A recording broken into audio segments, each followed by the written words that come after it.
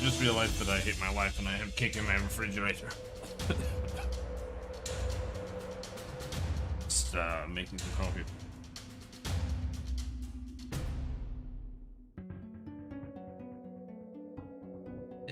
Also, I've got a cough.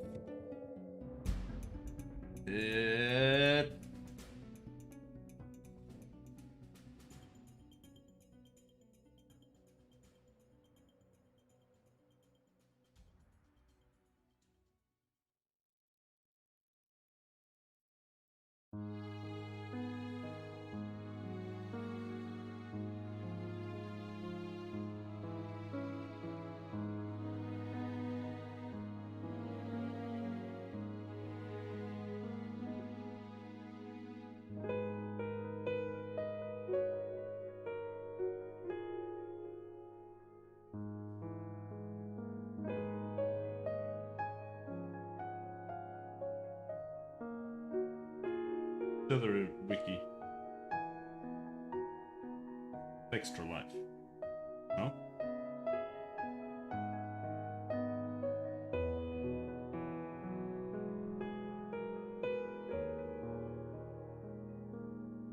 Got the Japanese name.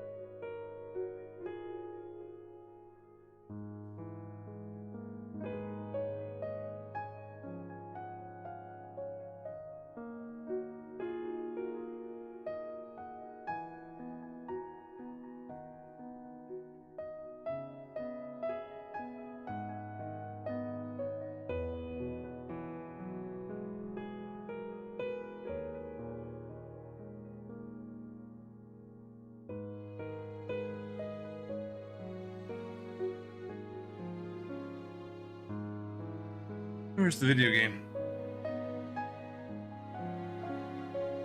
There it is.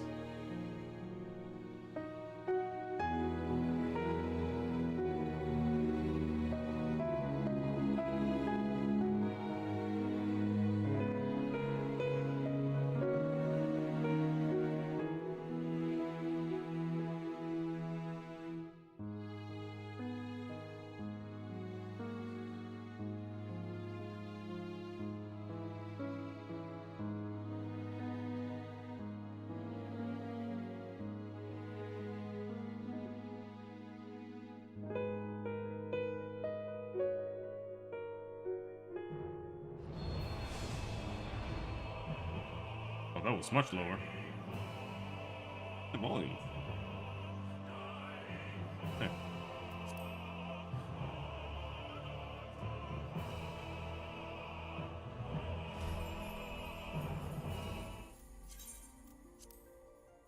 No queue?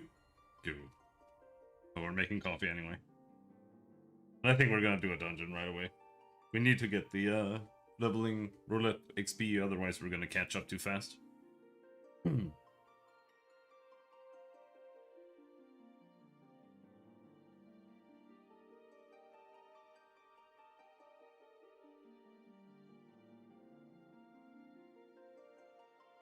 I want... When we hit level 60, how do you rename characters? Yeah, you pay like $10. How does it feel? Terrible. I don't know what feels, but it's definitely terrible.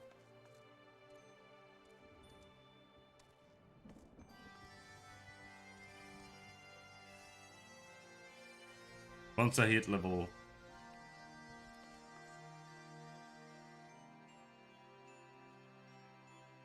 60, I'm gonna buy the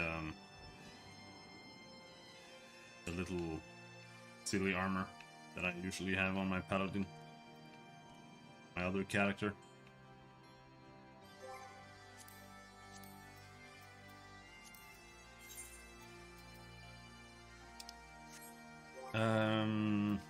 I guess we can do this while we're waiting for my coffee.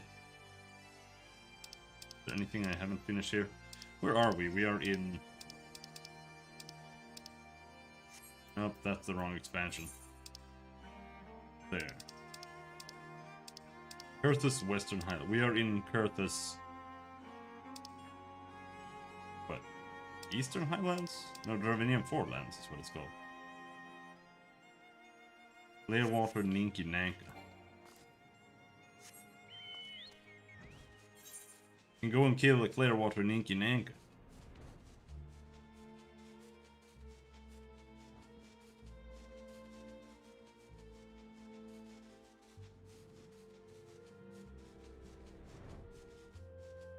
They are down in the water. There's the Clearwater Ninki Nanka.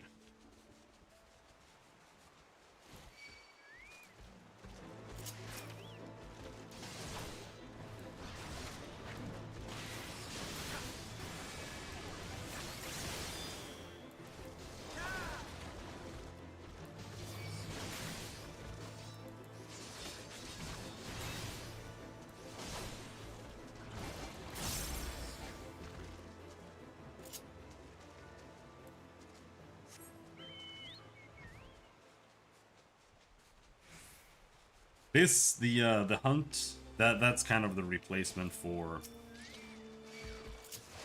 the hunting log, I think. Because they remove the hunting log in Heavensward, and then they just give you the hunts. But you have to unlock them, and I think you have to get to level... I think you have to finish Heavensward to unlock it at all. So, but that's kind of how it is. You're not supposed to really use the leveling systems to level your first playthrough.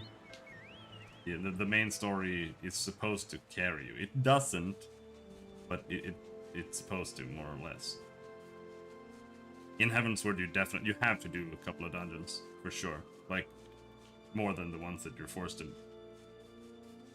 Otherwise, you don't get enough XP to actually finish the story. Anything else in the Dravinian Forelands? Yes.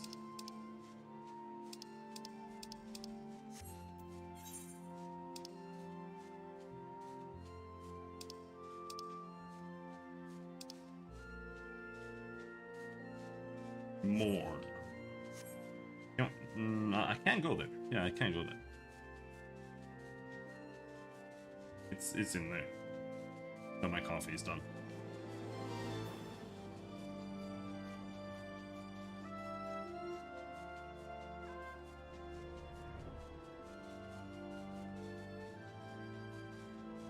I'm gonna do the dungeon.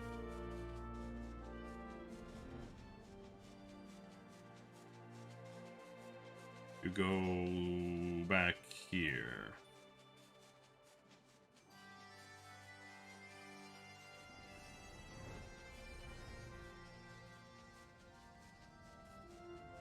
I think. There.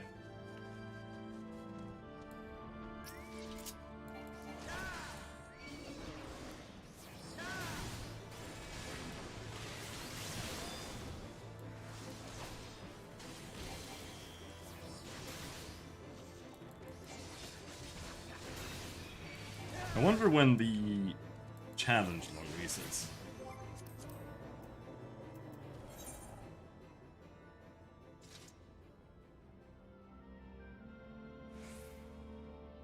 $14. So we're gonna get the extra good reward, reward there.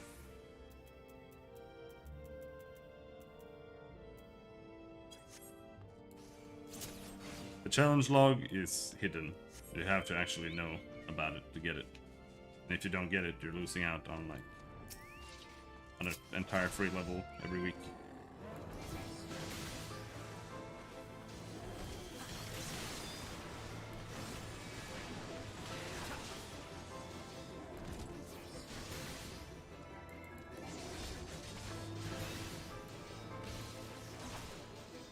heartburn. That's what Talos was dying from.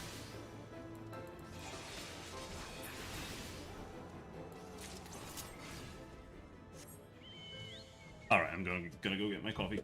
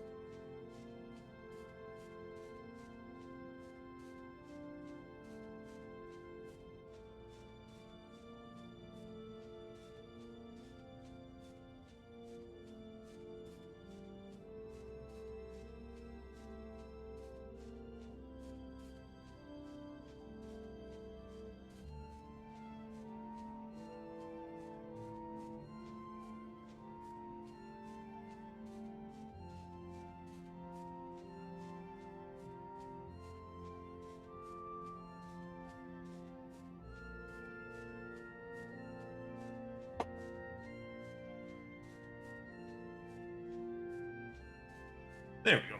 Now we can queue.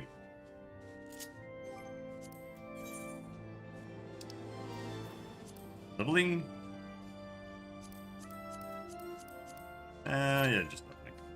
The other one had, well... Fine, let's withdraw. Queue for that, because it has adventure and need tank. That means we'll get a pop much faster. But I think the leveling roulette gives you the most XP. But the 50, 60, 71 will also give us more... Probably more XP from the dungeon itself, because it's a level 50 dungeon. Unless we would have gotten a Heavensward dungeon.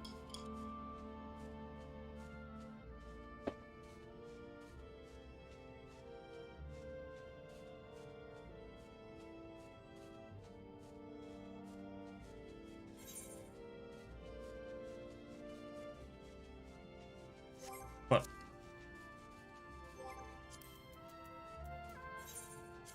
we enable New Game Plus. Oh, like you can't do that while mounted? Man, this system is so retarded.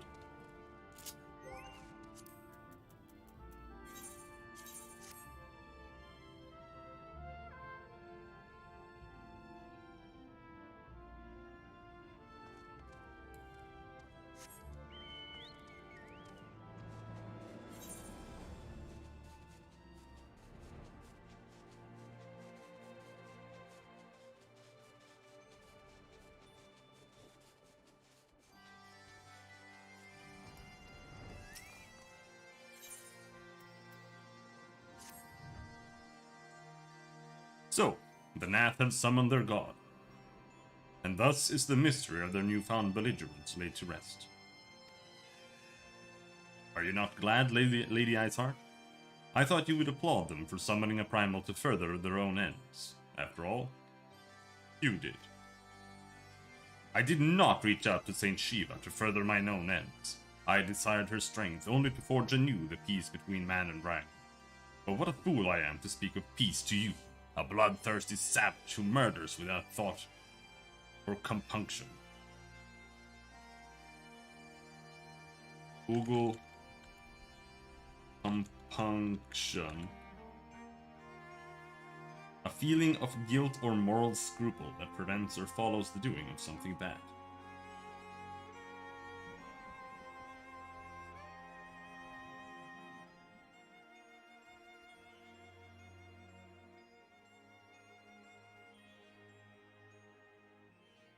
Okay.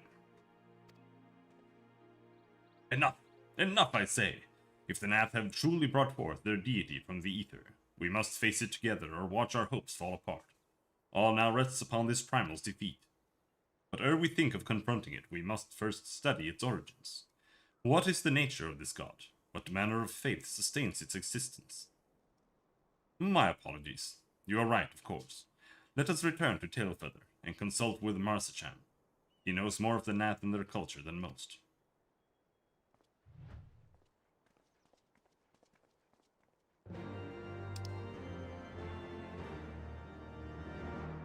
Ah! There.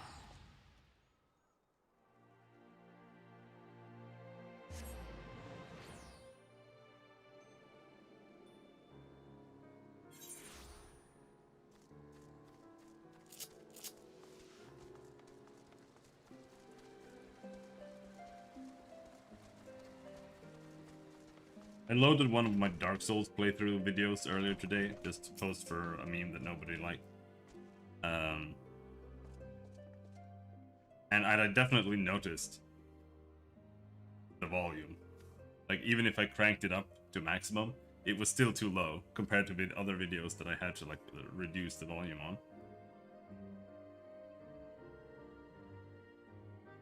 Oh, back already, are we? Ah, at the Nath, did you? And what is it like? What is it you'd like to... Summon a primal, you say? Never mind.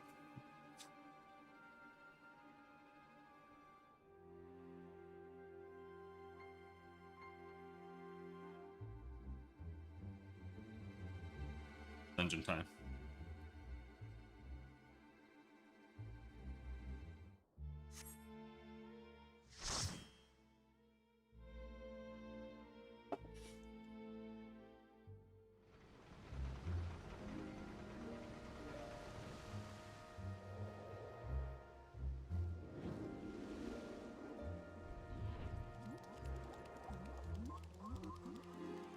Wanderer's Palace. I don't like this one.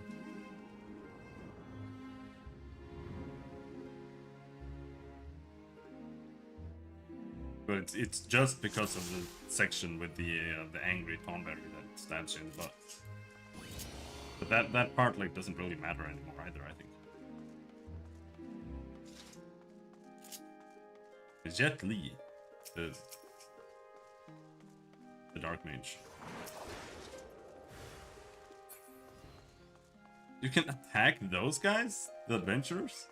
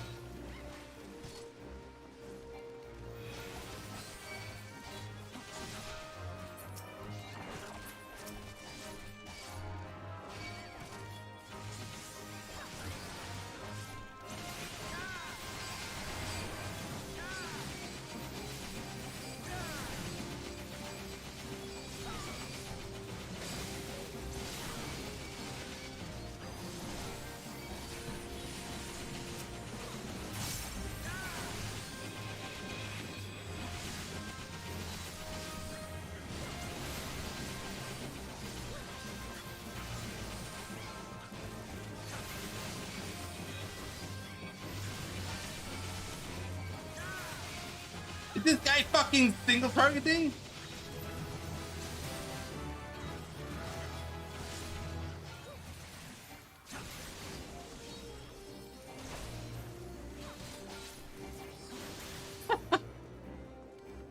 Okay, let's not boost super mega pulls then. I'm not sure if he was, but it definitely looked like he was using Ice 3 there. Or Blizzard 3. Because they died very, very slowly. I think he was single targeting. Definitely would be disappointed with your performance there.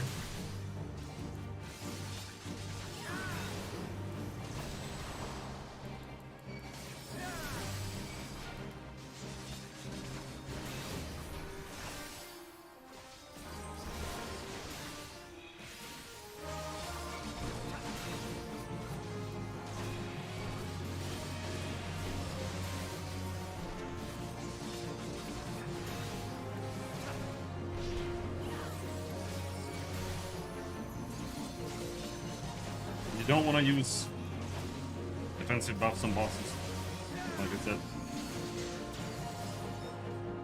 They just don't do enough damage to warrant it. Hello, Nicholas. How you doing?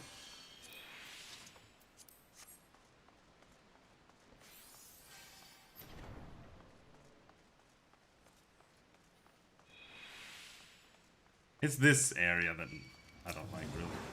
No, it's not yet. It's the next one.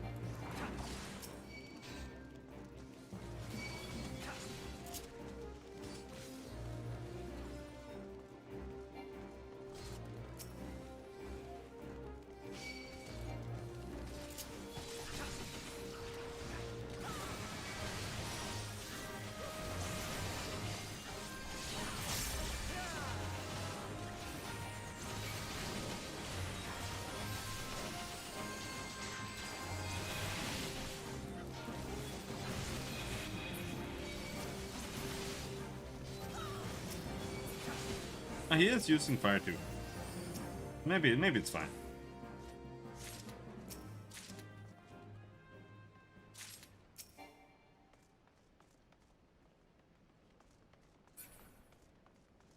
I kind of regret not just moving my character over.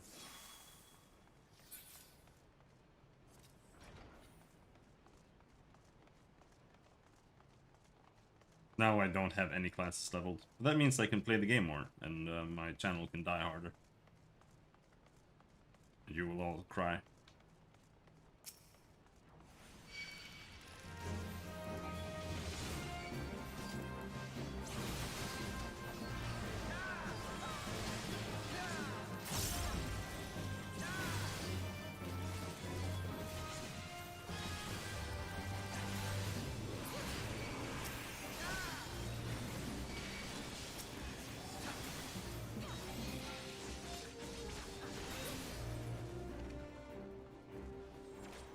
You don't need oil for them.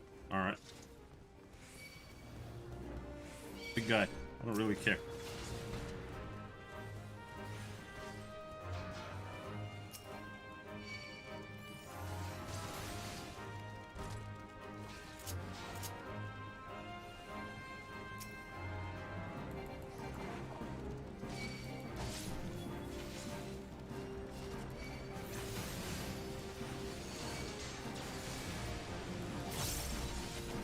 Not too bad for a Monday. Yeah.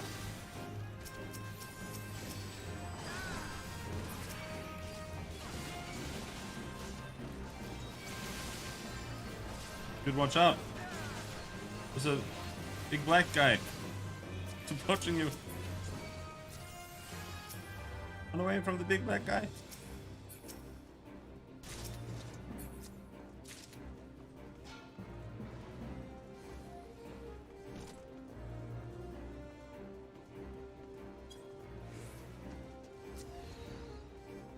I don't know this strat, but we're supposed to go here properly.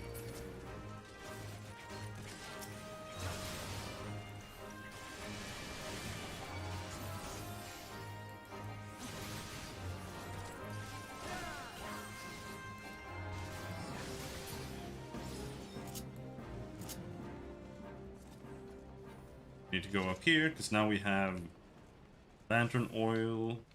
Someone already used that one. That means we need to go past the big black guy. Is that what you think about when you hear big black guys, ghost stories?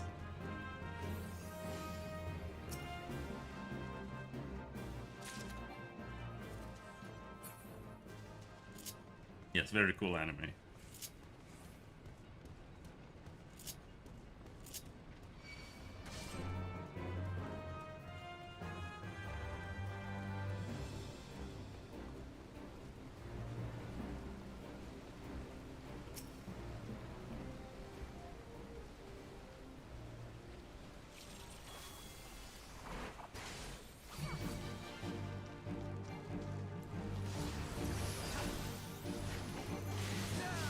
Well, I can't say that I watched episodes.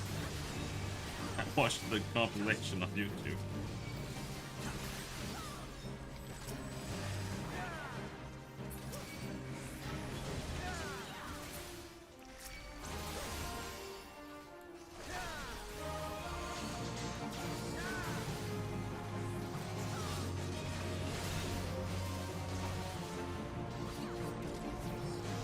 actual Ghost Stories dub sucks ass. That is the actual Ghost Stories dub.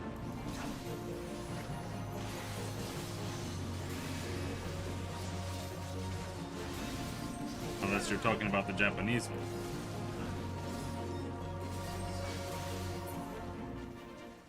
We treadmilling?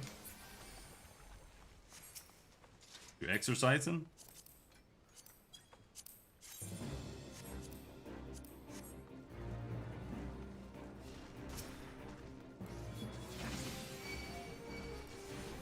Actually came up with enough jokes to fit an entire series. I don't know what you're saying.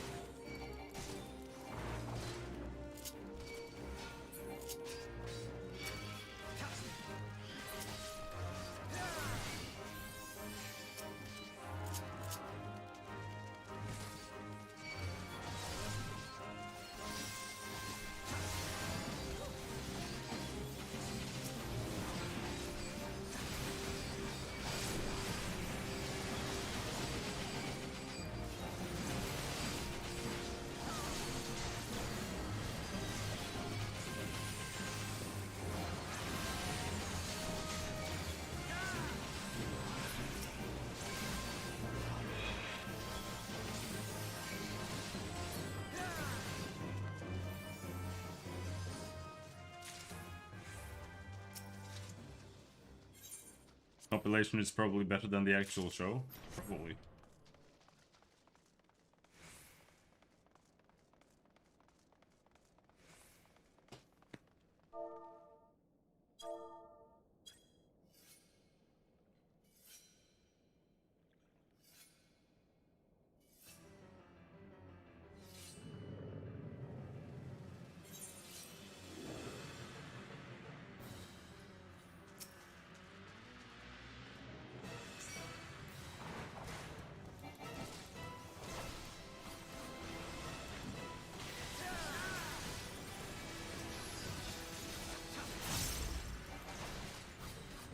This boss has some strats, but I've never done them.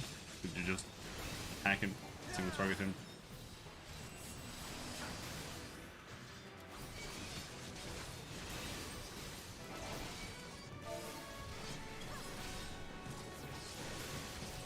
Now this guy is attacking the ads, which means that the fight is gonna actually maybe have mechanics.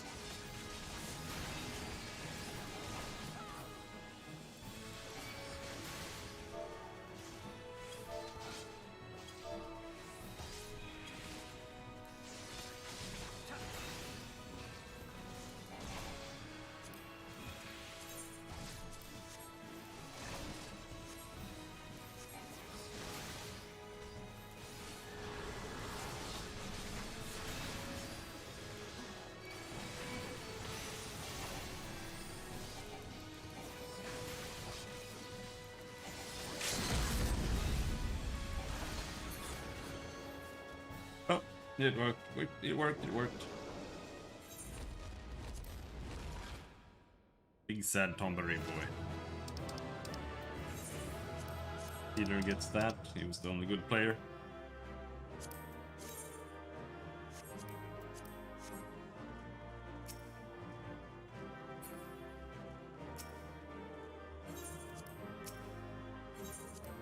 I really like the concept of the Astrologian in the beginning, but they kind of moved away from it, I think. The cards, they have cards they can draw. And you could give like DPS bonuses, damage reduction bonuses, etc. to party members. But they kind of moved away from that. They reduced it from like 10% more damage to 5% something. I don't know. Unless I'm mistaken. Let's do the leveling roulette. Well. And we have that done with. We can stop doing the roulettes when we get to level 60. For a while.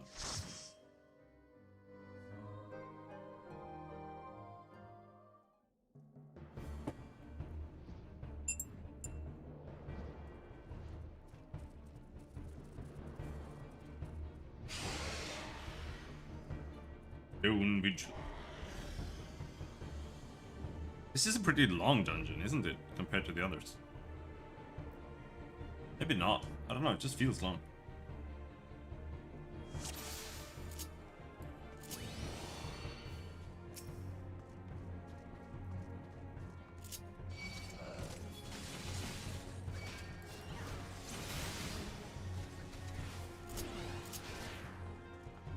Don't sprint away, tank, please.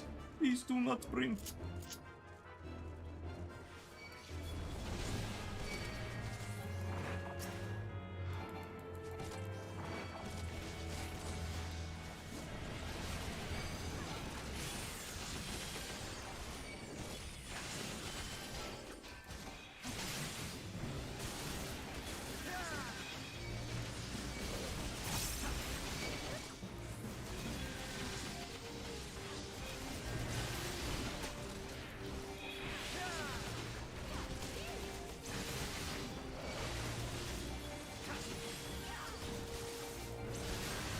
All my cooldowns, now we have to pull normal pulls.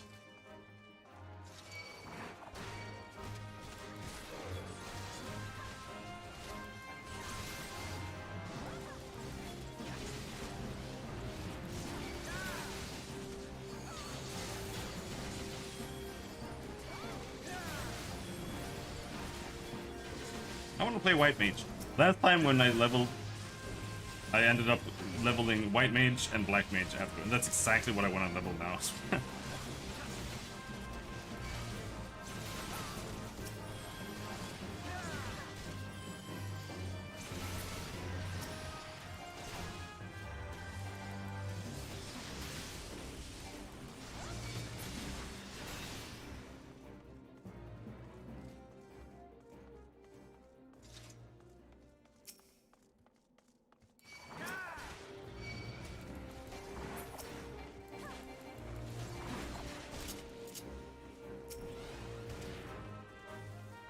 Sprinting, the reason people complain about sprinting is because people do it.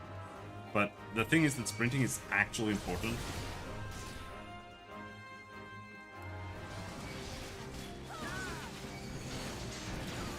Heal me!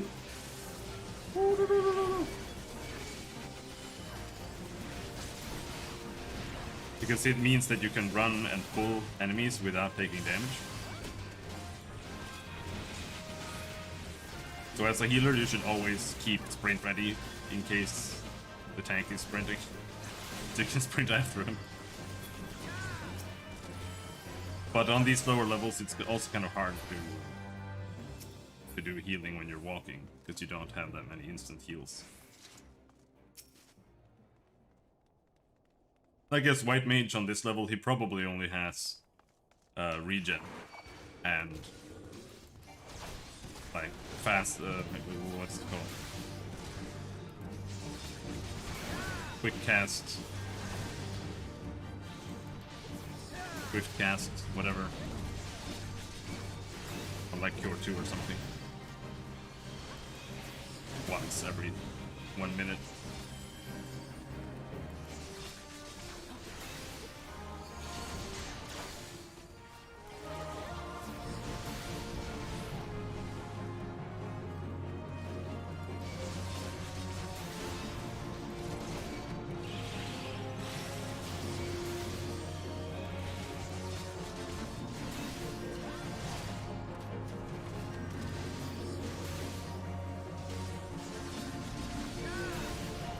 What's the best damage reduction ability? It's reprisal. It only has a 60-second cooldown. If you're gonna use anything, you should use that one first. Move away from him! He's gonna fire you!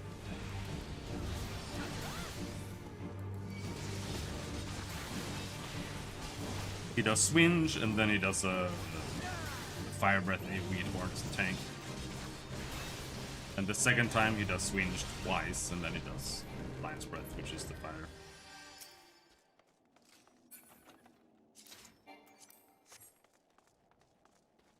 Dungeons is all I do, is the only thing I care about. They're not very difficult, but I just don't like raiding. It's too many people.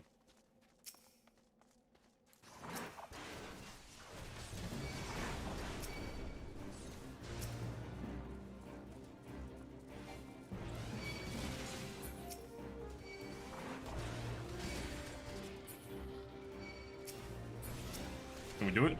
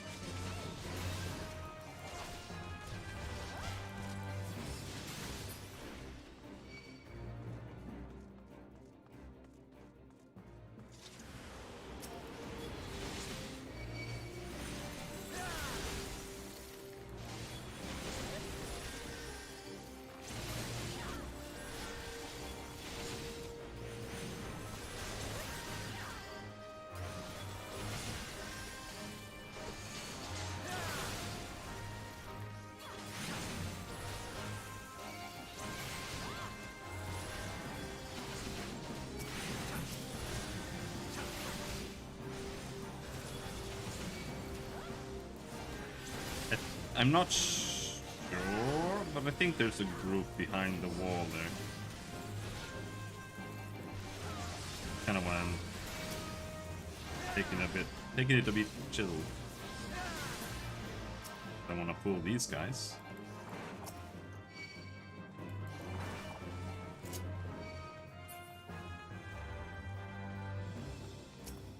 Plus these guys.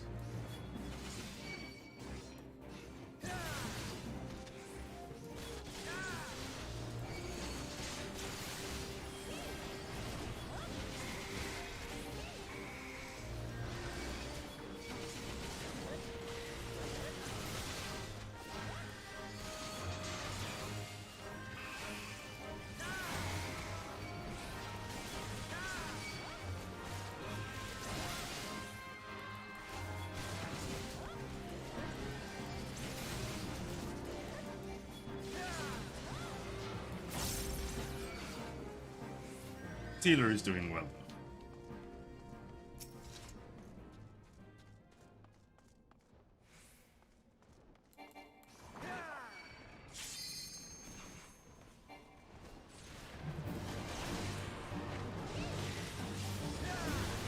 Stop at showing spell cooldowns.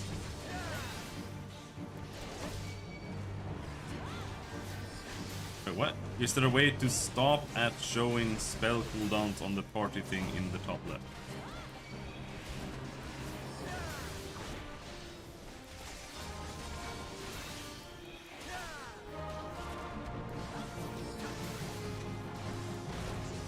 You mean their cast bars?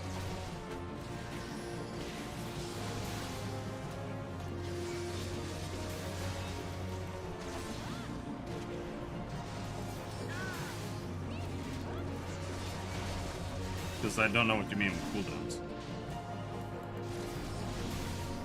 No one's showing any cooldowns.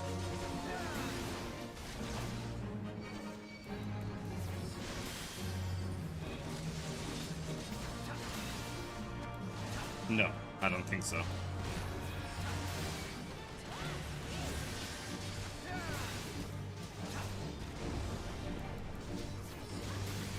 Do you really want to get rid of it? No. Trying to check party health? Maybe.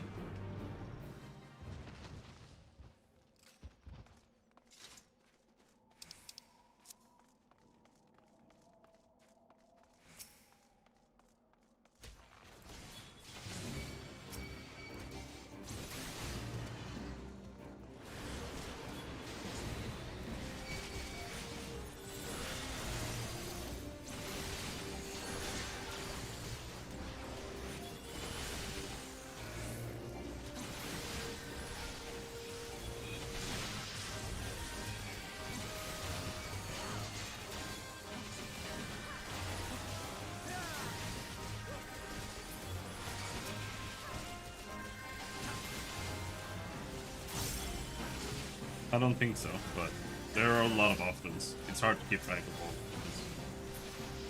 Maybe there is a way.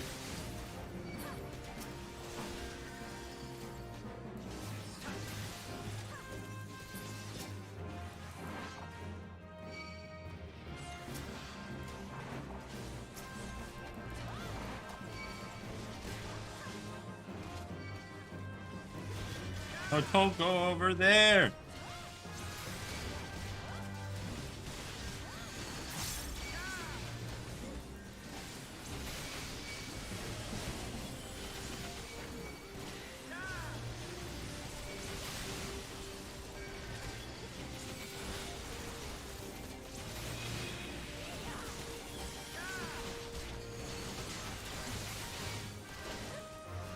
It's just that if they go over there, they're gonna pull another pack of ice sprites, and the ice sprites are the biggest damage in these packs.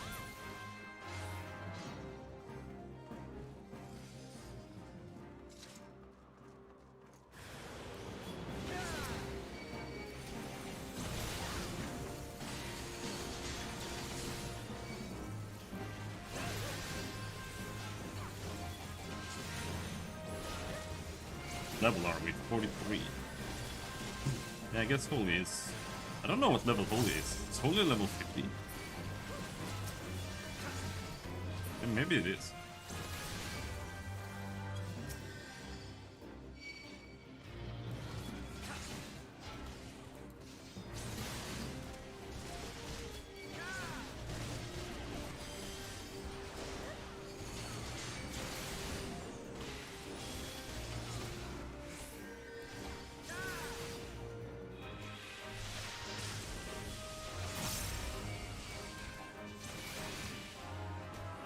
Something I don't really know in this game is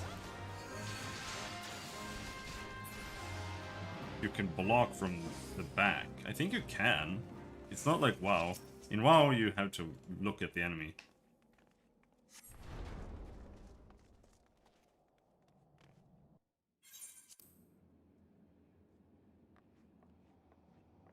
No one watching cutscenes? Okay.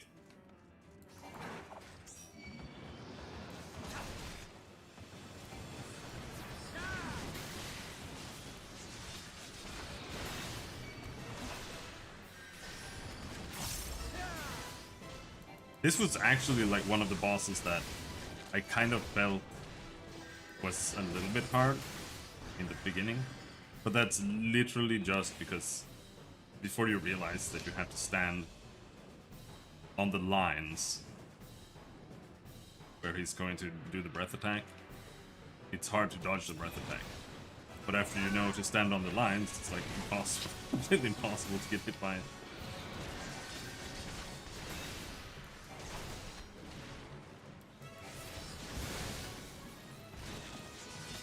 But like people struggle with it all the time. It's very apparent.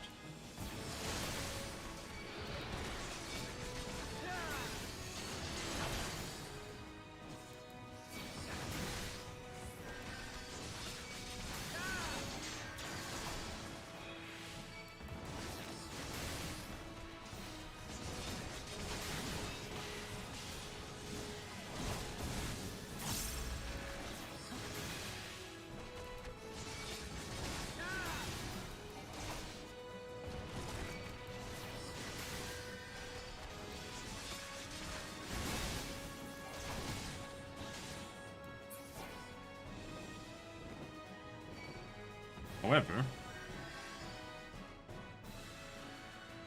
he's going to do this twice? Twice. Twice.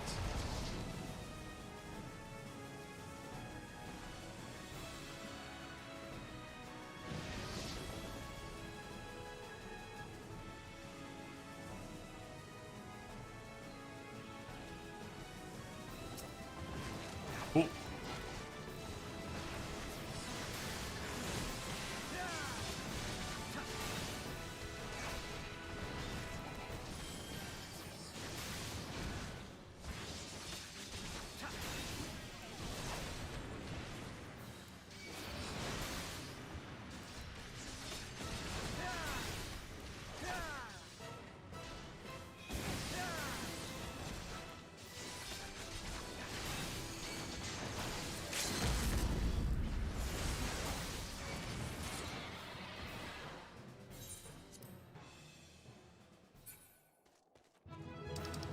hoping we were gonna get to level.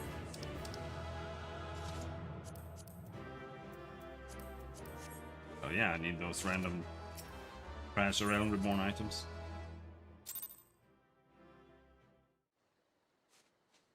The Realm Reborn items aren't even worth gathering for. They all look really bad.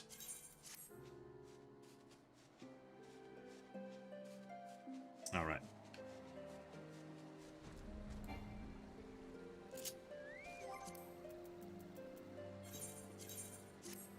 Where are we going?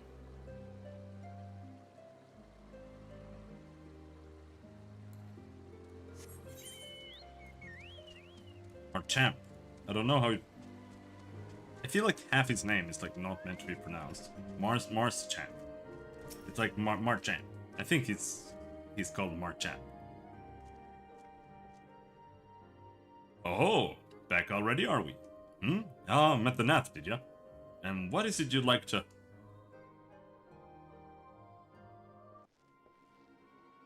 Summon a primal, you say? 7 hells. Well, I don't know bugger all about Nath religion, if I'm honest.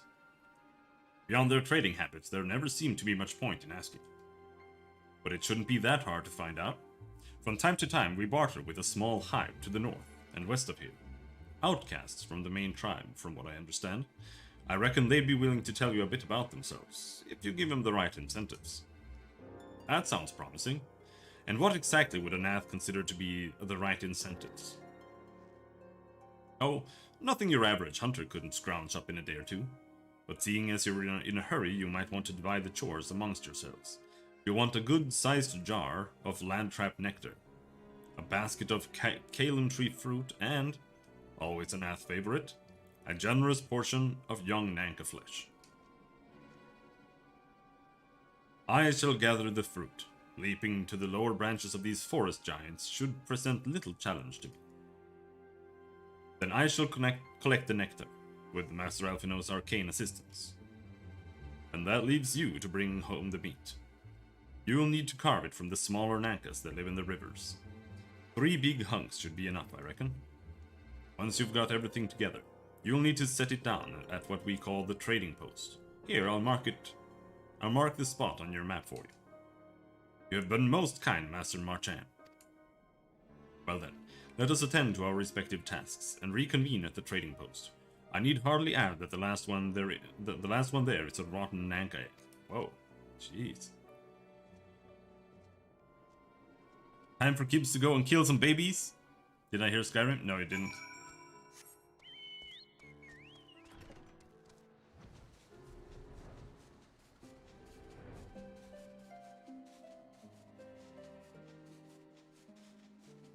There will never be any more Skyrim.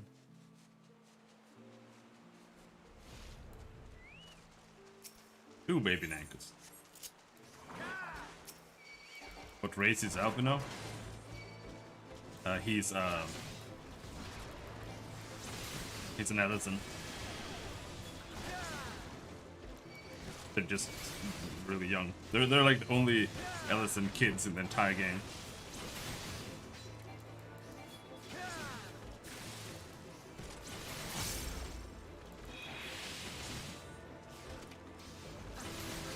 And they look nothing like them except that they have ears.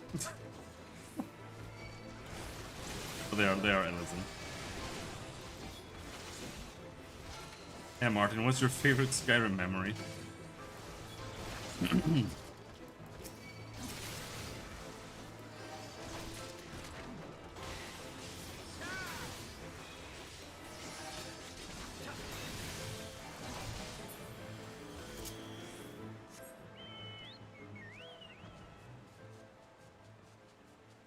Gonna become a vampire wizard on the next Skyrim playthrough.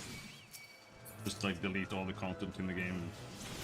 So I don't know, maybe you can play a vampire in Skyrim. In all the other games, in Oblivion and Morrowind, once you become a vampire, that's like the end of the game. You literally can't do anything anymore. There's no content made for it. Except for not being a vampire anymore.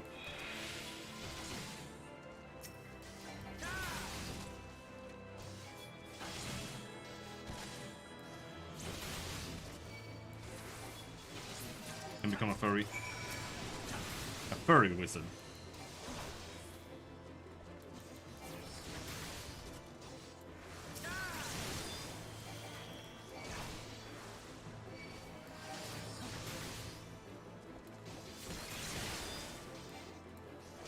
What's the actual damage difference? Boring Blade does 390. Oh, okay.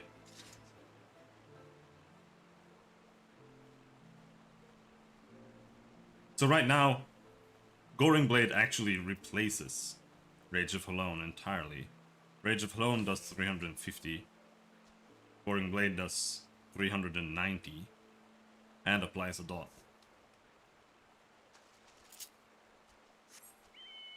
Didn't know you could be a vampire in Skyrim? Look at this fake Skyrim fan.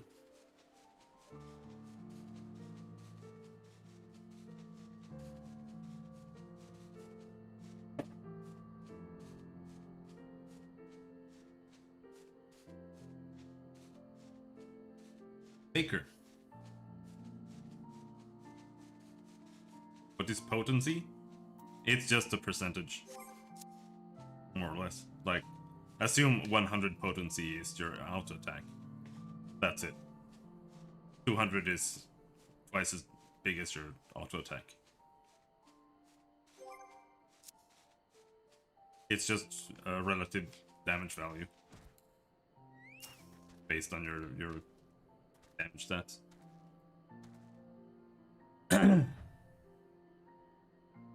I was able to gather a goodly amount of nectar from the land crabs, though I would not have known how to harvest it without Isael's help. Do you have the Nanka meat? Yes, here's your baby flesh. Splendid! I shall put this with the Stinian's fruit, and assemble a suitably generous-looking hamper for the Nath.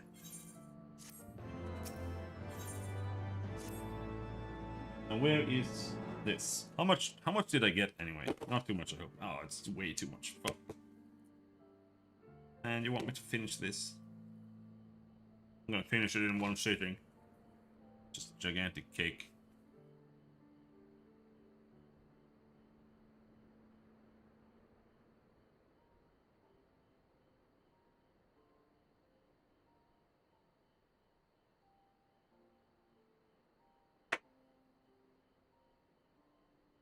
Well, everything appears to be in order. Assuming no one has any objections to my choice of presentation, I shall place our offerings at the trading post as instructed.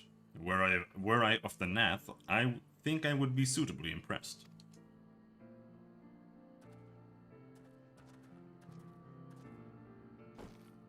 Quick jog done? Nice. Nice, dude. Keeping you fit for fight.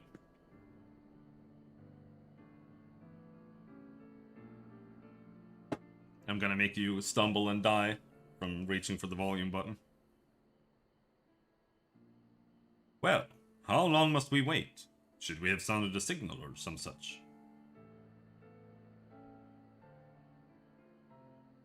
Calm yourself, Master Alphino. Our offerings has not gone unnoticed.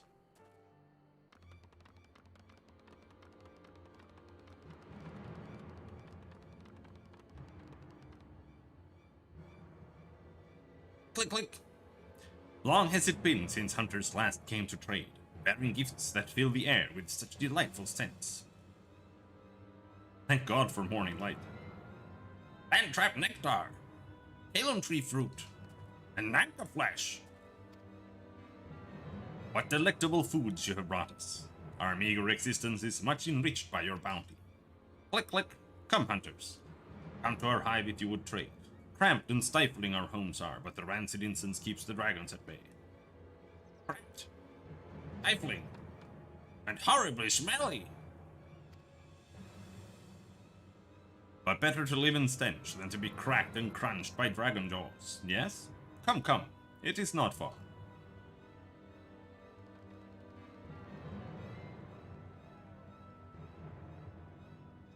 I like the bath.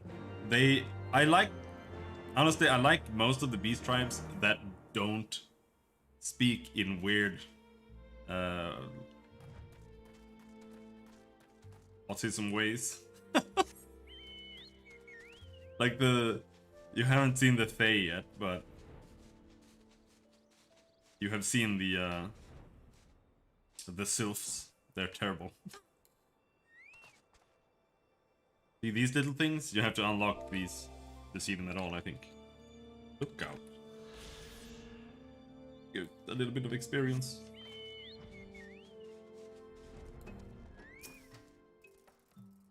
Sightseeing, it's called. The game is really good for like side stuff. Like if you really just like doing stupid like achievement tier side stuff, there's like an infinite amount of content. But if you don't, then there's like no content except for doing the story.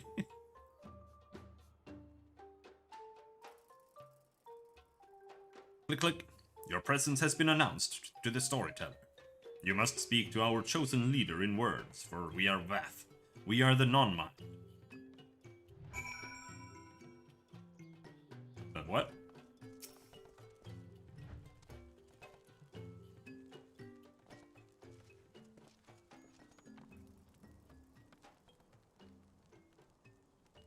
Click, click. Welcome to our hive hunters. You have brought delicates much sought after by our people, and we are much pleased. What would you have in return? Honored elder, pray allow me to begin by thanking you for welcoming us into your home, and for accepting our humble offerings. My companions and I are come in search of knowledge, specifically knowledge of your people's god. Knowledge alone. What strange hunters you are! But if it is words you desire, then words you shall have. We are the Vath, the non-mind, and to speak is our fate. You will hear the tale of the Nath's god, of the god the One Mind summoned into our midst. The One Mind. These are the Nath who reside in the main colony. Yes, they are one, connected, but let us begin the story at its beginning. Some moons ago, a single dragon flew in from the east, bleeding and weak. It fell from the sky into the hive, where it was swarmed by my brethren, and with spear and spell and musket the dragon was slain. It was likely one that had fled battle with my kinsmen. I should commend you for finishing the job. What? Dragons are fierce and terrible adversaries. The One Mind would always cower when their winged shadows passed over the ground, but no longer. They have learned that a battle-weary Dravinian was easy prey. Thus did the Overmind decide to heed the words of the black-robed men. The One Mind would call forth our god and unleash his blades upon the dragons. Dravinian lands would become Nath lands, and ever larger would grow our domain. But our god ever hungers. The price he demands in crystals far exceeds the rewards for this war. We of the Vath despise and revile his insatiable existence.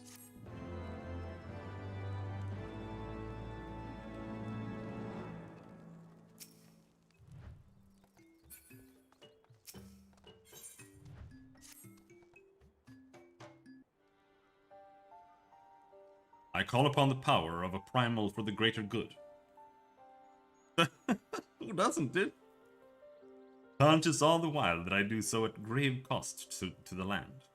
I reason that it is a necessary evil, and willingly shoulder the burden of my sin. In suggesting that such crimes can be justified, you may argue that I presume too much, but you must surely see that I am aware of the magnitude of my transgressions. Not so the Nath. They summon their deity for no greater purpose than to expand their dominion. To a scion of the Seventh Dawn, one sworn to eliminate the primal threat. The distinction you draw seems questionable at best, but the fact remains that my own grandfather risked unleashing the power of the 12 in an attempt to prevent the calamity. Thus, while I may not condone your actions, I at least understand them. Not so the Nath, as you so rightly put it.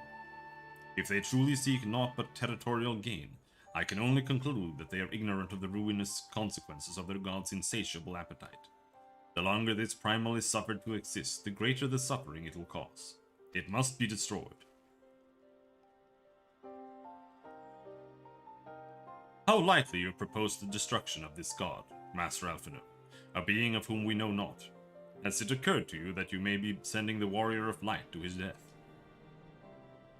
No, I... You have the right of it, Estinian. Who would seem it is I who am guilty of presuming too much. No, we are literally sent by God to kill them. They're false gods.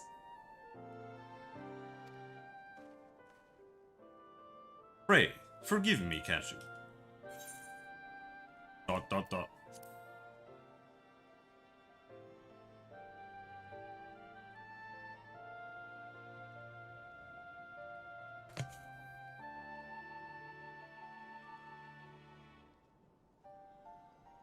Wait. Cashew need not face this foe alone. Like him, I am blessed with the Echo's protection, and may do battle without fear of primal influence. Let me bear this burden. Ha! Do you truly imagine yourself a second warrior of light? She literally is. Remind me, how many primals have you faced, my lady? Not that it matters. We know not where this god resides now, or how to challenge it. Unless you mean to pray until it appears.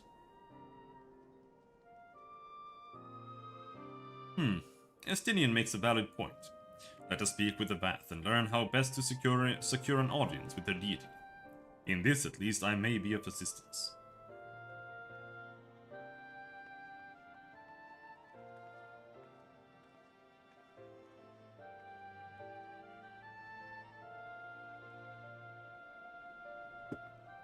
The young lord certainly appears eager to prove his worth.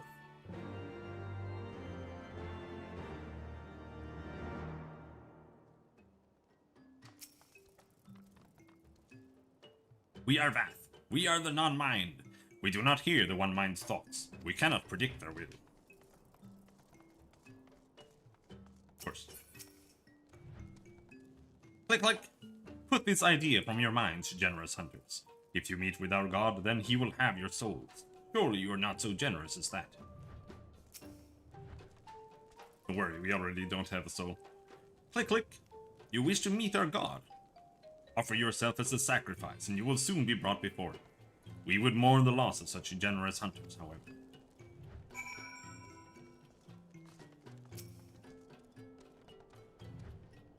You are generous hunters, yes? Many gifts you have brought, but not enough for all of Vath to enjoy. Maybe you could bring us just one more.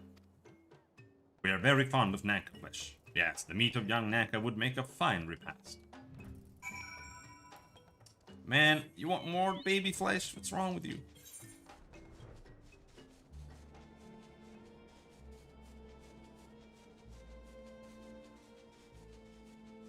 I don't want to kill babies.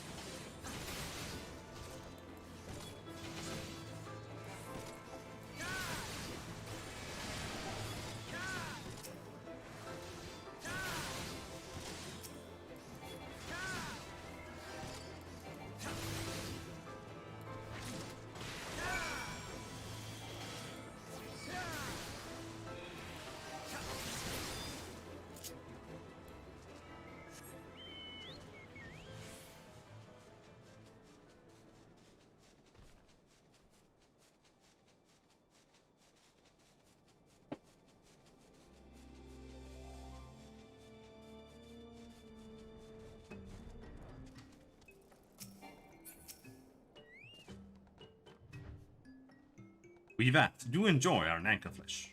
Have you been out hunting yet? Yes. Another gift for the Vath, though unexpected. Yes, you will have more of the words you strange hunters hunger for. Listen now. The senses of the One Mind are enmeshed by the Overmind. What one sees, all see. What one feels, all feel. Alert a single gnat and the whole hive is alerted. To reach our god undetected is all but impossible.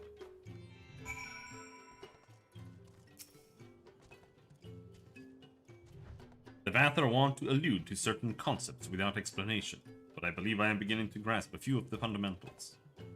From From what I understand, the king-like Overmind sits at the center of Nath's society, and its presence somehow allows its subjects to communicate without the need of word or gesture.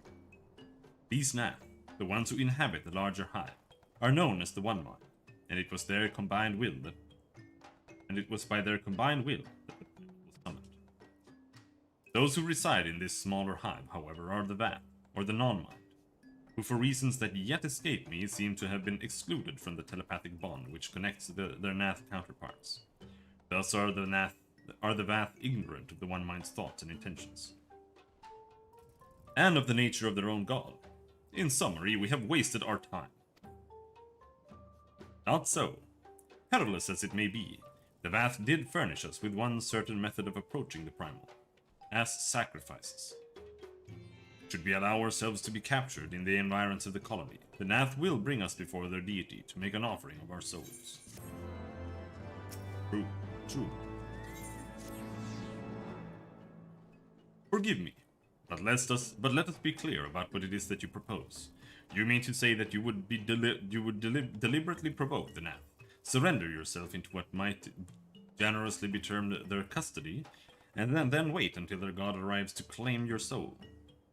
Aye, that fairly describes my plan.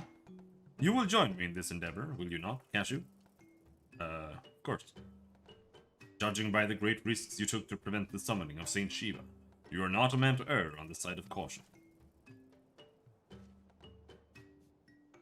Would that I could fight at your side, warrior of light, but the power of the dragon is no protection against primal influence. Forgive me, but I must remain here with Master Althina. Then it is settled. Cashew, you and I shall challenge the guards at the entrance to the colony. Once the hive is roused, we shall feign a brief show of resistance, and then allow them to take us prisoner. Okie doke, let's go and die.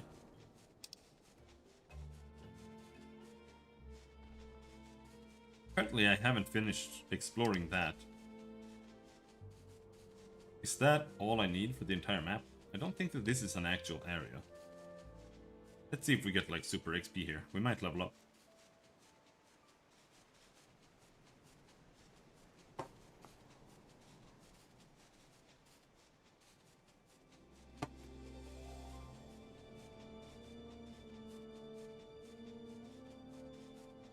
Why can't you like anything that isn't a retarded piece of shit game?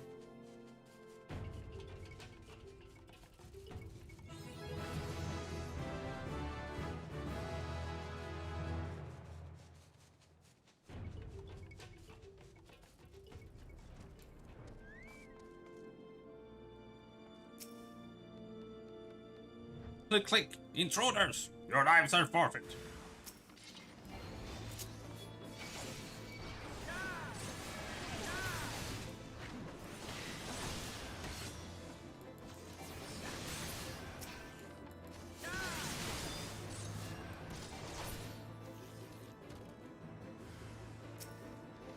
Nothing to do in Skyrim? Wow.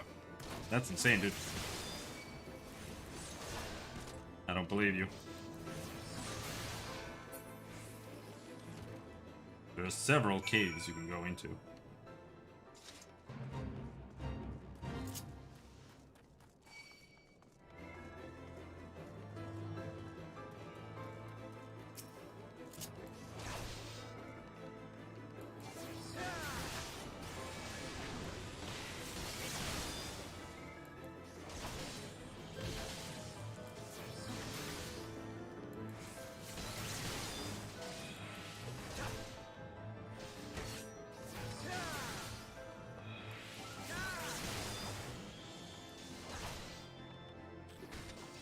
Aye.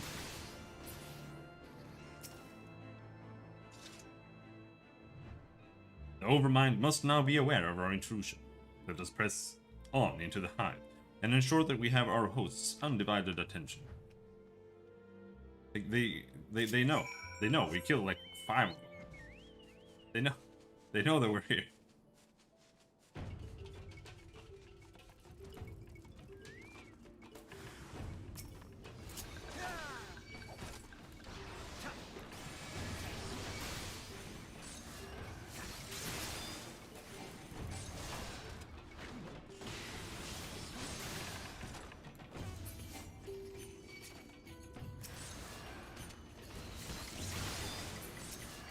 they're not all the same. Plenty of cool caves.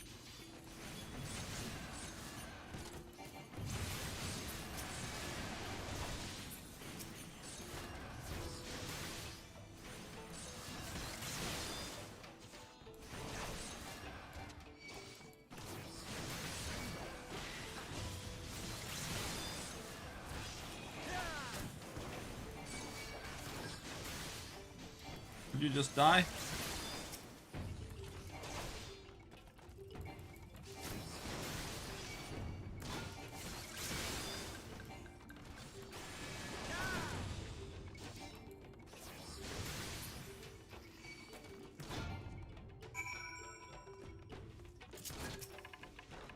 Now, over here.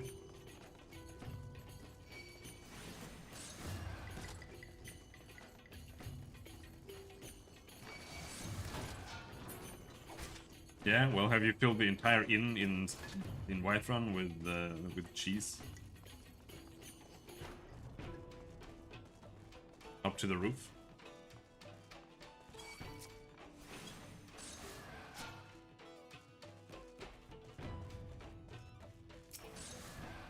I have not? No, you haven't.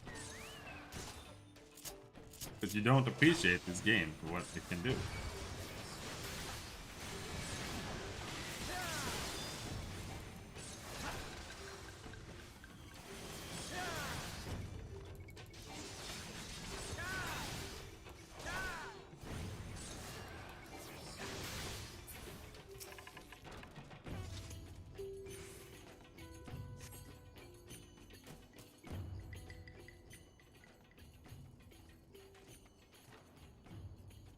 That should be sufficient. If we did not have our host's full attention before, we must surely have it now.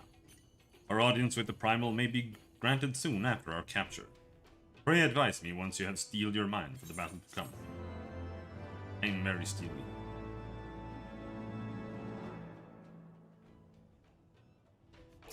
I should crack open a window.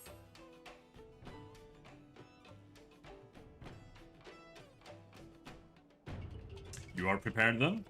Oh yeah, I'm prepared.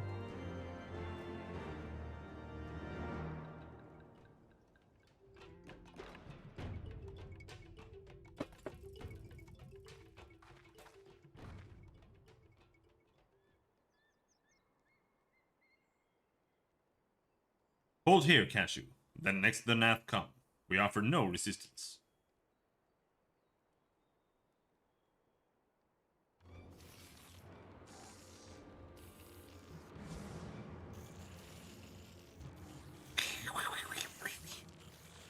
Surrender, intruders! There is no escape.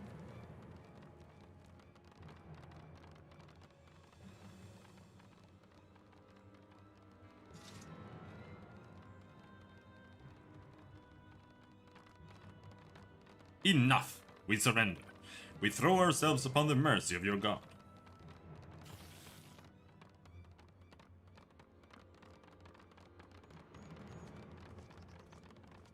Nice underpants, guys.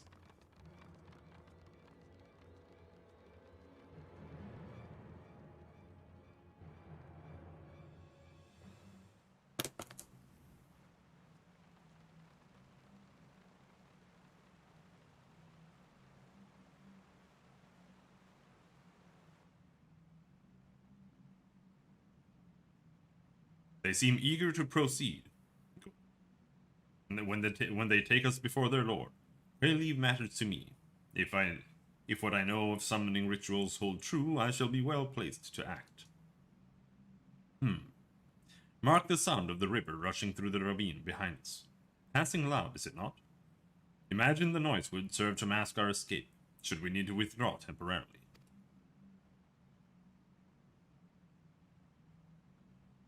But you are prepared, are you not? I do hope so. If I were to be dragged away for sacrifice while you were haggling over the price of potions, I should not be amused.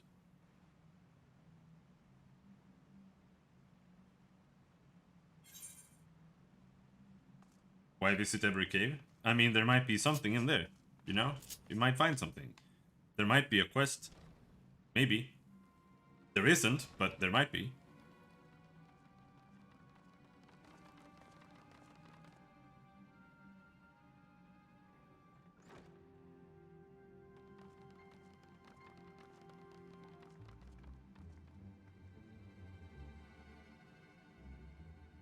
Now we have but to wait.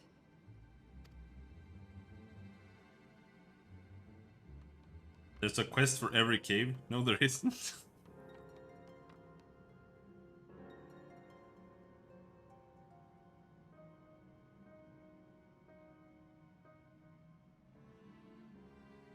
O Lord Ravana, Master of the Sacred Blades, Wrath of the Colony, Conqueror of the world, hear our prayer. Pray grant unto your devoted children the gift of your divine presence.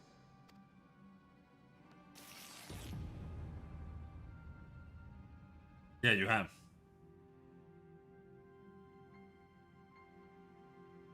Yet I have been right more times about things about Skyrim than you. He comes.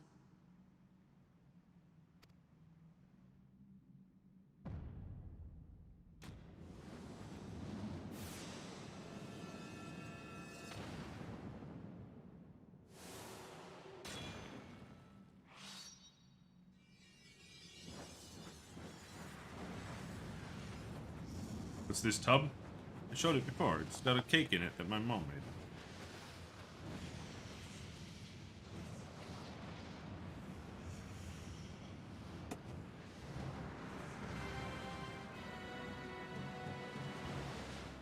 Dad's birthday.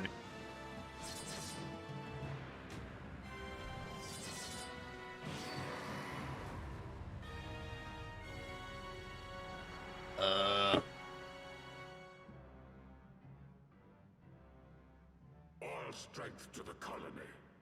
Speak and I shall listen. Oh, glorious General, we have captured intruders and would make unto you an offering of their life's blood. ESO is the best one. These feeble fleshlings dared to invade Natlands.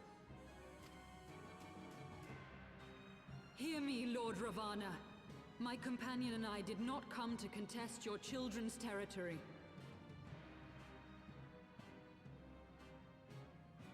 We wished only to learn the reason you wage war against the dragons. Yeah, it's the best single-player Elder Scrolls. Thou wouldst flirt with death merely to satisfy thy curiosity. Wherefore should the glorious conquest of the Nath concern thee so, Elezen?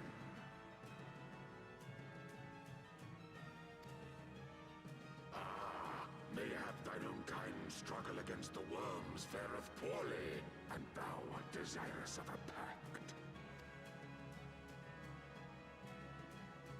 We crave no alliance, Lord Ravana.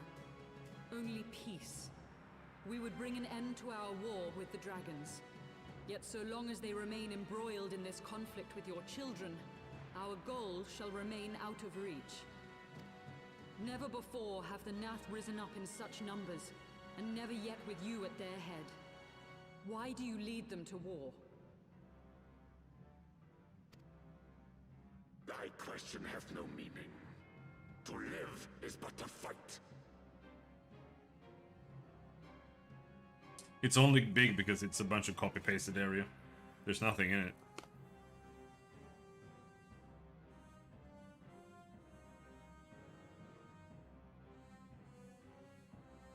We'll get crushed by Kibs as if he was a normal one.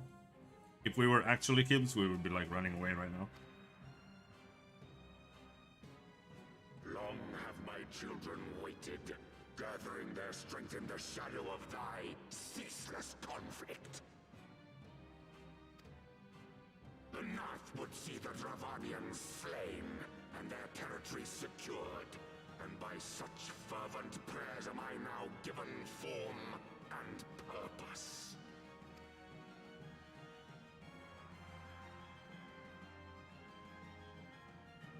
As I feared, your very existence is an obstacle to our goal.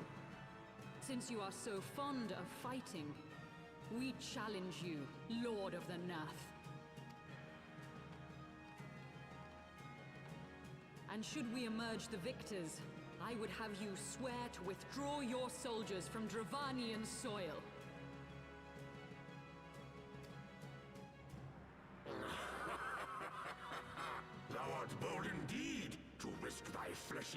so readily. Very well. I, Ravana, fourfold Master of the Blade, do accept thy challenge. But should I emerge the victor, I would have thee swear to serve in mine army till thy last breath is spent.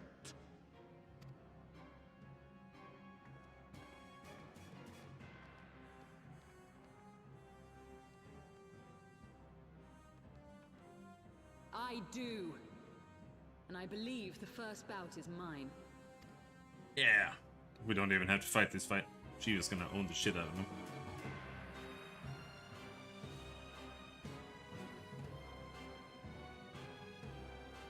Is it even possible to lose these battles? Sure, if your group is retarded.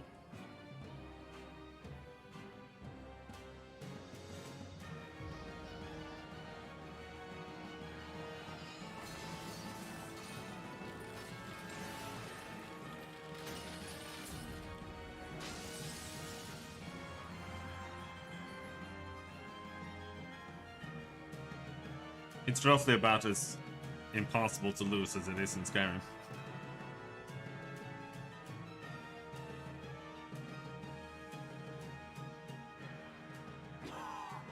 What is this? They got commendations? Nice. Clad in flesh. Which duty was it? Was it this one? Is aught amiss, my lord? Thou wilt not break thy word, I trust.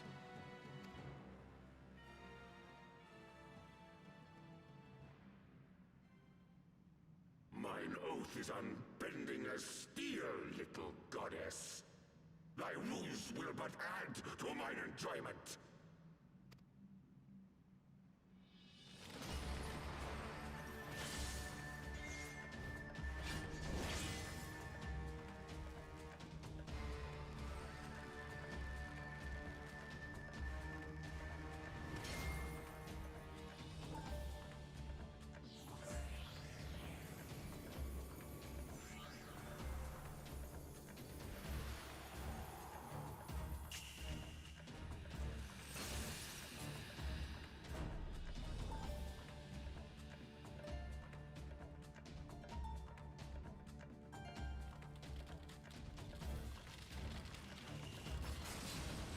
Oh, right.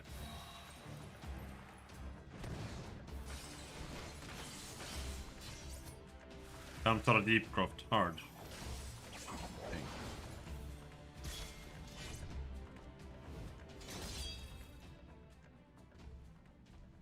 Oh, what?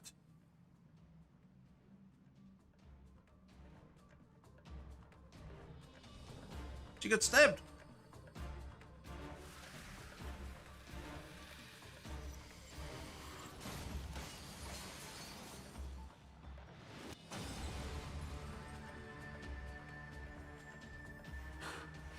I thought myself. I don't think so. stronger. Mayhap with more crystals?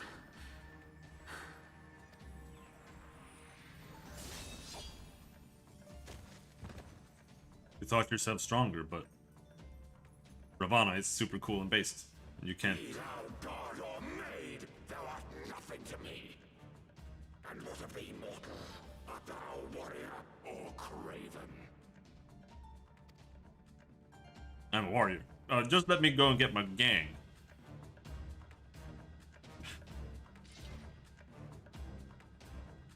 Hold on. I'm gonna call my dudes right now. A warrior, then? Good! Mayhap thou will provide more sport than thy feeble companion.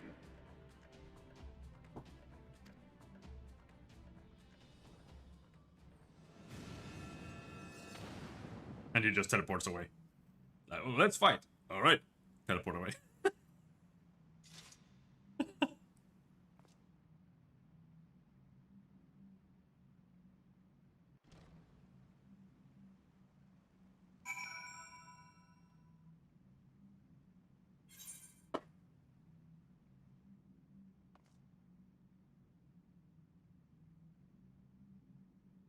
Why the fuck do you have to fight Ultros on some distant mountain?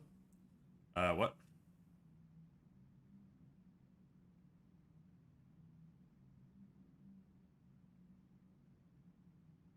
Oh no, we have to lose first. It doesn't count for only one of us losing. But I don't remember. I've only done that fight like twice, because you always lose on it. I'll be right back.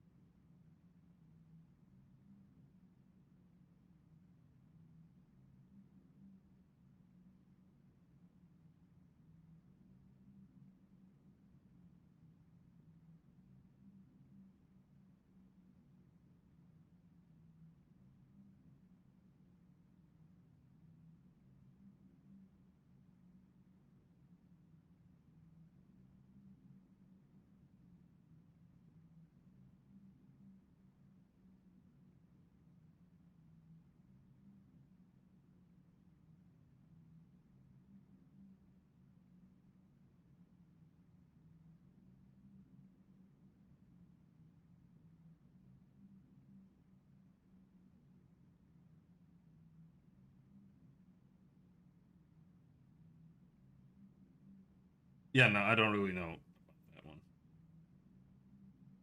Isn't that part of Hildebrand? That's why I've only done it like once. That one and Gilgamesh.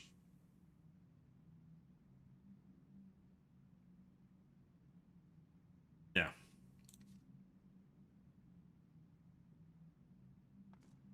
I don't want to do that.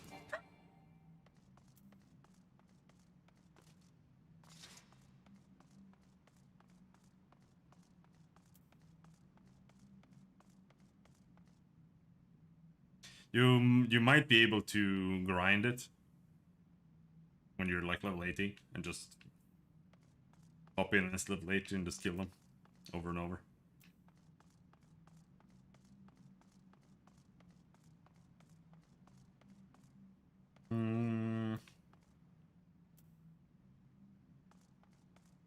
Where's the exit? You can leave.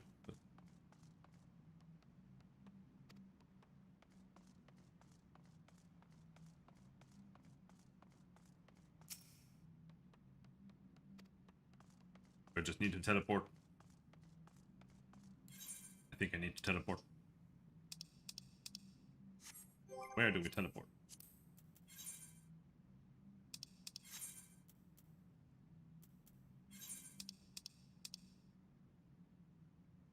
Earth's Western Highlands, sure. Go do some hunts while we wait.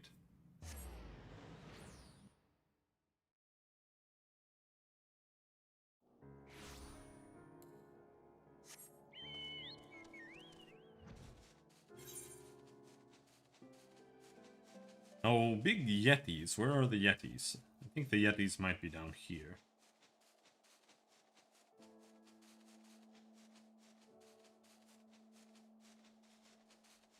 There's a Yeti. Not the right Yeti, though. Okay.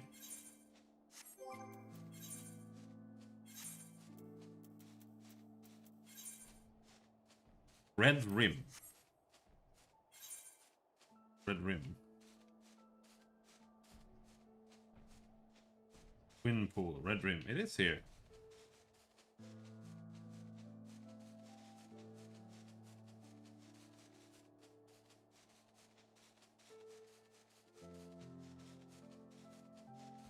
Here. Incel Yeti.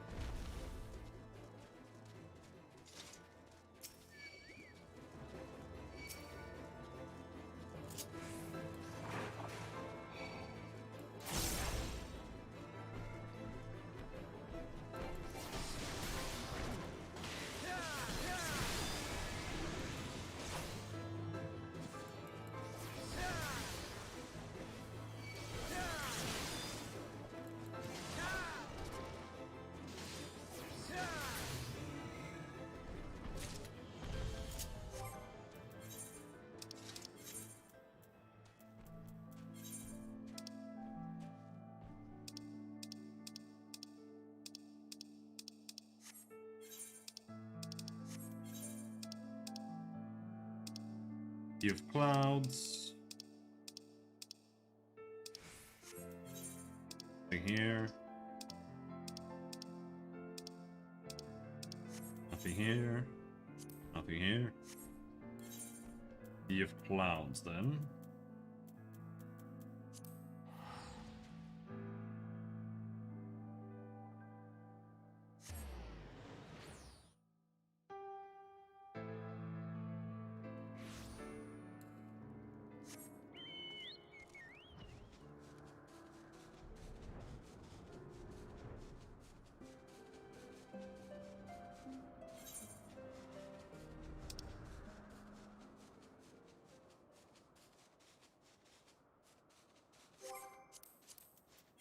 What are we?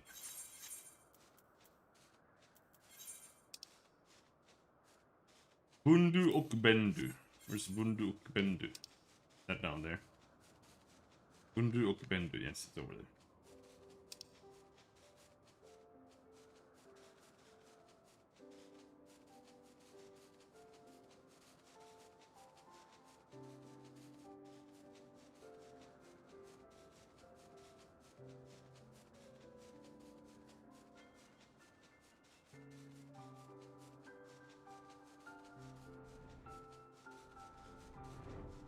Unfortunately, the closer to lamenting that track isn't in this game. Of course it's in this game.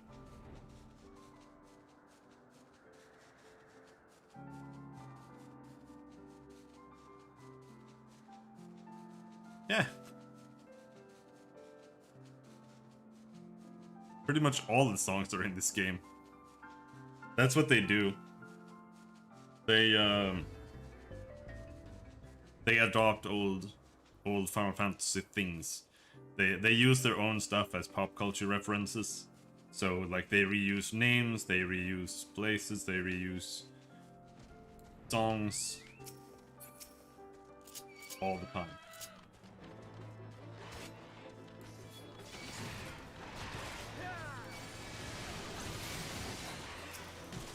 A lot of like raids and stuff are usually based on certain games.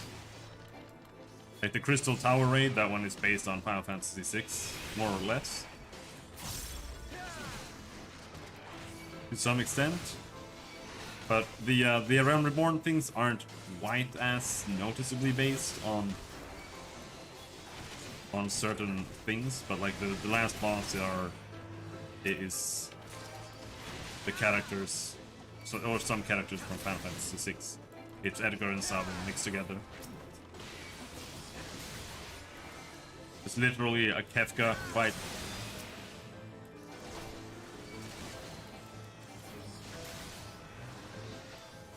Yeah, I never got into it because it's just like, I don't know, you just like walk around. I don't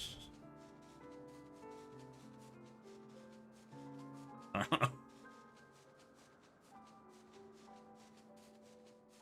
I didn't really try playing it that much though.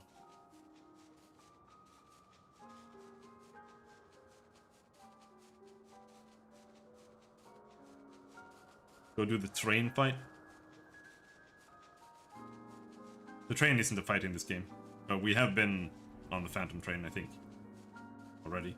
Like it's the Phantom train is one of the trains that they use in the Castrum around level 50.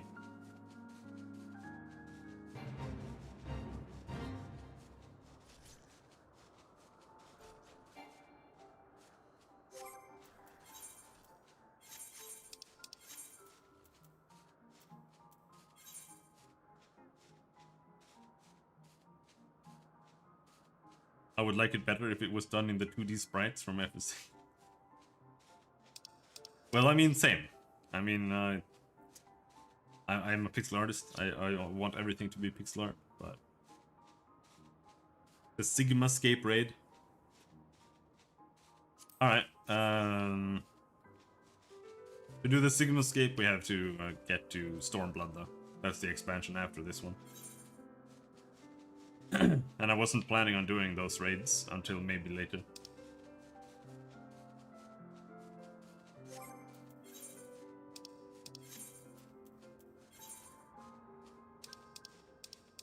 Let's see, we are in the Sea of Clouds, there's nothing more.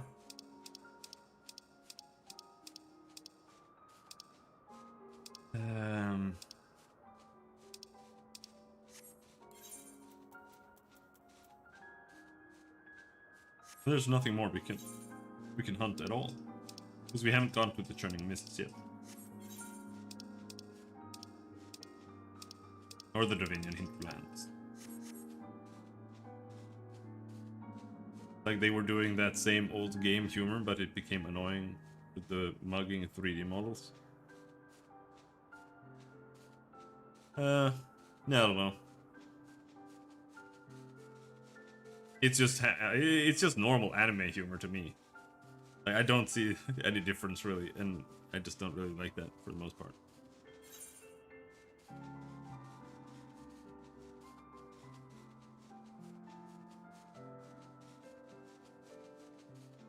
Not high IQ enough for me. Not as high IQ as waiting around doing nothing. This duty doesn't proc.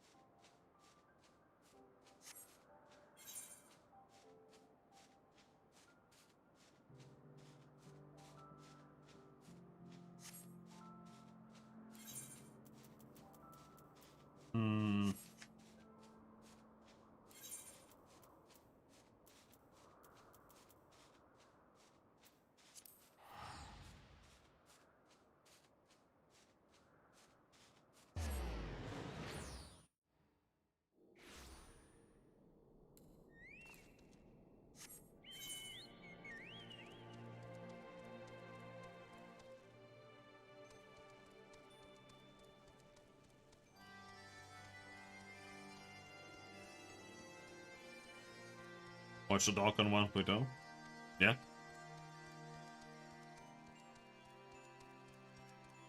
You had an auto attack.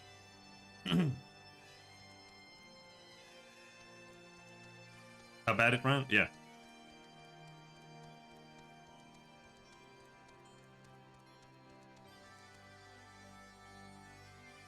Did you read about the barrel? I don't know if we talked about the barrel.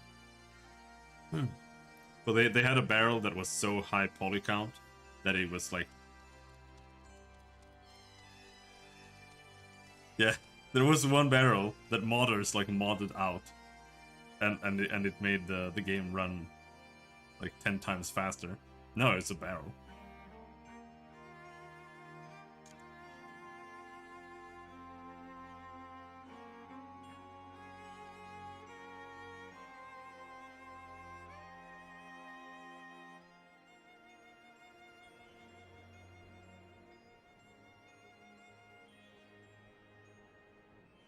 It's both.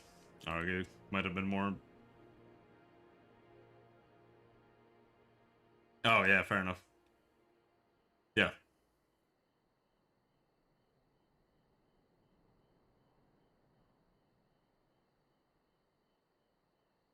That part about 150 lines of shader code though, that's kind of BS. Cause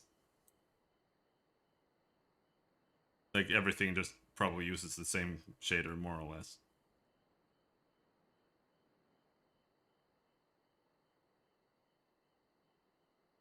It's not really that strange, but the fact that it used that many polygons.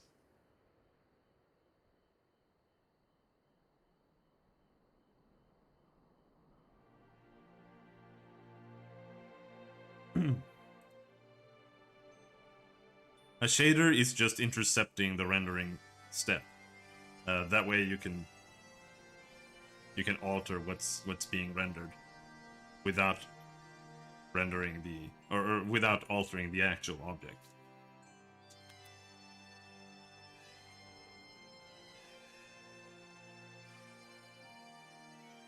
We can make it extra confusing though.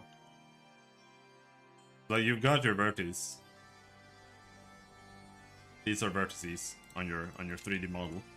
This is just like one square. This is 2 polygons because a polygon is a triangle. So what you're doing is you're just like rendering this square. And then in the shader code you can be like, but I wanted to I want to like move this like in here for whatever reason. Like maybe you want it to be like thinner, or you want to make it like a wobble or some shit or whatever. Then you just do that. And then it just does that. And it's like super cheap. But this was bump mapping. Bump mapping is kind of shaders. It's just bump mapping is just another, it's just a technique. Really.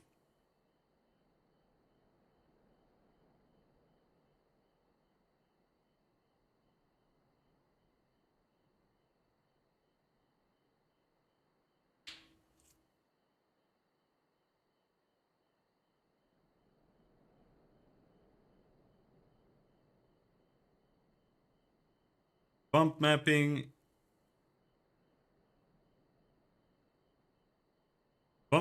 is providing like a depth map for a texture. That way you can change like the actual like rendering of the wall, which is normally just flat. And using the height map of the bump texture, you can just alter like the way it looks at the rendering step, just reading off that texture. It's really basic, really.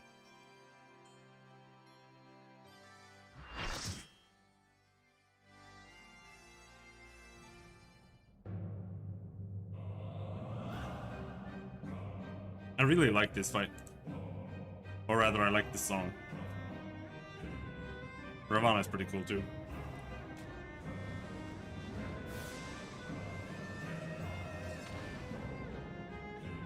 He mostly just stands there.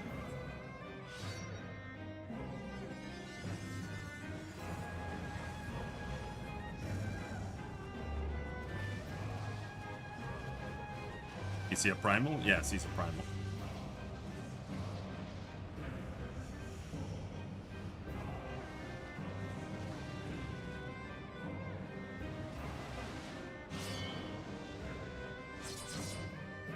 Did he go by a different name in other games? No, I don't think. I don't think he really has an old school reference.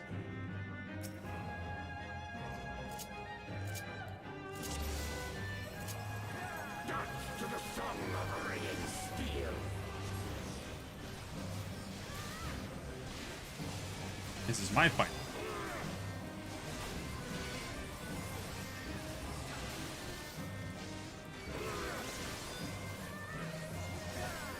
But you stupid Dark Knight. He does this. I think it's gone. Yeah, he puts up shields. And if you attack him from the direction where the shields are, he will counter-attack you. You gotta stop doing that. As a tank, that means you have to literally detarget him and look away from him. However, kind of weird, but that's just how it is. Now he does Prelude to Slaughter, which means you do a little bit of DPSing. Then you run into the corner. Unlike that guy who got hit by it.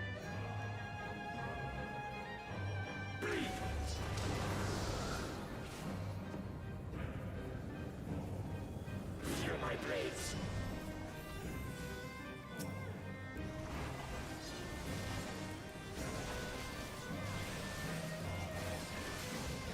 And now he's doing slaughter. Like I said, this boss is mostly just him charging. I am invincible.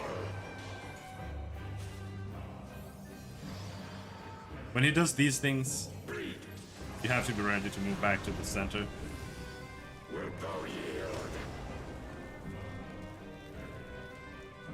Okay, not for that one. It's just for the first one.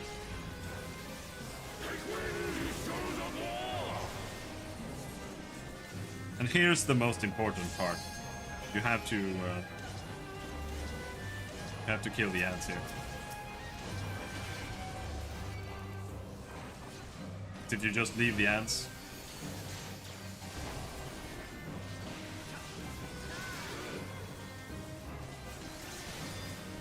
Then they turn into swords. And if they turn into swords, then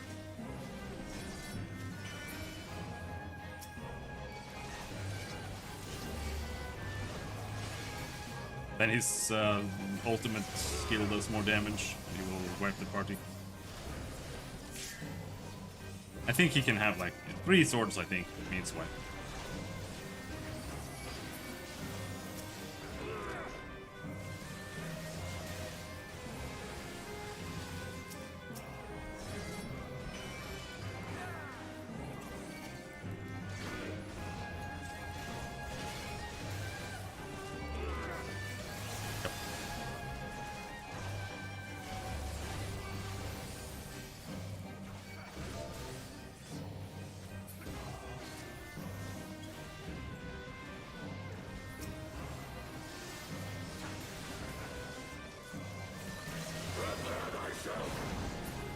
And now we die. We got too many swords. Rejoice in the glory of combat!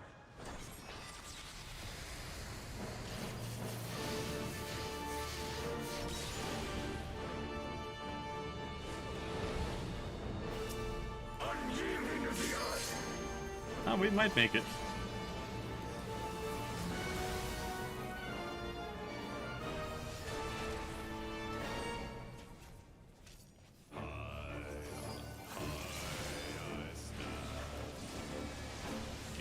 If the healers manage to bring everyone back.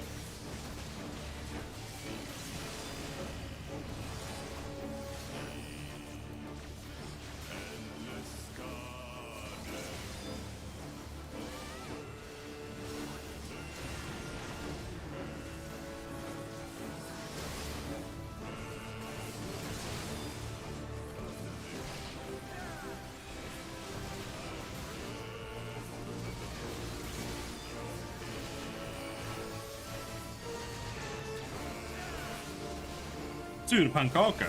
He's using surpannkaka on me.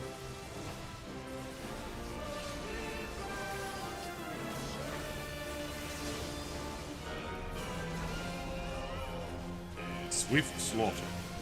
Oh, it doesn't have a charge thing. Here he will attack in the direction of whoever got targeted, so they have to like move away from each other, otherwise he will wipe the entire party. Oh. Feel my blades.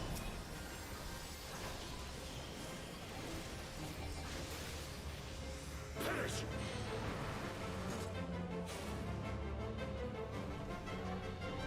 Oh.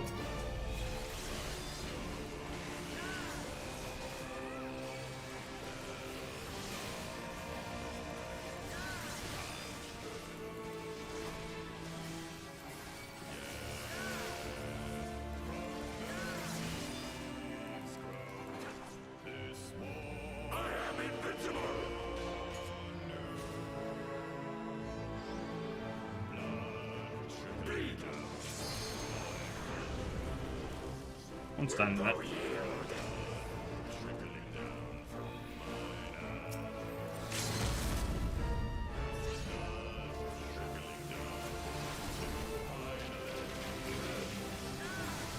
Will someone use the level 3 limit break?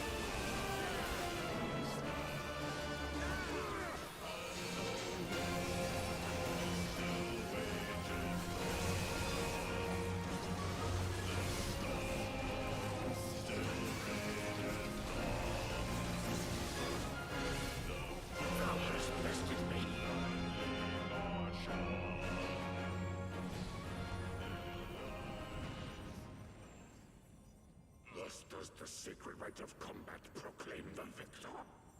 I lay my blades at thy feet, child of man. Bonk.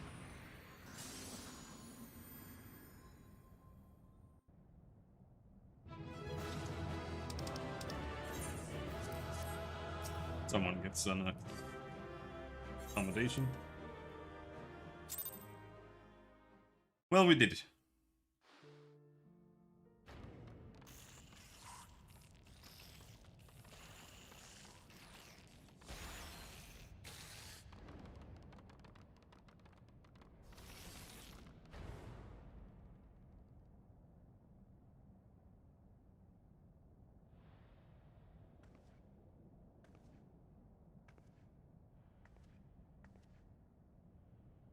You do not disappoint, warrior of light.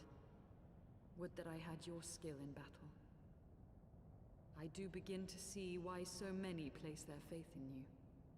If you had also collected 7 other friends to help you, maybe you would have had a chance instead of trying to solo the boss. For all his savagery, I do not think Ravana one to break his word. Provided the dragons do not trespass upon Nath lands, they should have little to fear of the Primal's biting blades. We have done well, have we not? Come, let us return to Vidofnir and share these glad tidings.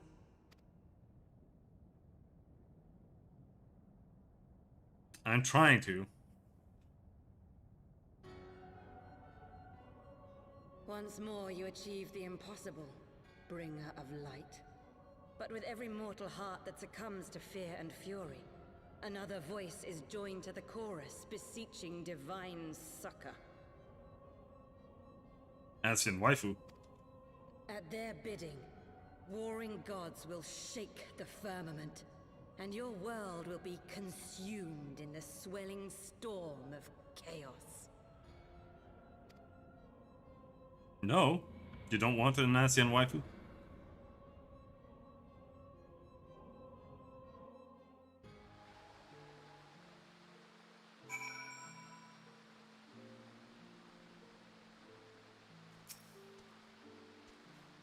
I'm gonna save her. Alright, I'm gonna save her. Never since we first fought have I seen you draw upon the full extent of your power, and never from afar till this day. You were a marvel to behold, Cashew. Well, 'tis time we rejoined our companions. They will be eager to hear the tale, and to continue our journey.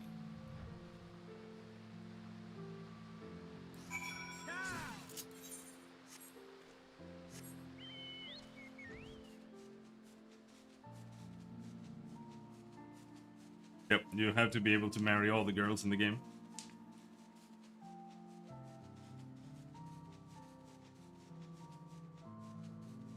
Oh man, I want to finish this fucking programming for kids. Holy shit.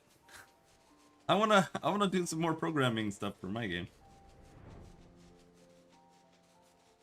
So close. It's so close, but it's such annoying stuff that I have to make for kids right now. It's so hard to figure out the proper steps. I'm gonna make a date sim. I'm gonna make a mole in your game. You're gonna be able to do everything in my game. Literally everything. Except for play Skyrim. Cashew. Ladies sail. Thank that well.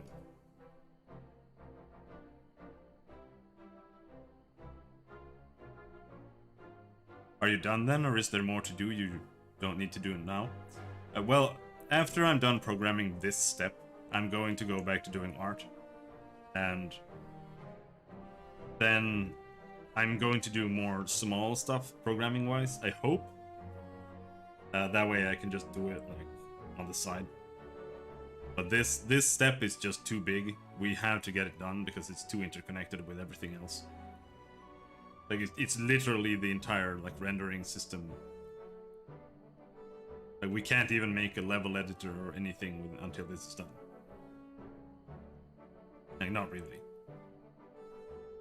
We can't even run the game properly until this is done. But it's so close. Like the actual rendering system is pretty much functional. It's just like I need to add additional things to make other things work properly in it. Like the rooms and stuff. And making systems to make these rooms is what's currently being annoying. Lord Ravana, you say? How curious that the vault never mentioned his name. And you're quite certain he will keep his word. Let's see. Ravana console wiki.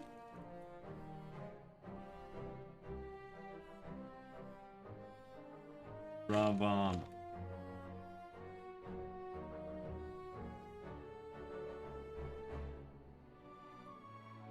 There's no trivia. FF14 Lord Ravana trivia.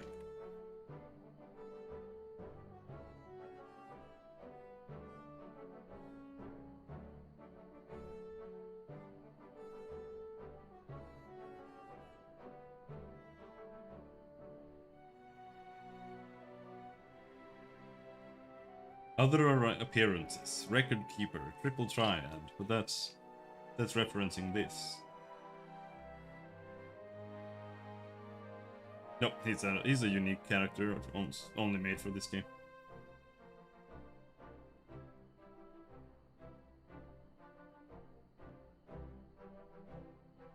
Unlike other primals, Ravana was created for Final Fantasy XIV, rather than being based on previous summons in the Final Fantasy series. I did this research already. He didn't share all this trivia with me.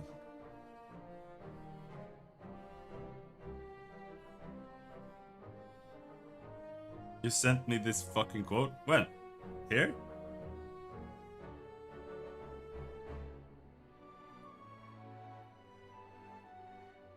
Oh, there.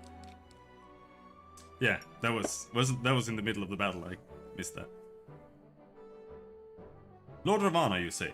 How curious that the Bath never mentioned his name, and you're quite certain he will keep his word. There was honor beneath his savagery. That we survived the encounter at all was a miracle. A miracle I must attribute to Cashew. Yes, to me, the Kibbs. Never did I doubt you, warrior of light, unlike some. You were gone so long that Master Alphino here nigh lost his wits with worry. fretting like a maid for her sweetheart he was. Estinian, was that truly necessary? Ha ha ha ha! Not truly necessary, but certainly true. Ahem. What matters is that the Primal is banished, and our promise fulfilled.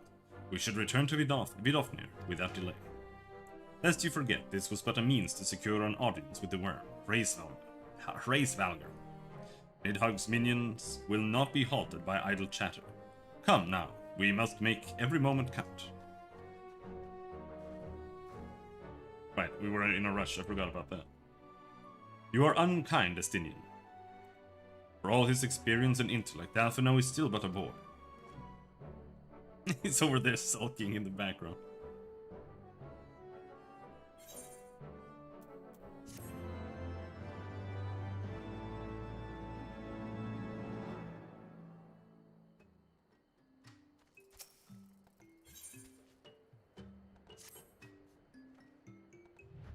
Shall we be on our way to Annick's Shrine then?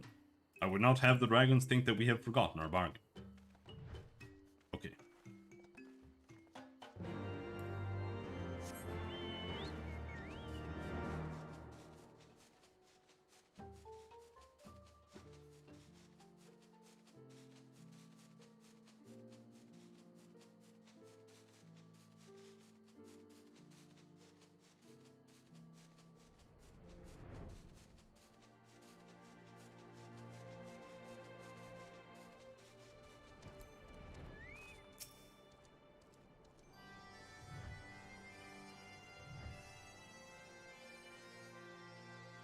Thou art returned, little one. Hast thou abandoned thine ill-conceived contest with the gnat? Nay, my friend, we return in triumph. By Kashu's hand was the beastman's god, Lord Ravana laid low. In his overconfidence, the Primal swore to withdraw his followers from your lands in the event of his defeat. A promise we believe he will keep. The Nath shall trouble you no longer. The deity is slain, then. How didst thou contend with his biting blades? But the particulars matter not. Thou hast fulfilled thy promise, and I shall fulfill mine. Attend me, mortals. Hie you unto the deepest reaches of Morn, and there shall you find Halo, the altar from which you may begin your ascent to the summit of Somar. But be fairly warned, the minions of Nidhogg shall not lightly suffer your presence on that sacred mount. By your struggles within the cavern shall I judge your party possessed of sufficient fortitude to proceed. Shall not disappoint you, Vidofnir. If memory serves, the Cavern of Morn is entered from the second floor of the central tower. Let us begin the climb.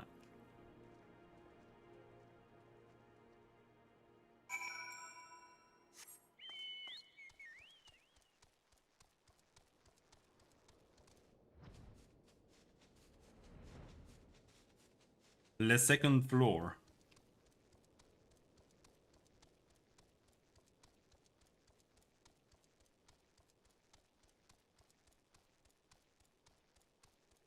Second floor.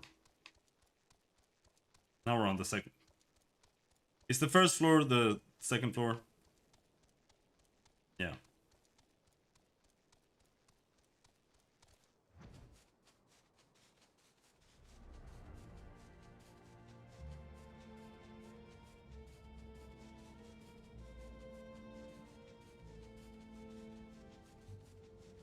Where are we going? All the way. Lord of the Wyverns. I don't want to fight that guy.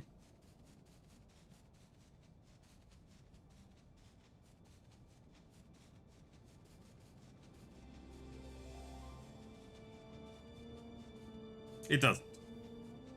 It just doesn't have a unique sound or unique soundtrack in there.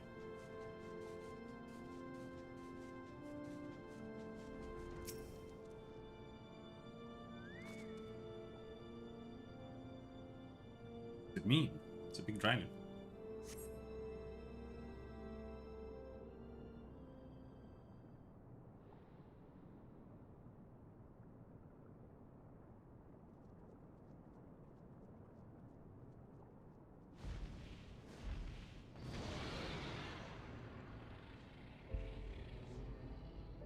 Well done, little one.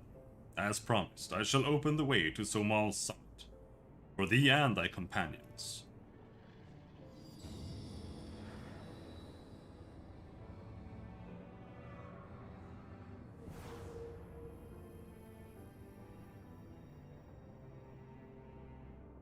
I'm ahead of you now. Heed me now, children of man. The domain you seek to enter hath not seen visitors of your kind in nigh on 1,000 years. Though I freely grant you passage, your presence will not be welcomed. To my kin, this mountain is revered as holy ground, and resting place both. Ware you the minions of Nidhogg during your ascent, for 'tis certain they shall take great offense at your intrusion.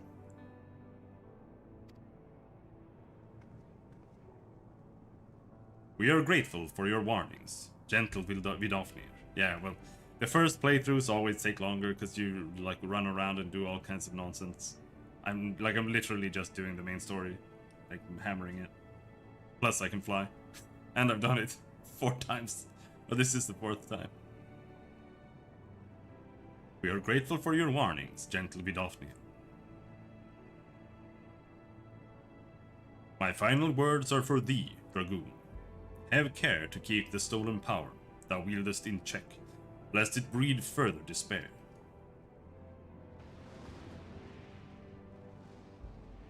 Destinian? The way is open. Let us not tarry here. A moment. Shall we blindly forge on, knowing the dangers that await us? Tiamat herself is said to guard this peak. I do not fear Nidhogg's consort. Any dragon foolish enough to bar our path shall feel the sting of my lance. Spoken like a true butcher! Need I remind you that we are come to parley a peace? Let us be clear, heretic. 'Twas to save Ishgard and her people that I first lent my support to this doubtful venture, and 'tis for their sake that I go now to speak with Hraesvalgr. But I said nothing of Tiamat.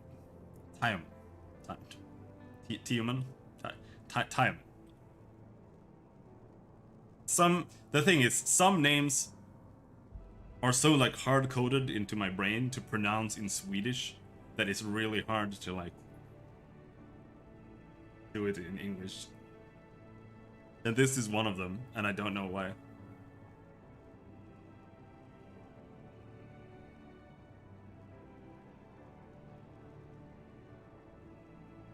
In Final Fantasy VI, for Go-Go, I would say Gugu. But I don't know, dude. It's just really weird.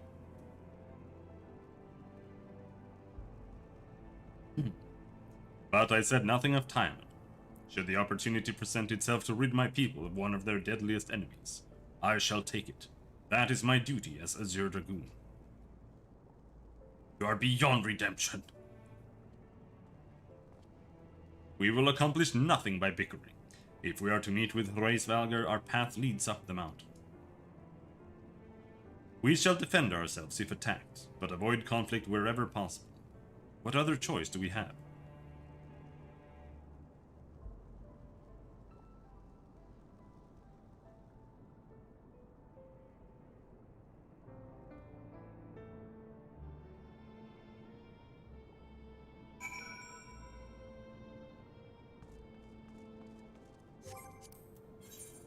And now, we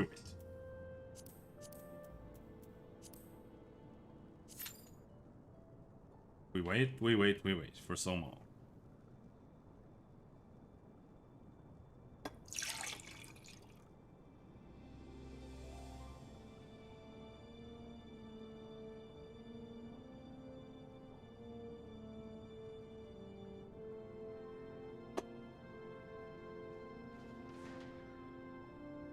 So after we finish Endwalker, we level a monk and we level a white mage. We maybe level a Reaper, the new class. Maybe the new healer. What else do I want to level? I want to level blue mage. I want to level... I haven't played a bard. We do have a level 53 summoner. My monk is only level 35. I don't want to play video games.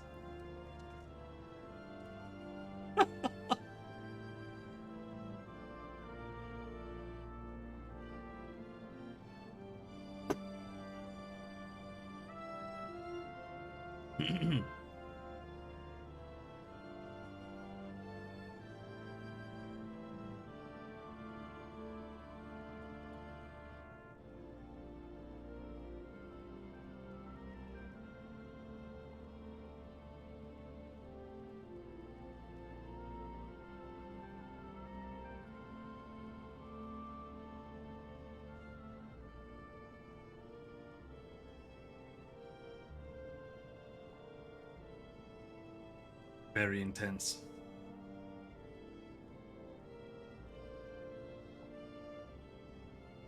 Kinda need to take a PP again.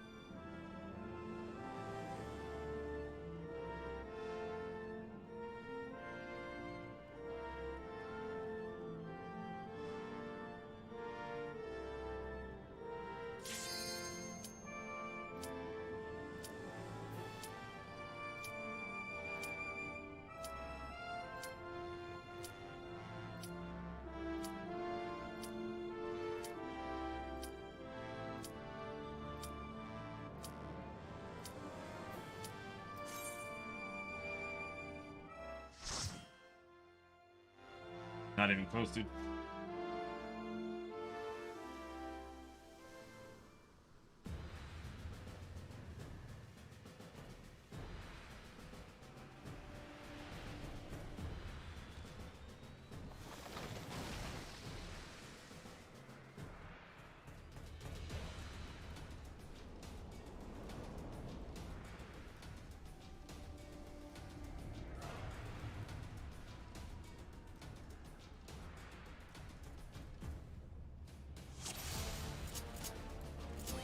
I don't remember what the gear you get here looks like.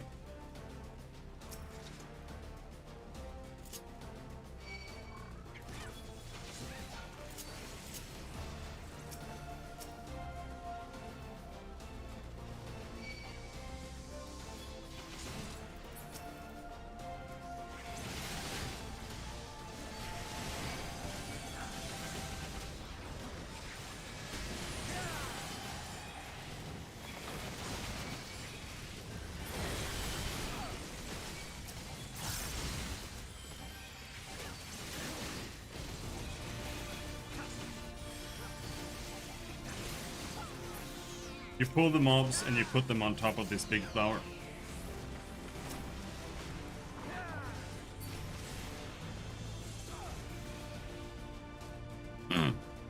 Not sure which tune. The dungeon tune? Because they are going to use that a lot, I would think.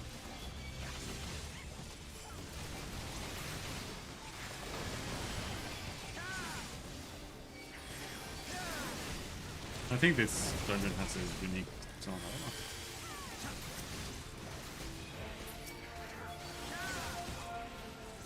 Let's go in.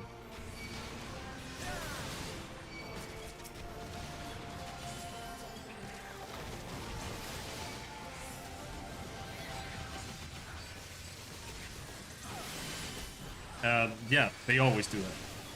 They use light motifs a lot. Almost every song is the main thing. If you look for it.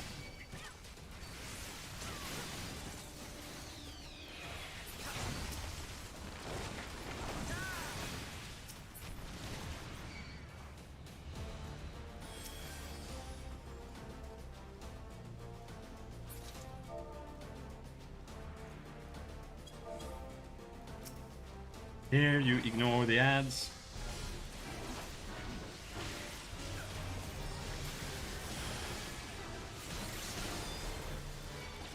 Kill the shit out of the boss.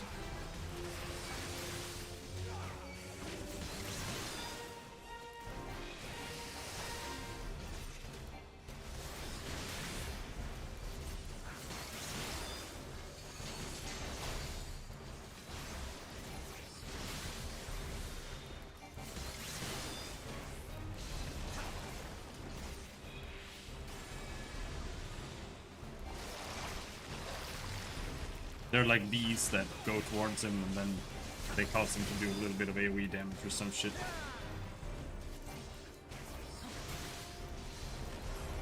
But it doesn't matter. He just dies.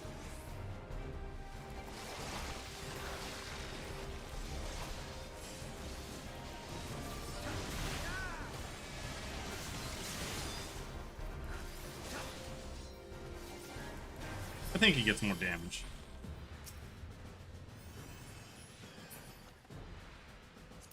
Oh, it is these. Yeah, I don't want that set. This is like a fur set.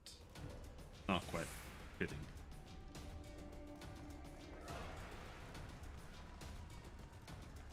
For our paladin.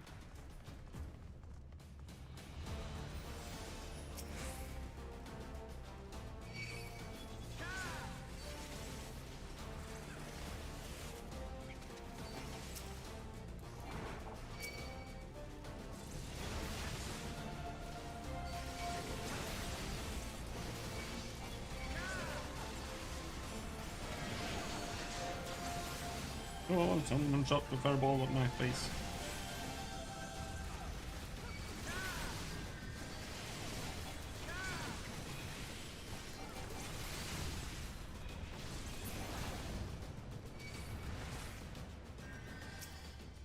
Dragon.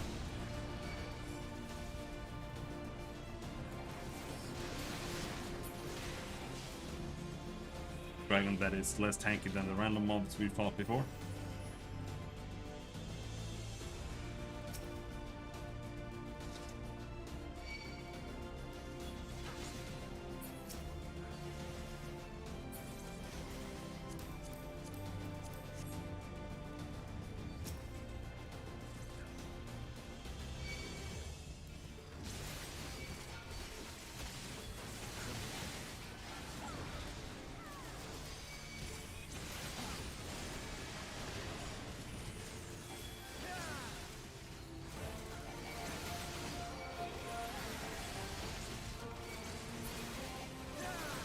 Back into this.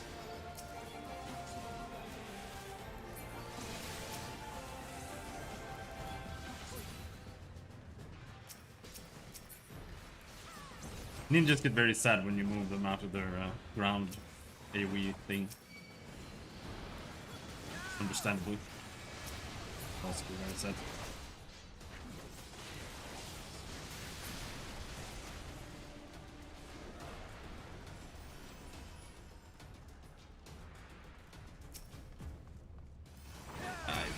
Is this the last encounter? Yeah, there's the boss.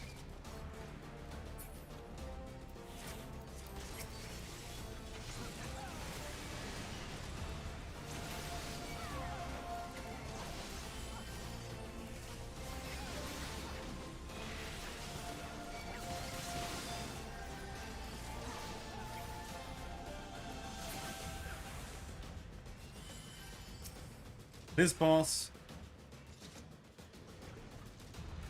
not super complicated, but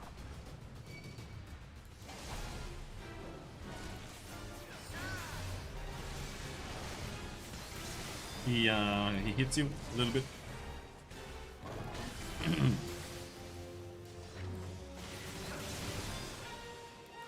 And he does a little roar, which summons these blood guys, and you ignore them. But you have to know which color does which. I'm not sure, I don't really remember. I think blue is avoid. And red means have to stack on him. Because the red, it spreads damage to everyone. It does like 6,000, and if you stack, it does 2,000 on everyone. While the blue one, it will do full AoE on everyone.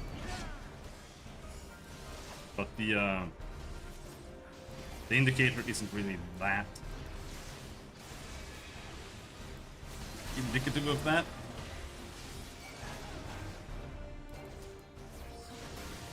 Here, however, we have this little guy, which we have to kill before it finishes its thing. Otherwise it does something. I don't even know what it does, I don't remember.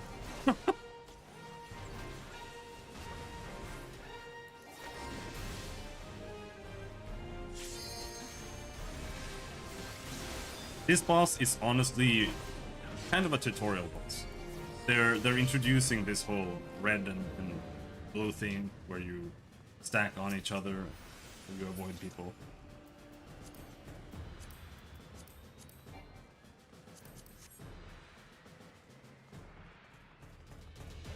But it could be better. They improve those kind of things later even more. But they just here start adding more of those kind of mechanics to the game. Still a bit rough. They haven't changed it since then for some reason.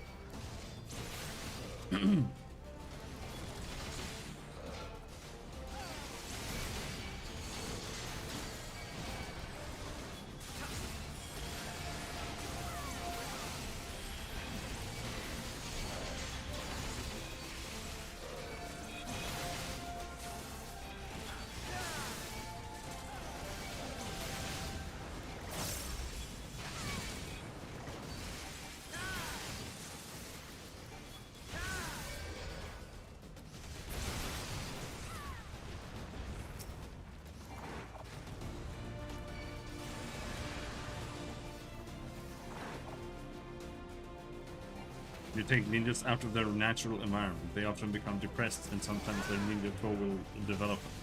Okay.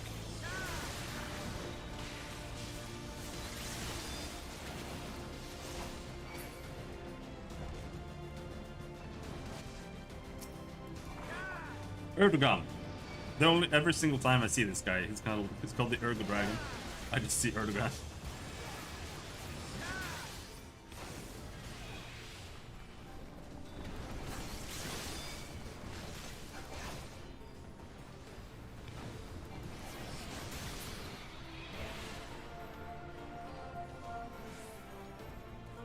Come on then.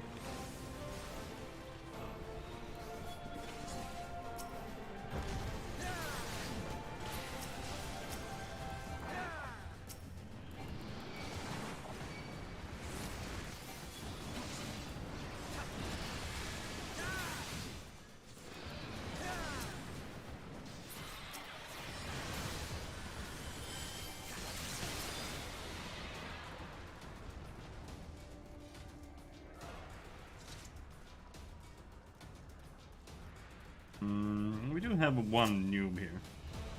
Maybe I should explain the one mechanic that you actually need to know.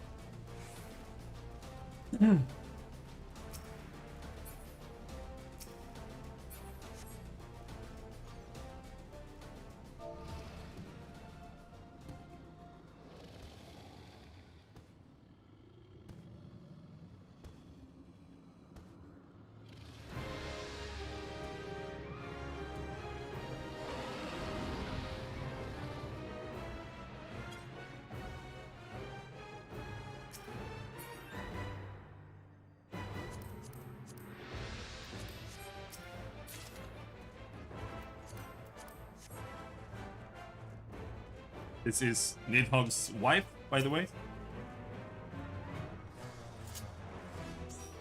What you do is you grab the dragon, and then you pull it to the other side of the arena here. All the way to the other side. And then the non-tanks are gonna keep dodging AoEs and shit. Also me, apparently. But then, now and then, they will get a little meteor icon above their head.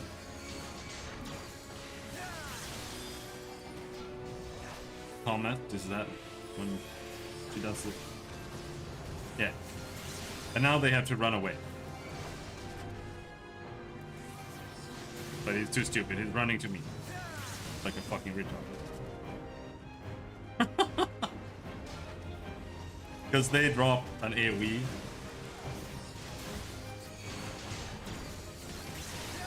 And that is the kind of AoE where you have to run away from it for it to do less damage. It's range based. So they have to pull it to the other side.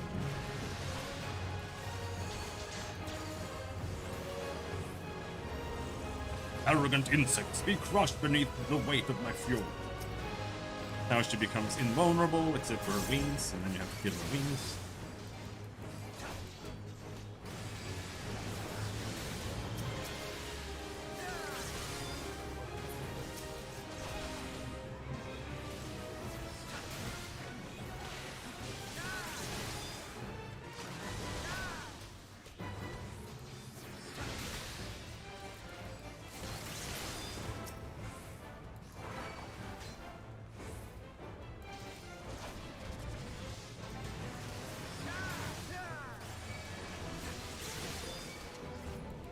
And then it's just the same thing again.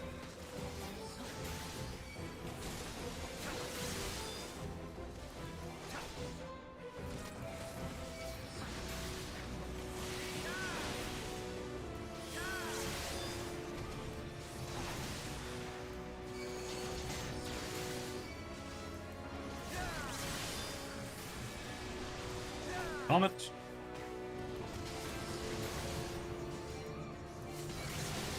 Run away! Run away! Silly green guy! No, don't run to the middle of the street. I'm sure it'll be fine. Someone died.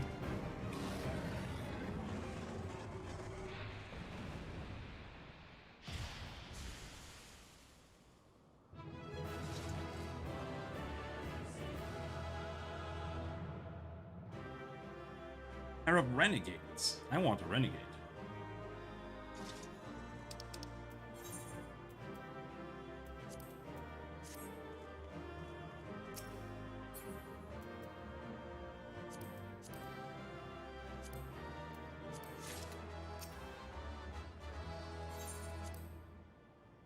One commendation. One! I did all the work.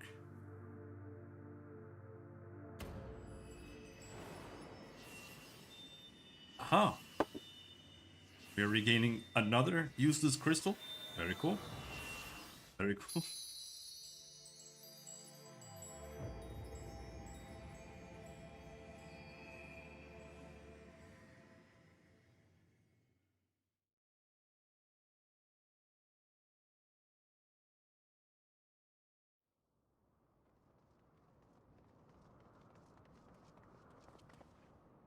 Cashew.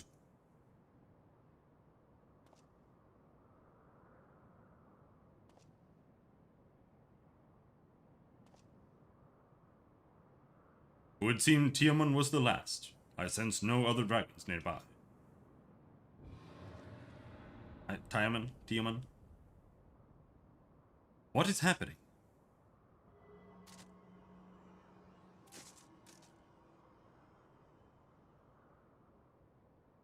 Gasp! Nidhogg!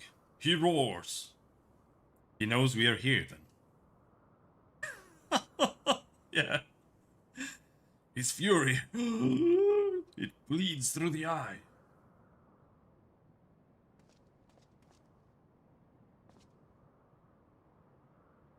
Fear not. I am yet my own master.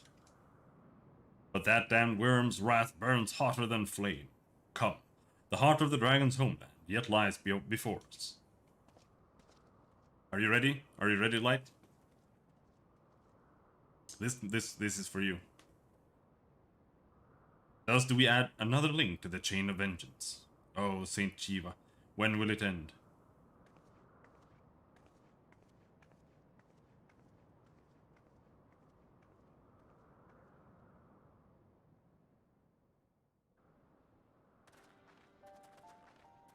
To the peak of Som Al, at the end of a perilous mountain path, No. No, this is for you. could be seen a string of pearl-like islands, floating impossibly atop a sea of clouds. To a domain where dragons and men had once lived in harmony, whose majesty no mortal eye had glimpsed for nigh on 1,000 years, they came.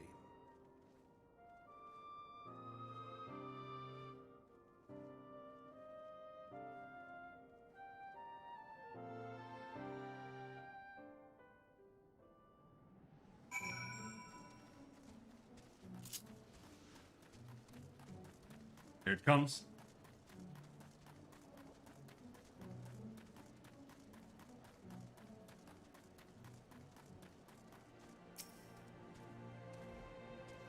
We have reached it at last, the peak of Somal.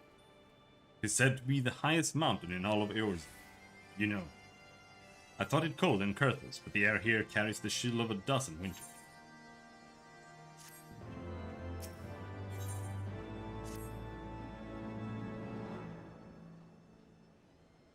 Now that we have scaled the mountain, there remains the problem of finding Hraesvelgr himself.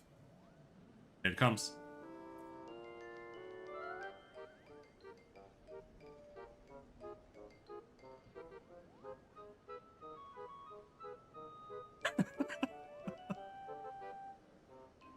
What manner of creature is that?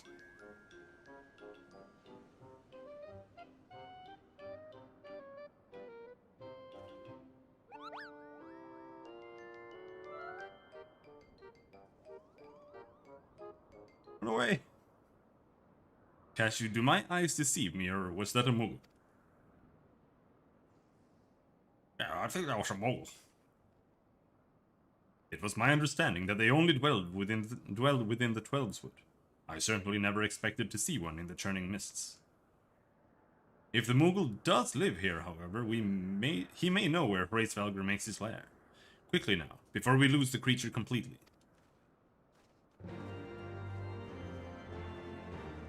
Yeah, the mailman, the Mognet. They are Moogles.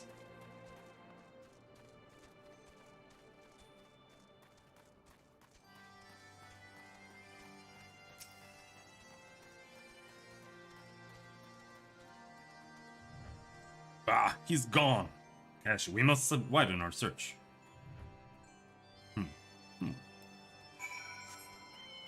That.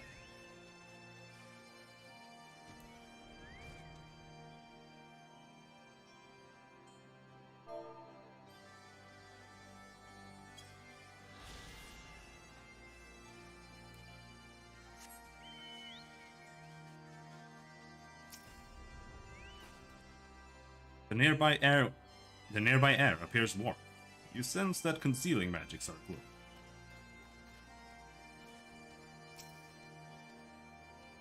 It does. It does.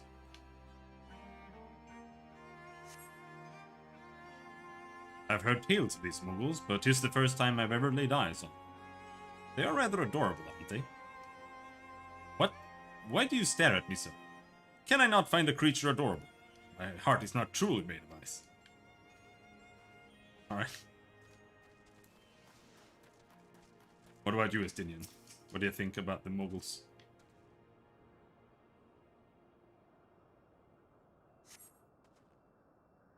I see no evidence of this Moogle of yours. Are you so certain it wasn't a trick of the light? Perhaps 'twas simply one of these strange plants, shifting in a breeze. Wasn't. Wasn't.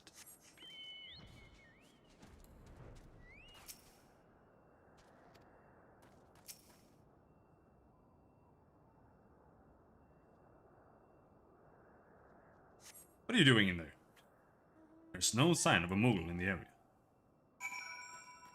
Very weird, very strange.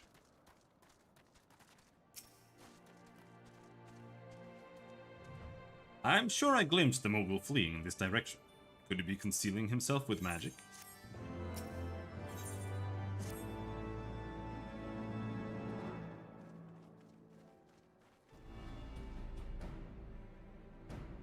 Confound it! Could we but enlist the aid of one of the local Moogles? I am certain Hraesvelgr would not elude us for long. Though the eye enables me to sense the presence of dragons, I can only identify Nidhoggs with any certainty. We could wander the mists for days and not know if we were any closer to his brood brother. And those are days we cannot well afford to squander. Shall we divide our forces then? Lady Isael, might I ask you to question any dragons whom you judge it safe to approach? I shall try, yet I fear the influence of Nidhogg's rage will render most of the Dravinians in the area deaf to reason. And what of you, Master Alfred? I have not yet given up on the Moogles. Cashew, come with me to Gridania. I mean to petition the aid of the Moogles' kin. The Moogles' kin in Twelveswood. After that business with Mogglemog, I dare say they will be glad to help us. Assuming you have no need of me, I shall remain here. Nidhogg senses both the loss of his consort and the coming of the Eye, and his attention is firmly fixed in this direction. I mean to do what I can to hold his gaze, in the hope that it might delay any action against Ishgard. Thank you, Estinian. Come then, Cashew, let us make haste for Gridania and rendezvous at Nofika's altar. But I neglected to tell you. There is an aetheryte of ancient construction here, which should make the return journey rather less arduous. Pray do not forget to use it.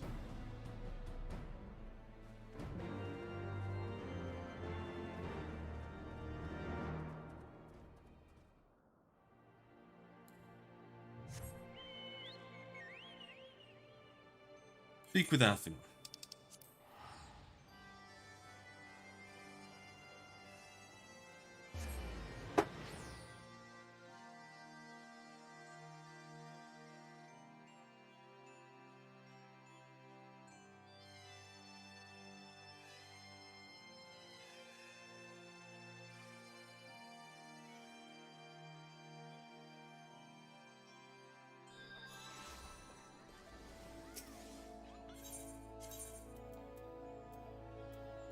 Conjure skill.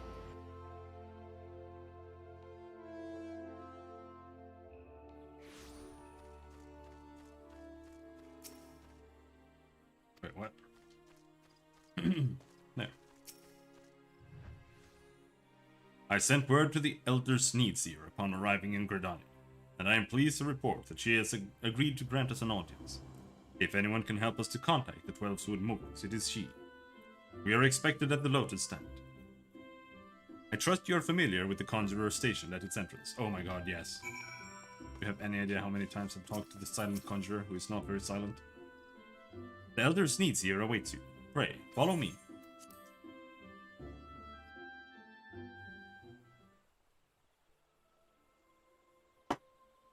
The Lotus Stand. Formerly Chuck's. I bid you welcome, friends. The Admiral spoke of having met with you, but 'tis no less of a relief to see you safe and hale with mine own eyes. We humbly thank you for agreeing to receive us upon such short notice, my lady, and for all you have done with us in our absence. Would that it were solely to express our gratitude that we come to you this day. Remember when all our friends died? Alas, the tides of battle yet dictate our comings and goings. Elder Sneedseer, we would beg your wisdom in a matter that may finally bring an end to the Dragonsong War. Speak on, friend.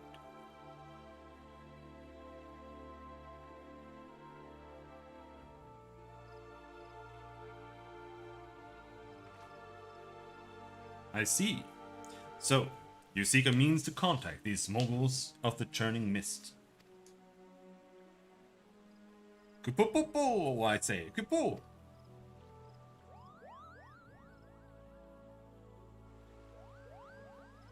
Greetings, Kuplukon. To what do we owe the pleasure of your company? I was struck by the sudden urge to bring you some fruit, Kane. And the writer gave me a sudden urge to bring you some fruit. And I'm jolly glad I did. Tell me more about these muggles in the sky. I will gladly tell you all I know, though it amounts to precious little. We encountered a muggle high in the clouds of Dravania, and had hoped that you and your kin in the Twelveswood might agree to facilitate a meeting. Pray correct me if I am mistaken, Kuplo, but there are legends, are there not, which speak of muggles who dwell beyond the clouds. Indeed there are, Kuplo. Long, long ago, back when the world was still young, they say my ancestors served the gods up in the heavens. Of course, that was before their masters took to bickering like spoiled children. Ah yes, the tale of good King Mogglmog the Twelfth. He is revered for holding fast to a rope of miraculous length, that his subjects might climb down from the sky and escape to the world below. Literally true story, dude. He just made like a really long rope. Ignoring the more fanciful aspects of the tale, it may be well that Kuplo's ancestors hailed from the churning mists. Given how long his kin have resided in the Twelveswood, it is perfectly possible that the details of their history have faded into myth. Indeed, Master Alfino, such stories oft contain a measure of truth. 'Tis like that the muggles of the churning mists tell similar tales of the world below. I can well imagine why the one you encountered fled at your approach. Oh, fleeing second nature to us. We often hide when the larger races come trampling through the forest. Of course, where there's one muggle, there's bound to be more.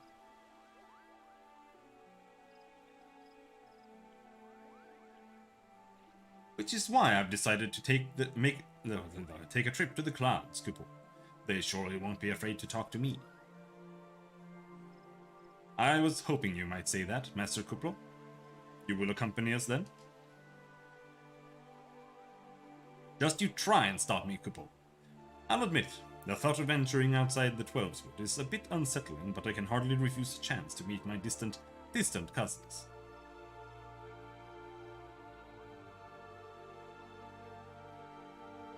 If you will have me, I too will accompany you on this venture, and lend my voice to your cause as an ambassador of grindan.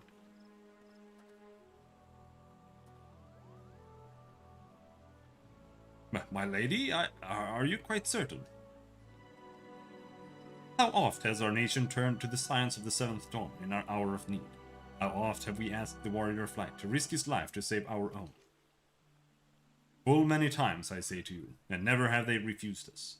Thus do I choose this day to offer mine aid to our allies for the good of the realm. Is this not just?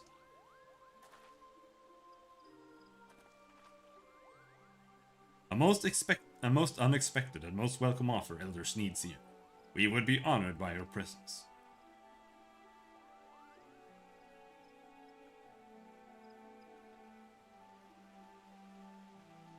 She's gonna walk there in slow motion. It's gonna take like 4 years to get there.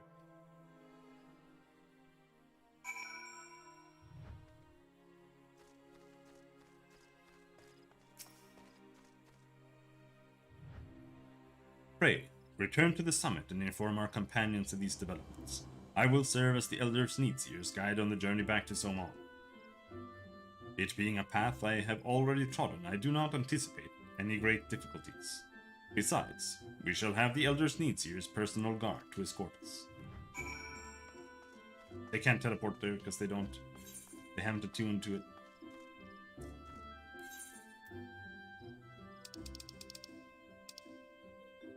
Moghos.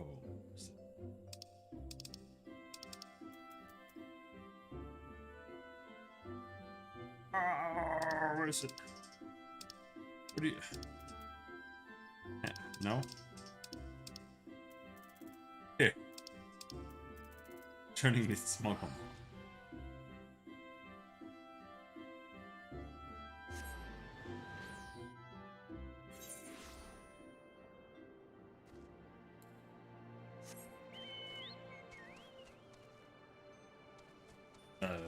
Where's the entrance?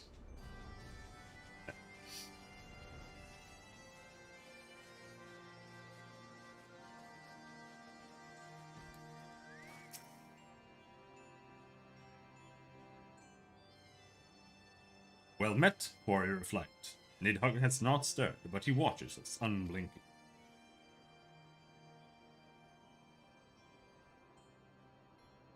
Hmm? The Elder Seedseer herself answers your call. Then there is naught to do but wait.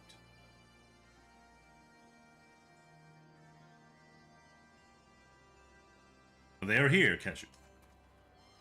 Who is Nidhogg? Nidhogg is...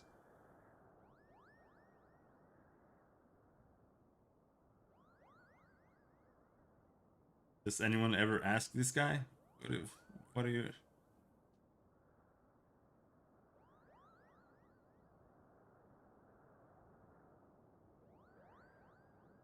Everyone knows who Nidhogg is.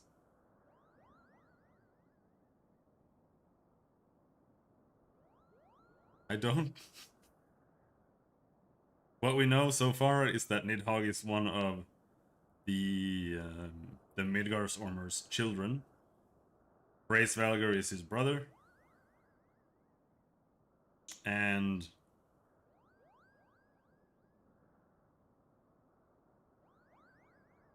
he's also the reason why there's a war at all, because according to Lady Iceheart, the ancient Elizans of Ishgard ambushed him and stole his eye.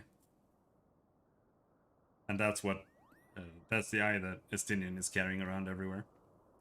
So he's a really big angry dragon who wants to kill everyone.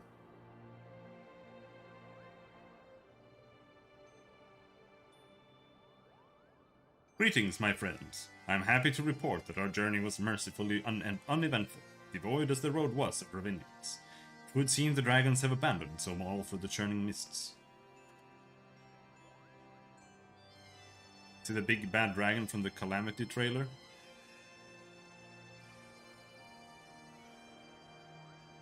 What are you saying? Oh, you mean the Around Reborn one? I thought you were bringing this over to like World of Warcraft Cataclysm all of a sudden. No, that's Bahamut.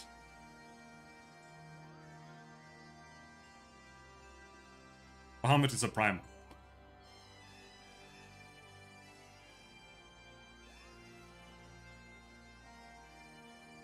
The dragons are just dragons.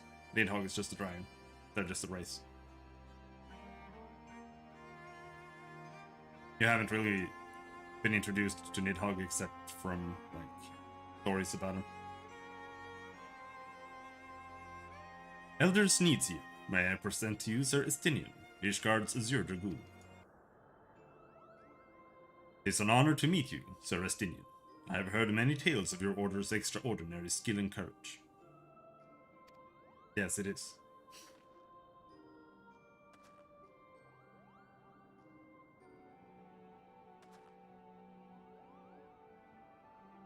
Friends, I feel it only right to inform you that we are not alone. The Moguls are all around us even as we speak, and I should imagine they are more than a little concerned by the horde of strangers that have descended upon their home. Mayhap now would be an opportune moment to introduce ourselves.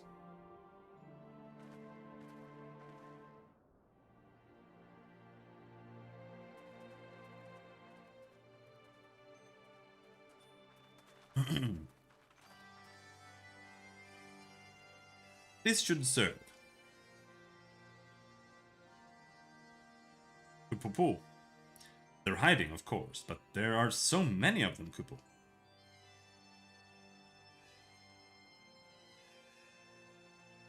I am Kan-E Sen. My companions and I have braved the long road from the Twelveswood to share words with you. On this, the occasion of our first meeting, we bring an offering of light and wind.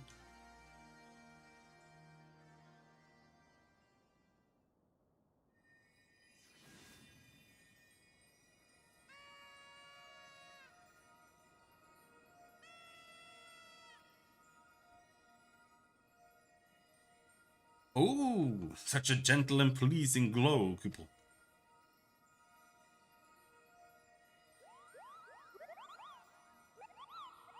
Fireworks and a trumpet.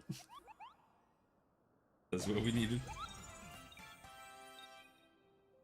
I am Moglin, the chieftain of this Muggle clan.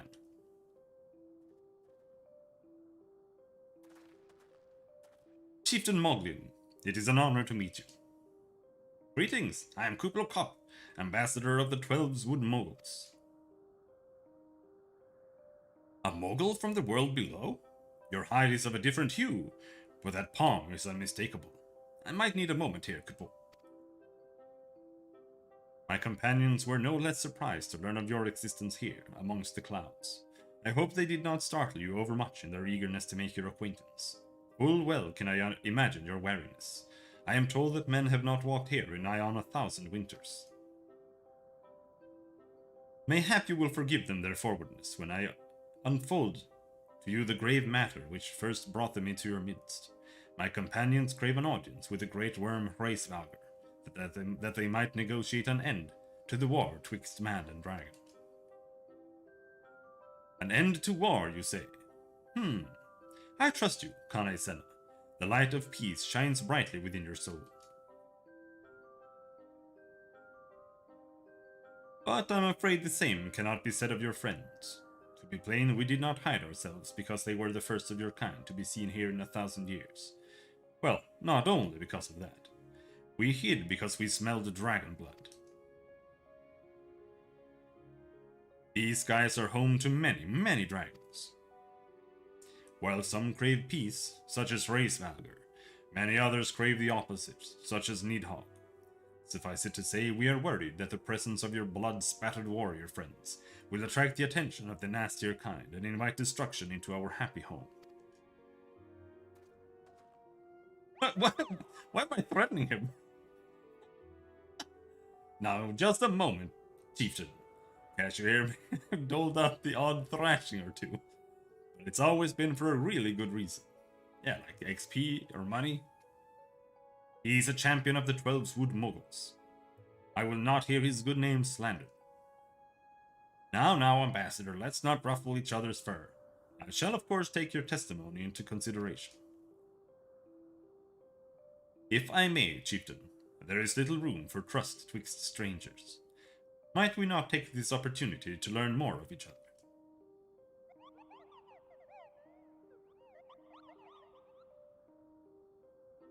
An excellent suggestion, Kupo. In the interests of fostering friendship and keeping an eye on you, I extend to you the hospitality of Mogwai.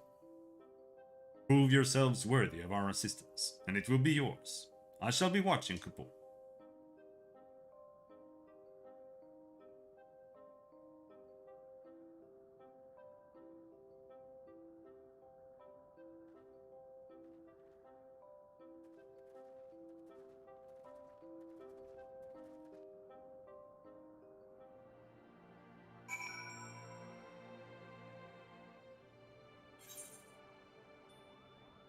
Speak with Mogwai. Tell me, in the world below, do all of your kind look so different from one another? It must be terribly disconcerting. I hope giant anime weapons go away.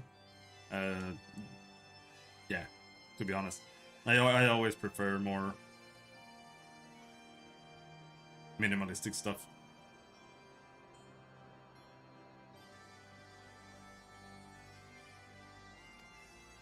What was it Kuplo Kop called you again? Even Skyrims are way too big, you think?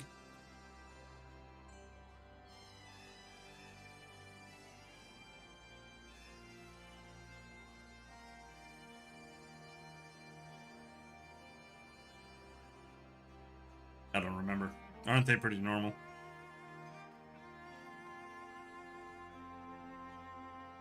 Cashew. Your names are as odd as your appearance. Have you ever considered a nice Muggle name? Moglin is taken, by the way, Kupo. As are Mogg, Mogmog, and Mogwai. These being the names of the 3 wise Muggles who will administer the momentous challenges that I have devised to measure your worth. I call them the trials of trustworthiness. Undertake these trials, and we shall soon see whether or not you are worthy of our aid. Okay.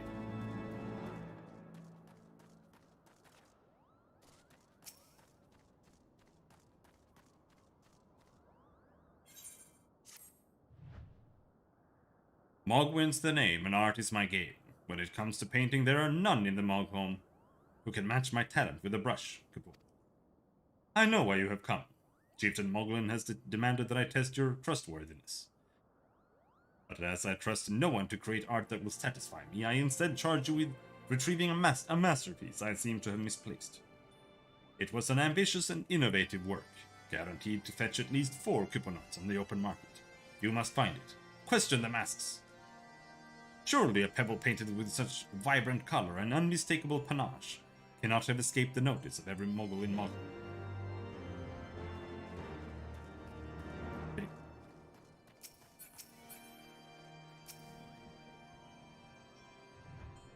Ogwyn is missing his masterpiece, Kupo. Oh, you mean that paint-smeared mess of a pebble? I have not seen it recently, a fact for which my eyes are profoundly grateful.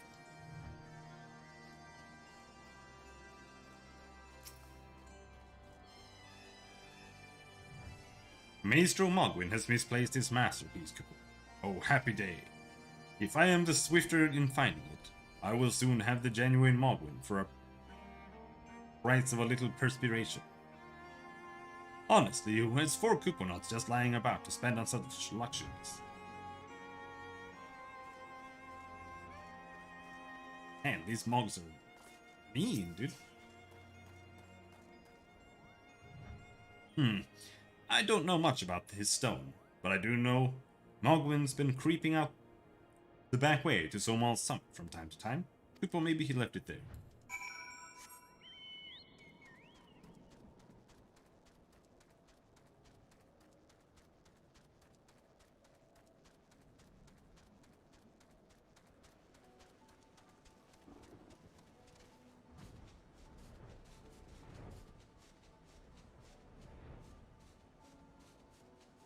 Someone I haven't talked to? Mogwin. Well, what did you find out, Kapo? Yes. Now that you mention it, I do seem to recall leaving my pebble out in the sun to dry. The second part of your trial commences. Go, adventurer, and retrieve my masterpiece before some art-starved admirer swipes the stone for himself. Get your pebble. Red pebble.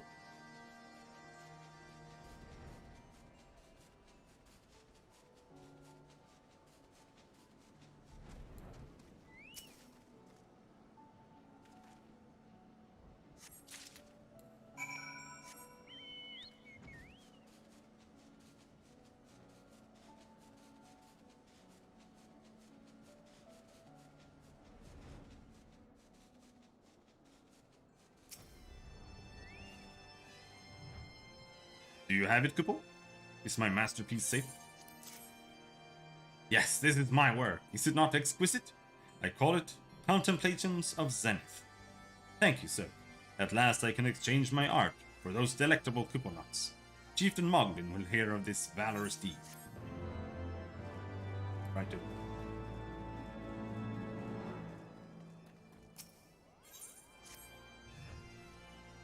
Huh?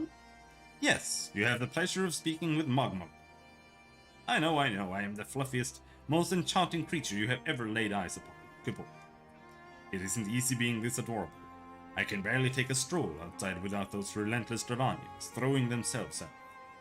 Why, they look as if they might just gobble me right up. In any case, fleeing their overbearing adulations is growing a bit tiresome. Your trial, sir, is this. Find these ardent archaeosaurs and slap some manners into them, Kupo. Perhaps a firm smack on the snout will teach them to appreciate my charm from afar. Alright, let's go smack some dudes.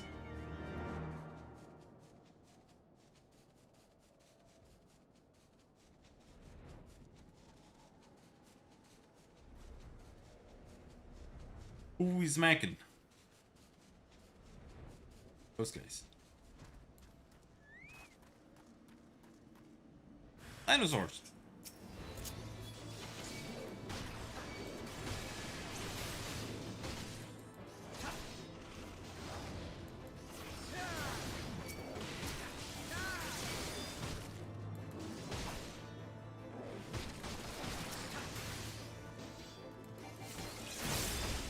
I think he's dead.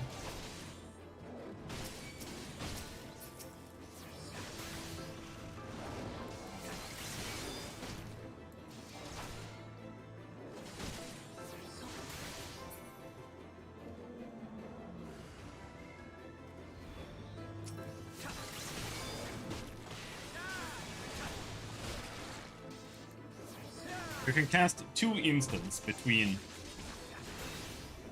every global cooldown. Since they have like a bit of an execution period, 2 is all you can fit. Otherwise you're wasting time. Or you could have used the global cooldown instead.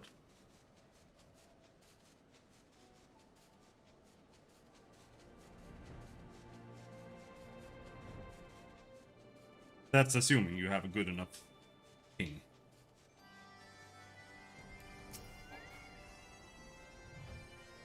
You were able to humble my Dravinian devotees. Wonderful. You are as capable as I am captivating, Kupo.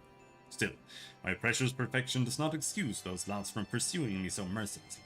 Their tongues lolling and bellies rumble. The Dravanians and their ilk have much to learn about acceptable acts of admiration. Here we do it.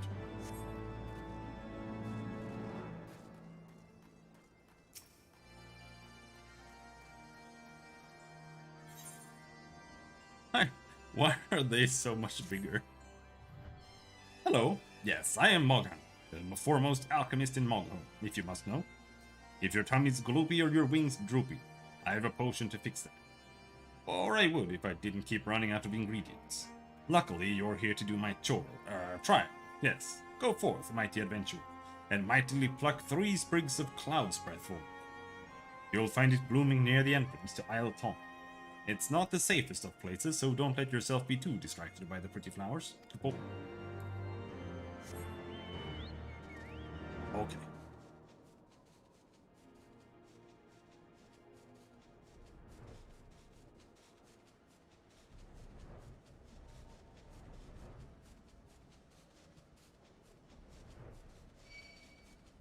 No! Aggro me.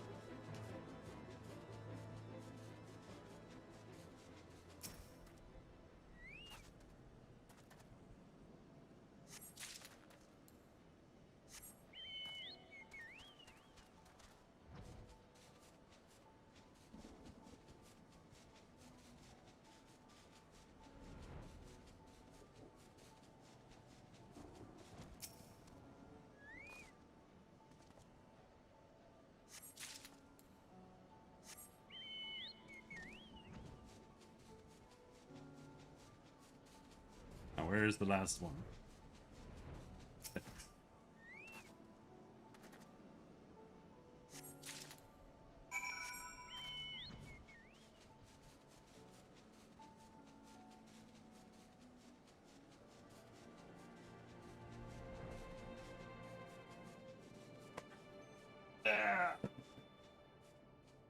I'll be right back.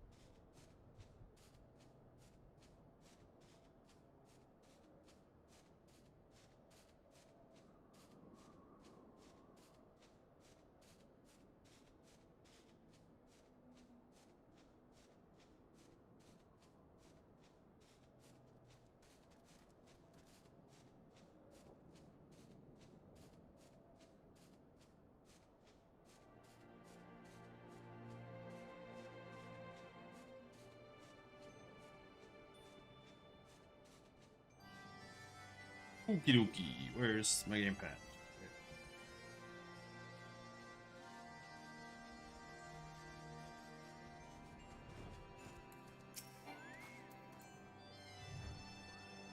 Did you have any trouble finding cloud spray?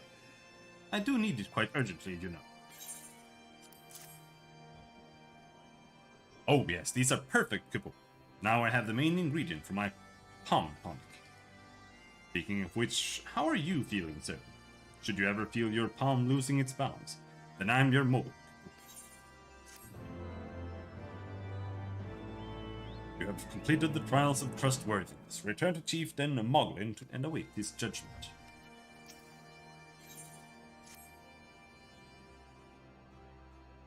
Cashew, if that is what you insist on calling yourself, you have completed the trials of trustworthiness administered by the taskmasters, Moghan, Mugmug, and Muggle.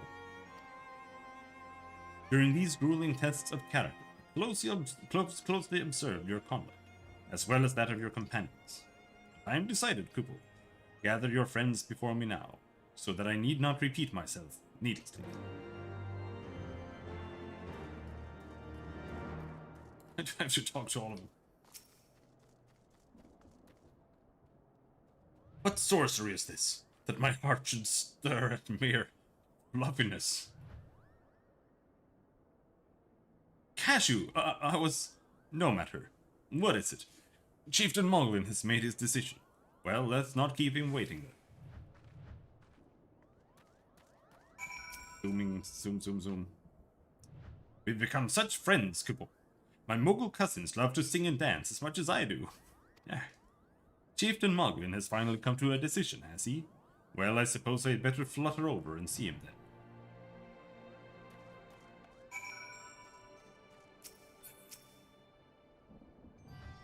Standing here in Mogul, my thoughts turn inevitably to the legend of good King Mogul Mog the 12th, and his seat in the heavens. Like most, I thought it no more than a myth, a story for younglings that grew with the telling. But with every passing moment, I become more certain that we have discovered the origin of the tale. Full eager am I to hear what the chieftain has to say.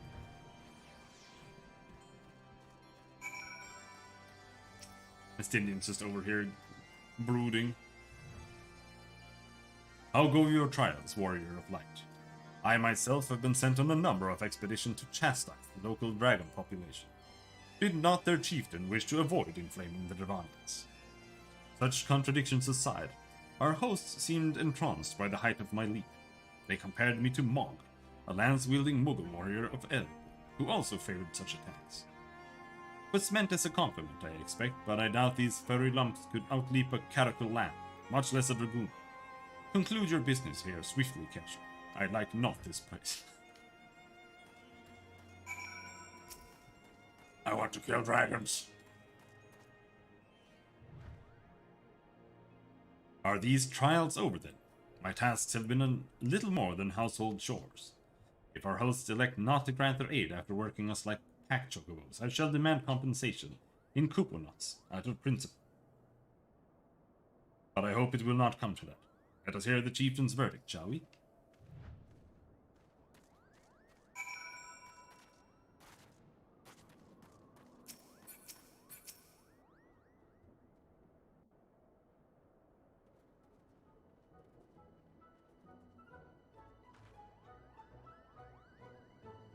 Never have I seen such determined workers, Kipo. It would have taken us moons to complete all those dreary chores and niggling errands.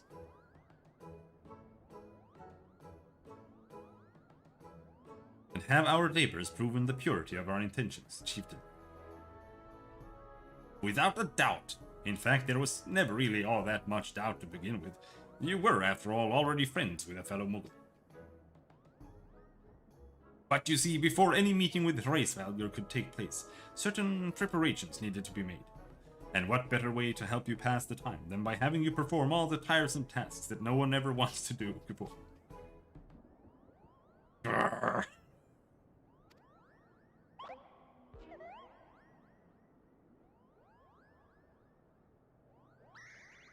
Oh dear, the horn! Bring up the horn quickly now!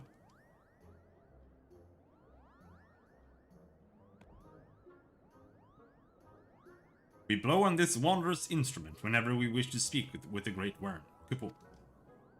We haven't perhaps been treating it with the care it deserves of late, and I think Moghan may have sat on it, so we needed some time for cleaning and polishing and straightening. No lasting harm done, though.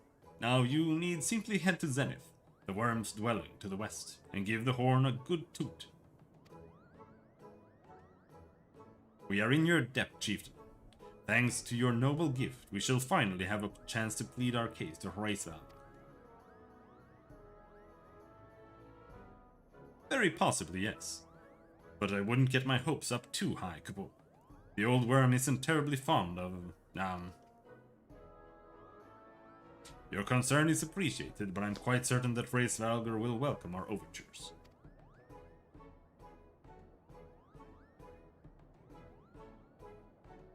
Should we ever arrive at his lair? Come, we have squandered enough time already.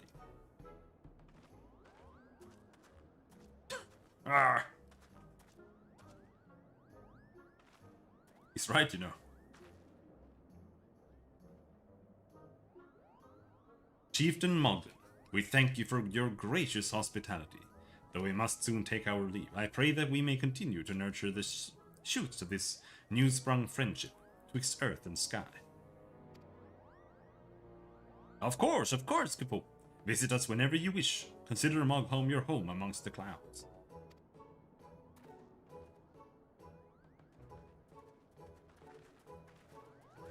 Bye-bye.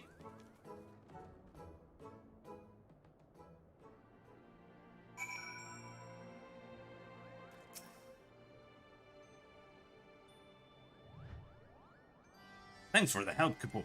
I doubt I would ever have found time for all those rotten chores. Hey, it wasn't my idea. If the chieftain had spent a little less time sitting about and a little more time chieftaining, things would never have gotten so messy in the first place. And he was the one who sat on the horn, by the way. But now all the errands are done and the horn is fixed, so all's well that ends well, eh, Kipo?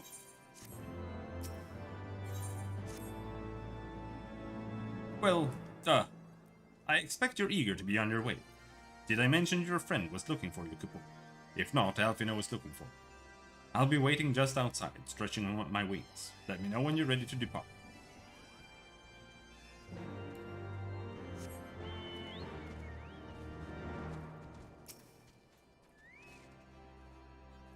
To the best of my knowledge, we have all that we need for our trip to Zenith, and I believe the Elder Sneedseer and her retinue will soon be making the journey back to Grindan. They can just teleport now. It would be remiss of us, I think, not to convey our gratitude to them prior to going our separate ways, shall we?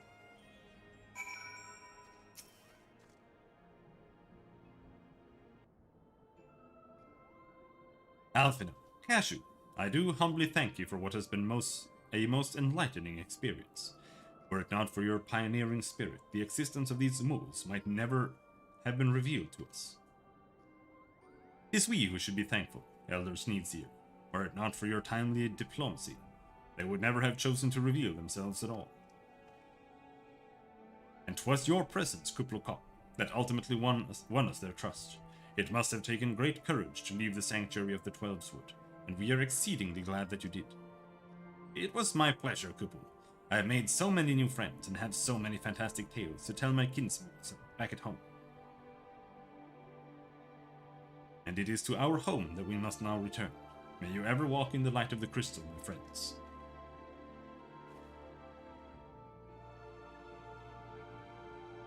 Safe journey, Elder Sneedseer. We too must be on our way. Hraesvalgur awaits.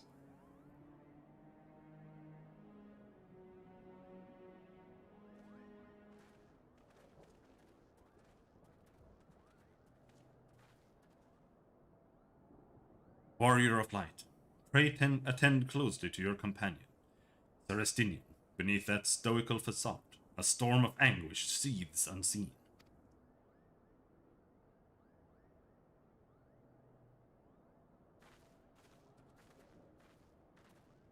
We must help him cope with his seething.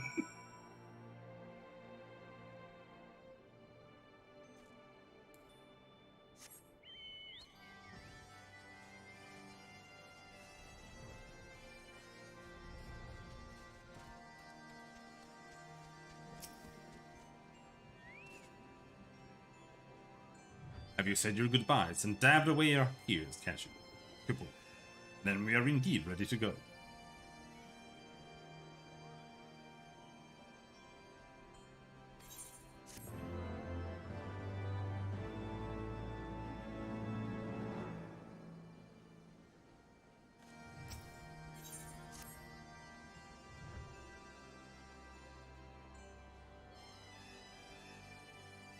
As Chieftain Moglin already explained, the shiny instrument we gave you is the best means of grabbing Hraesvalgur's attention. I'll come along and show you the way to Zenith. That's the big palace where you will need to blow the horn. First things first, we need to make for Azal. Oh, and watch out for rampaging dragons.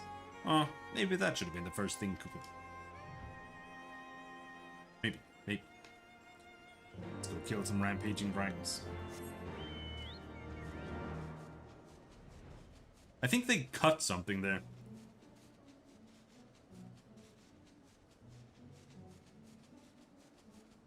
I think there was like one quest or cutscene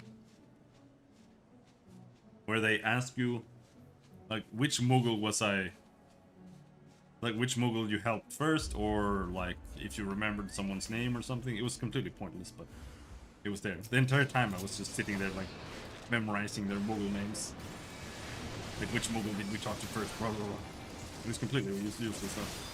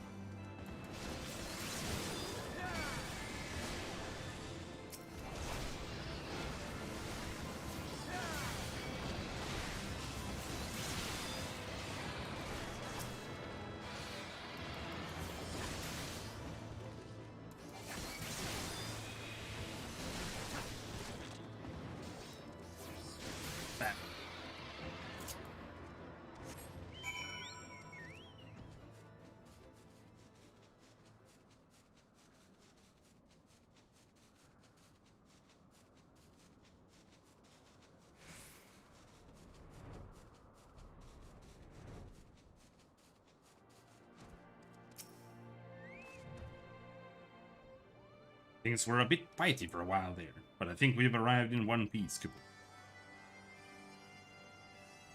I wonder what has the dragons so awfully snappy. I mean, the bad ones are always bad, but they seem worse than usual. I did it. We may have a small problem. When the winds are high like this, Hraesvalgur invariably abandons his lofty perch and heads to the lands below to hunt.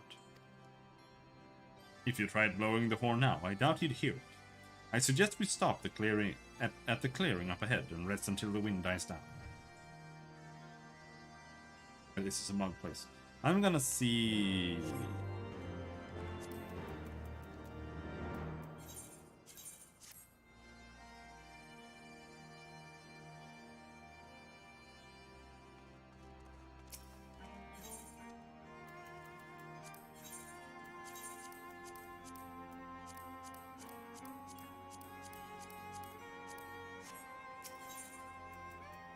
Battle gear. What do you sell here? Not just that armor. I don't want that armor.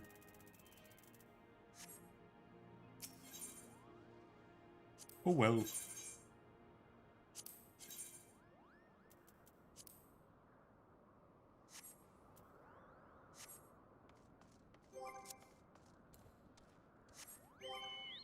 I don't know what I have, though.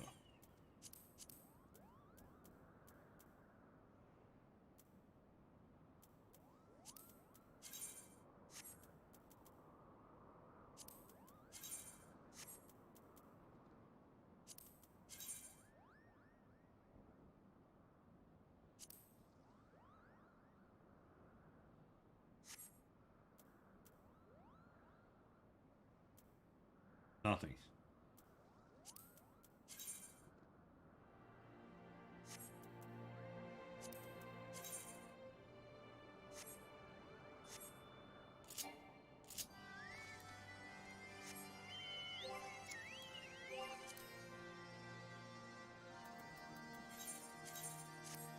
We'll have to make do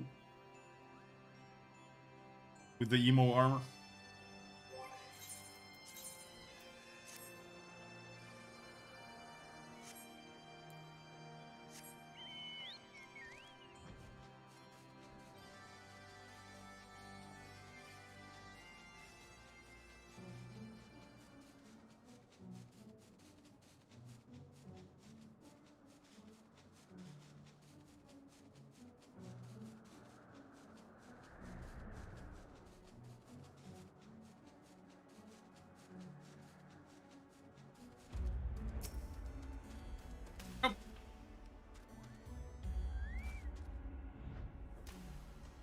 This should do nicely, Kupo.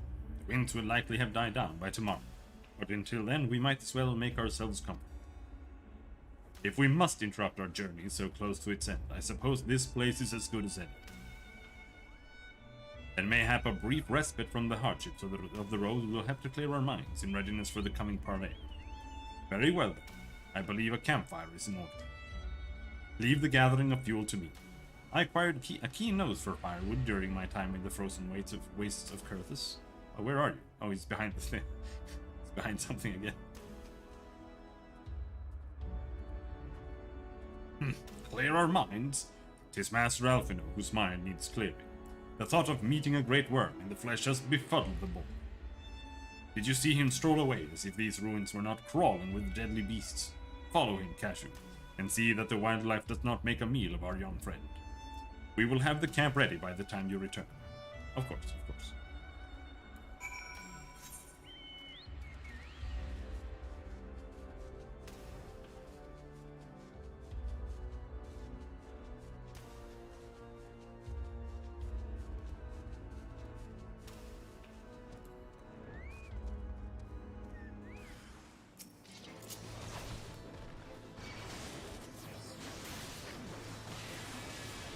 Whatever.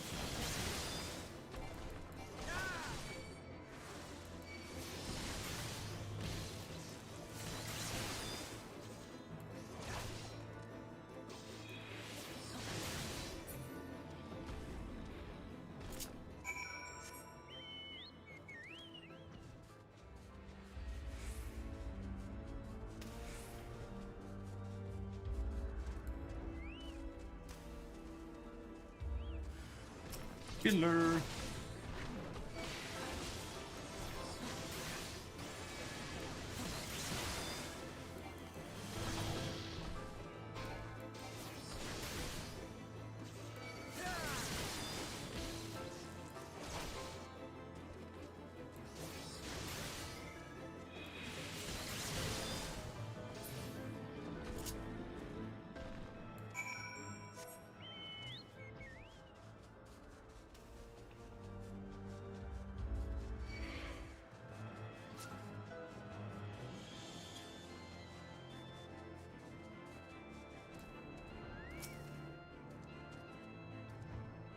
I see I was right to worry about the boy's safety. Once Alphino returns from the wood, we can see about supper. The Ice Queen has filled a pot with what looks to be like stew ingredients, ready for the fire.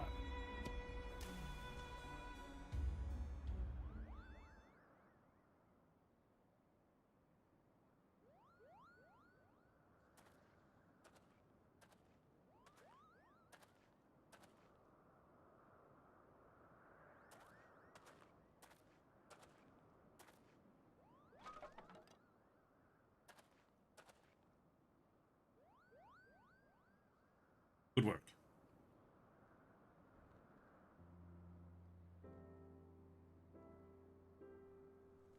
Voice acting?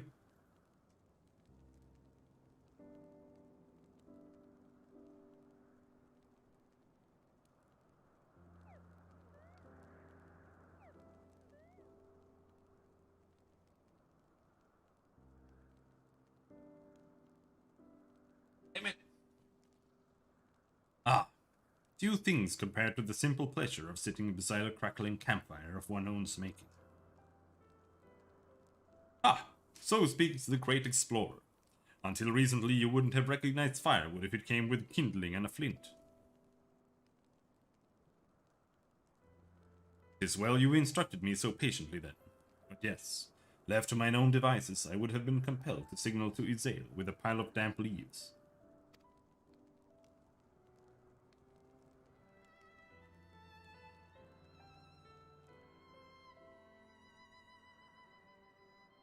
I was born the pampered son of a Charlean dignitary, and alongside my twin, became the youngest student ever to be accepted into the studio.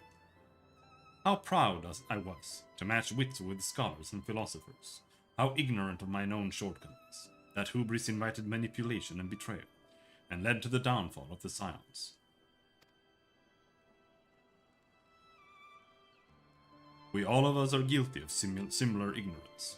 How many men lay down their lives, never knowing what it is they fight for, never questioning that which they have been taught to believe.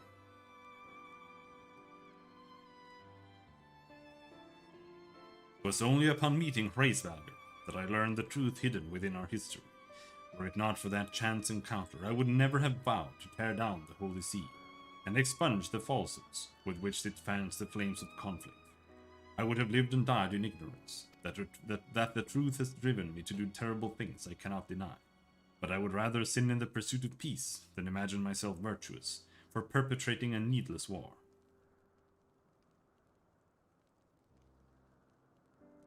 If this journey has taught me anything, it is the importance and difficulty of holding to one's convictions in the face of failure, and striving always to replace one's ignorance with knowledge. You are well on your way, Master Alphino. At your age I was but a fool, swinging a spear with scarcely a thought in my head. Even now, I struggle to acknowledge the misconceptions under which I have labored. Sitting here amongst these grand ruins, how can I deny that man and dragon once lived in peace? But for all that such an age existed, we are now in a time of war. Nidhogg killed my family, and no quirk in history will exonerate him. I may be ignorant of how the Dragon Song War began, but if we do not put an end to this conflict now, I can say for a certainty that it will only breed more vengeful souls such as mine.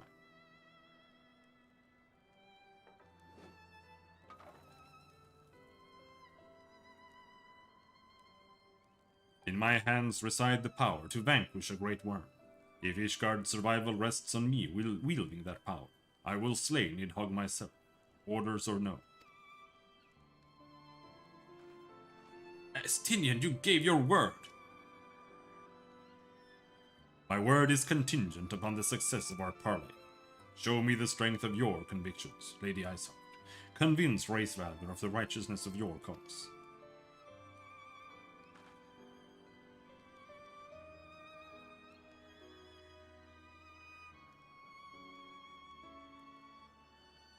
Doubt not but that I shall, Dragoon. Well, winds willing, we shall have our answer on the morrow.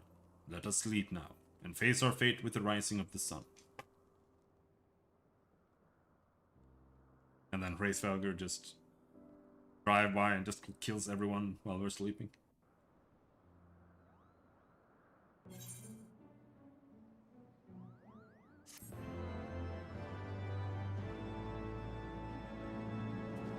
Whoa.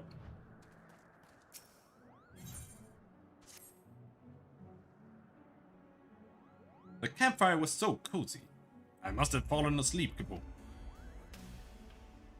But do you feel how the winds have shifted? They will have borne Hraesvalgr back to the skies above Zenith, I'm sure of it. This is your chance to climb to the highest floor of the palace and summon him with a toot on that shiny horn. So, I'll be heading back now, if it's all the same to you. Good luck, Kupo. It was nice knowing you.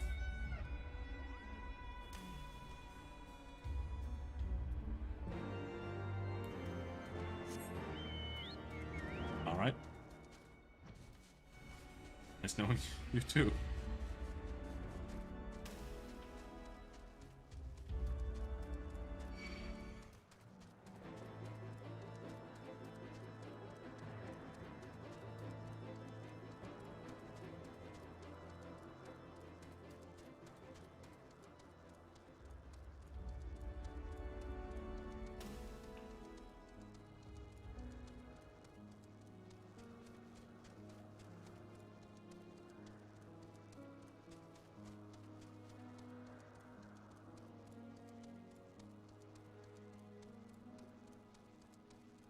They call it a palace, but it's literally just like a series of big stone circles.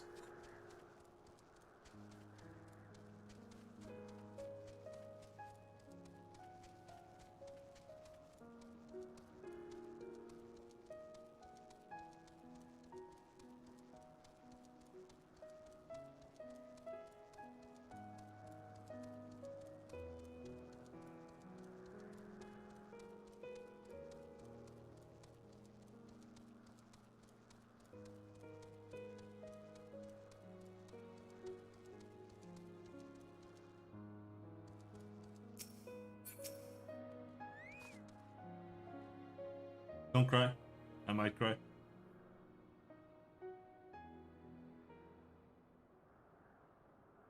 Maybe, I'm not sure. I don't remember.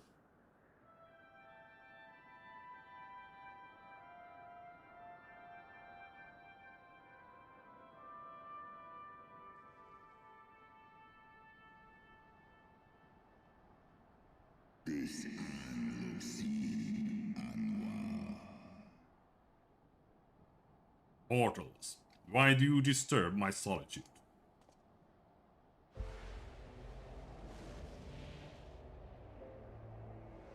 Got butt wings.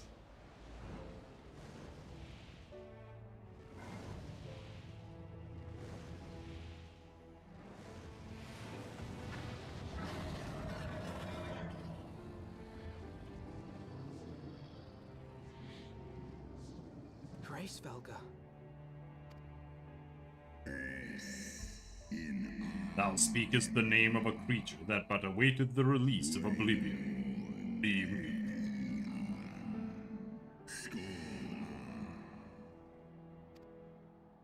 By the 12. Mine ears hear the tongue of dragons, yet the meaning rings clear within my mind. How can that be?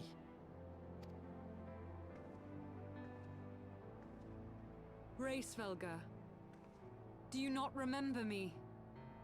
'Twas I whom you found in Dravania. I who glimpsed the truth. The truth about your past. About Shiva.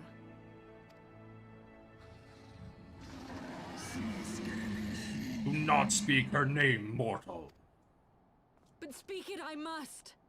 I have summoned Shiva's soul from the beyond and offered myself as her vessel. She has made her heart known to me.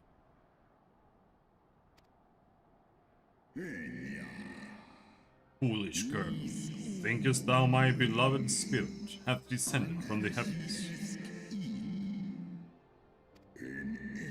That the secrets of her heart are thine to know. I have surrendered mine to her.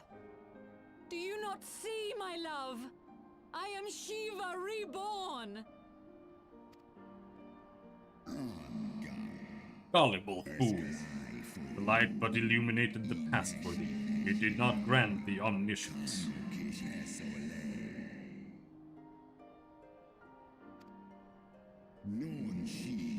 Spirit thou hast summoned belongeth not to Shiva. It is but a shade conjured by thine own fancy. In an age long past, mine own kin were guilty of like folly. Beguiled by the Dark One's lies, they attempted to resurrect a king among worlds.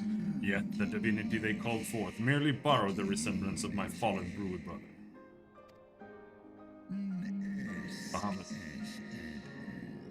Such gods are not summoned, but created, phantoms spun from the threads of misplaced faith. Then the spirit that answered me.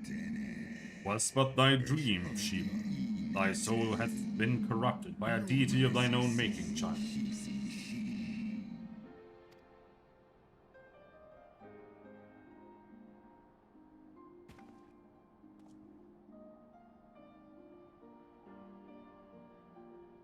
Be that as it may, Lord Hraesvelgr, Izel's desire to heal the rift between man and dragon is real, and it has borne us this far. We would spare both our kind and yours the ravages of this senseless war. Pray join your voice to ours in a call for peace and forgiveness. The tale of thy kind is one of avarice, treachery, and death, and thou wouldst speak to me of peace. Hark thee, mortal, to the naked truth, then tell me thou deservest forgiveness.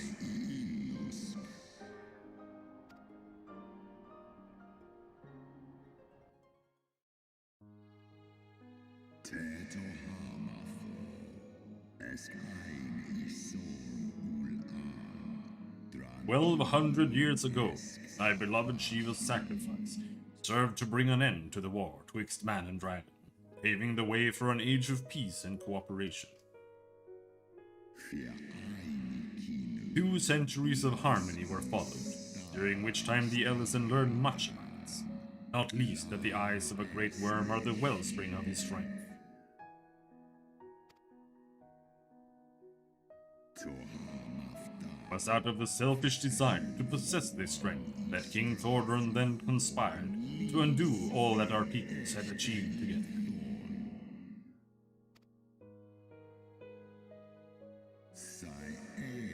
With the aid of his leal knights, most noble of Ellison lured my brood sister Ratatoska into an ambush and took from her that which she craved.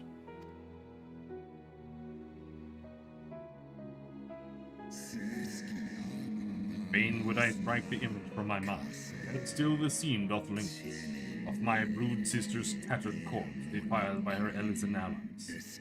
They had torn out her eyes and feasted upon them in the manner of wild beasts.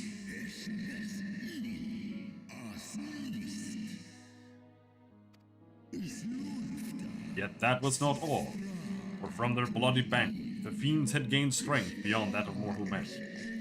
Even now, I labor to comprehend the enormity of their betrayal.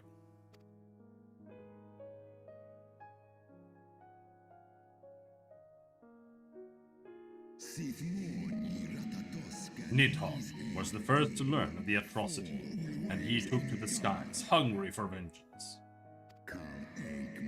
But though he slew Thornton and some of his knights, their fellow butchers knew only too well where to aim their spears, and with now practiced savagery they set about my brood brother, sending him flailing from the field.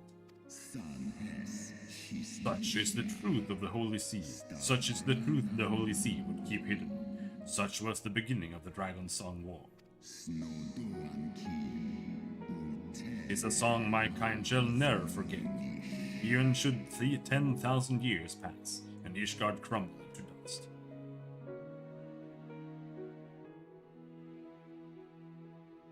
I can't.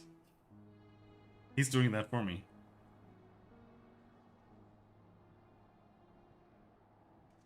Your tale bears scant resemblance to the one I was taught. How convenient that it should absolve your kind of all responsibility. But tell me, dragon, why should I believe your version of events? They killed him.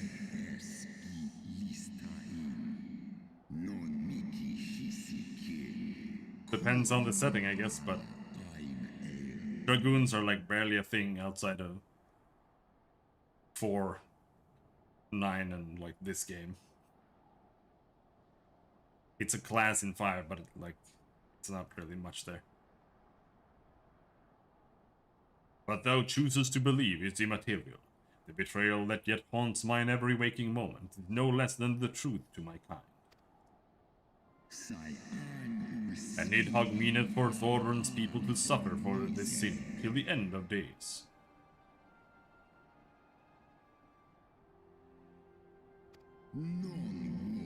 That which thou imaginest a war of extinction is but a punishment, a siege of the spirit. Hast thou not seen those who tire of the torment, those who abandon their own side, or their own and side with dragonkind? Ishgard's so-called heretics.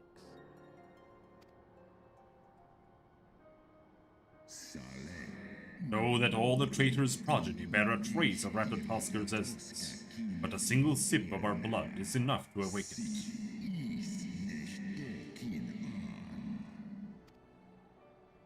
Then, the seed lies within us. It is for this reason that those who abandon their loyalties are rewarded with a drink, and thus are they transformed to join the ranks of Nidhogg's ever-growing army as newborn dragons, only by one by one, through death or defection. My brood brothers shall account for all of the betrayer's children. Ye gods, I have borne witness to such a transformation. Looked on as a heretic assumed the shape of a dragon. I imagined it some manner of Dravanian enchantment. But if any Ishgardian, regardless of allegiance, has such potential within them, 12 forgive us. To think of all the dragons we've slain!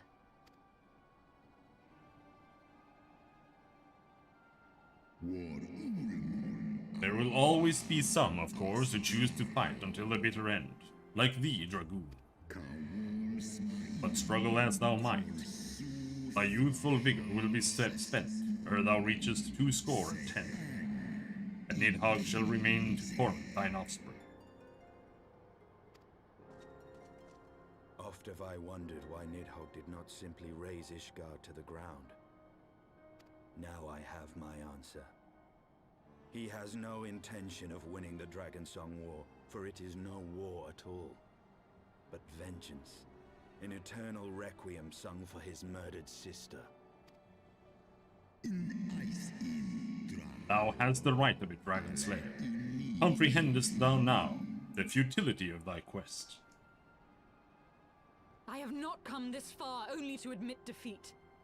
We can still return the eye to Nidhogg and beg forgiveness for our ancestors' crimes. Mayhap our words will sway him. Stubborn child, thou thinkest in mortal terms. Our perception of time is too broad for thee to grasp. 'Tis a simple matter for thee to offer thine apologies. Thou didst not perpetrate the crime. Despite thy visions, the deeds of history seem distant to thee.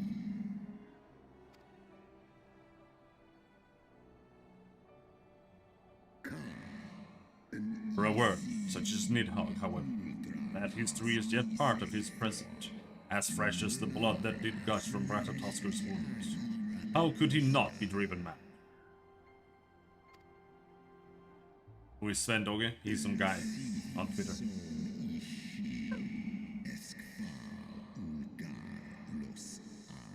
It's only by the calming embrace of Shiva's soul that my own fury hath not consumed me. But let us speak no more of what is done. My faith in your kind is spent, and I would be alone. I don't know. Come back!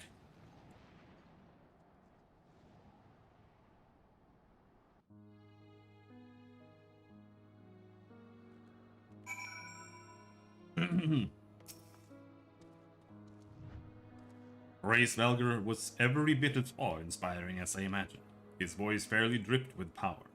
The will behind his words so undeniable that it transcended my ignorance of the dragon's tongue. It is but a pity that I misliked what he said.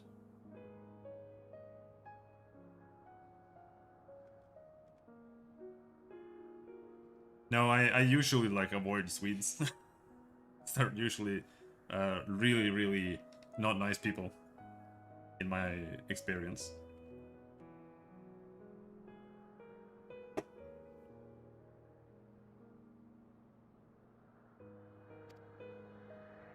So far did we travel, even unto the very heavens themselves, only to be dismissed like unruly children. And far from mitigating this humiliation, the hidden truth we have learned served only to prove that our grand mission of peace was destined to fail from the first.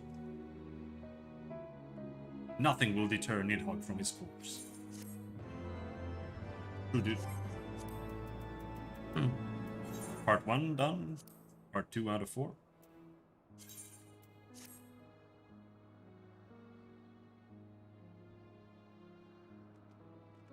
In pure niceness? I don't know. You're kind of whiny though.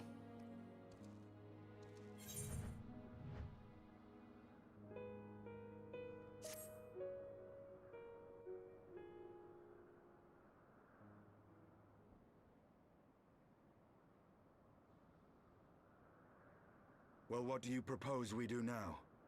I, for one, am intent on continuing to the east. What is there to be found in the east? Nidhogg's lair, the Eyrie, is said to lie in that direction. And the eye tells me he is near. You cannot still mean to slay him. You cannot still mean to stop me. I have been true to my word, and aided you in this fool's errand with Hraesvelgr. But your efforts at parley have come to naught, Lady Iceheart. I would see Ishgard saved, and for that, Nidhogg must die.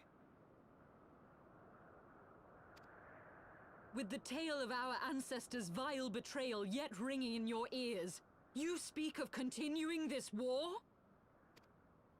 Nay, lady. I would but pierce its vengeful heart. When Nidhogg dies, this war shall die with him. A moment, Estinian.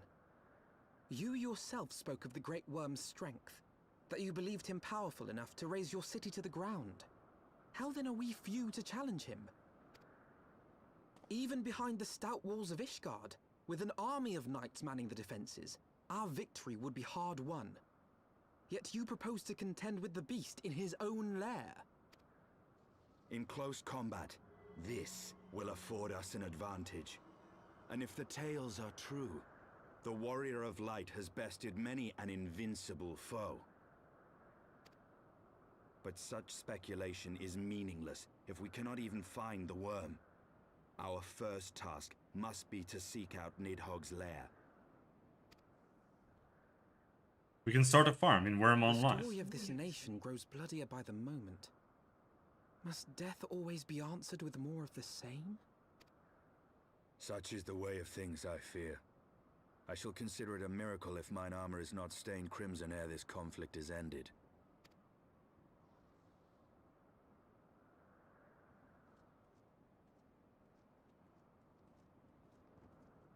That I should be blinded by my own lies. Everything I believed, everything I thought I was, gone. All gone. Leave her. Your words will not reach her now. And we have not the time to wait for her to gather up the pieces of her shattered faith.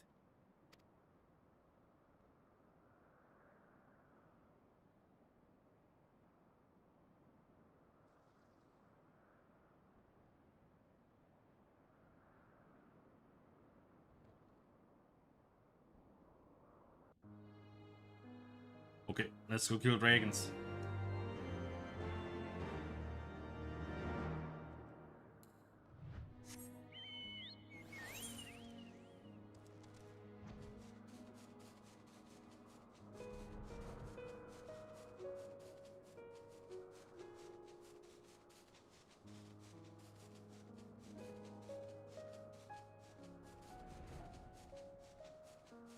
More dragons.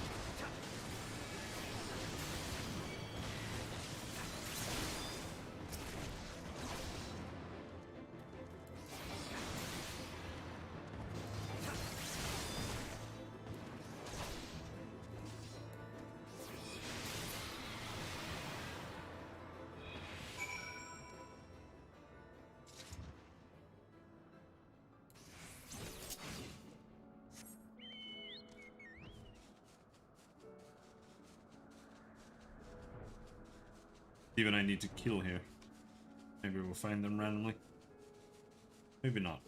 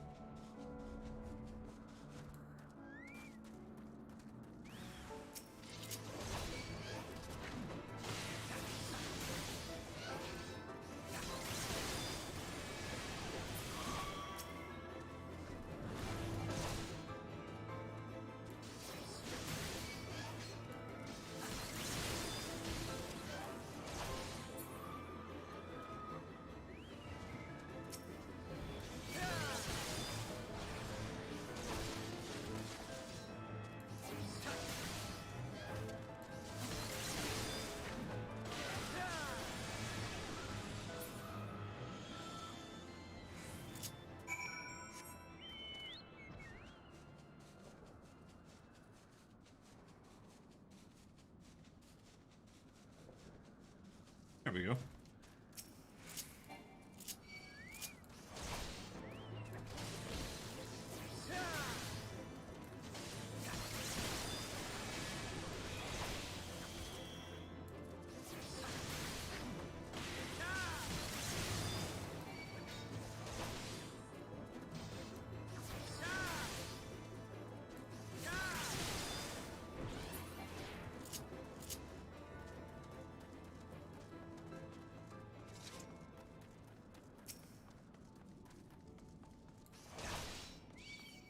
Now we just need one more.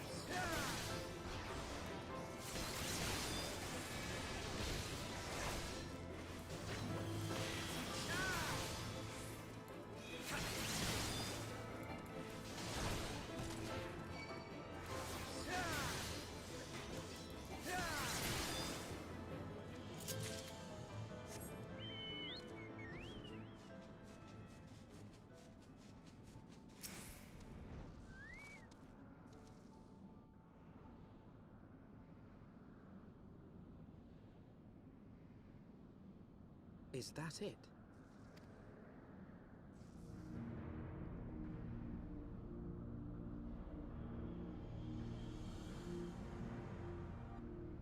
Aye, that would be the Airy. I feel Nidhogg's presence through the eye, his caustic hatred gnawing at my soul. 'Twould seem the death of his consort has put him on guard. Mark how he wards his lair with tempestuous winds. A similar barrier once barred our entrance to the Primal Garuda's domain, until we discovered the means by which it could be penetrated.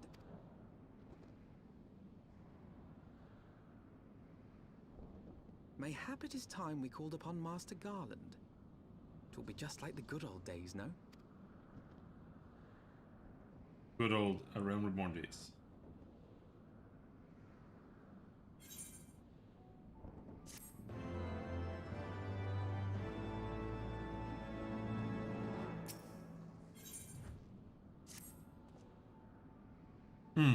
A force of sufficient power to break through a primal's defenses might conceivably grant us access to the Eyrie, and I can offer no better solution. Pray consult this engineer friend of yours. Very well, on the condition that you swear not to lure Nidhogg from his lair in our absence. And steal all the glory for myself, you mean? Nay, I am not so selfish as that. Contact me by Link Pearl when your preparations are complete, and we shall set forth from Ishgard together. I suggest we rendezvous back at St. Rene's Forum, Cashew. From what I gleaned of the Holy Sea's decidedly ambitious airship project, Sid will still be in Ishgard.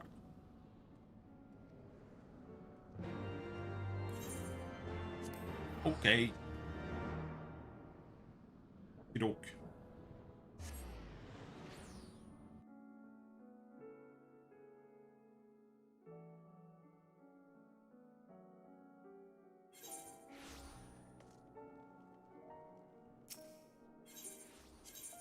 You don't go to the forum, you go to Sky Steel Manufactory. That's where you go.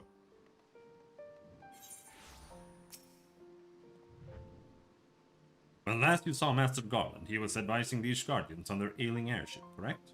In that case, he might still be at Camp Cloudtop. Failing that, we could try the airship landing, or perhaps even the Sky Steel Manufactory. But let us not waste time searching aimlessly. Someone in the city is sure to know where to find him. The question is who. Sir Emmerich would seem the obvious choice, but there is no guaranteeing he will be able to grant us an audience at short notice. Ah, I have it. Count Edmond's youngest son prides himself on knowing all of the Holy Sea's juiciest rumors. Let us return to the manor and see if Lord Edmond Lane is about.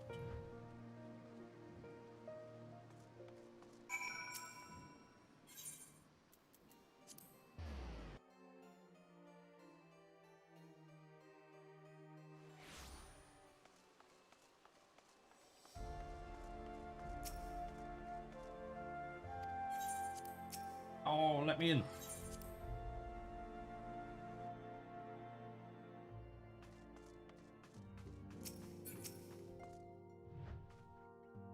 Ah, the hero returns. How goes the fight, old boy?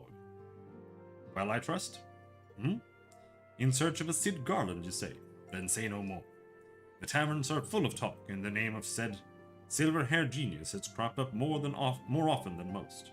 I hear he has been tasked with getting that monstrous airship the Holy See commissioned to actually fly. It would seem the project has been plagued with mishaps from the first. In any case, Garland Ironworks employees are known to frequent the airship landing, and I'll wager their master does too. The airship landing. Yes, I thought as much. Come, Cashew, we must find Sid and trouble him for his expert opinion. Okie doke.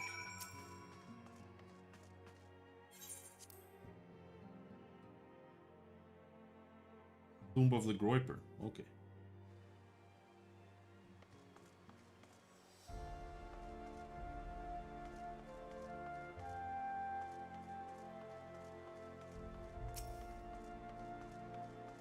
Is it still the closest way?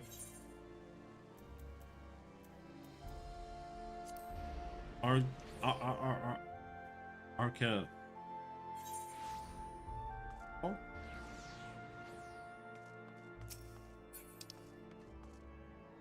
Astrologicon.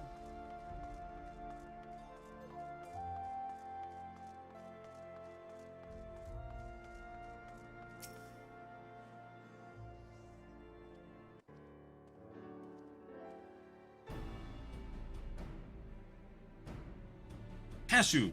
Alphino, how fare you both? Not terribly well, judging by our faces. Greetings, Master God.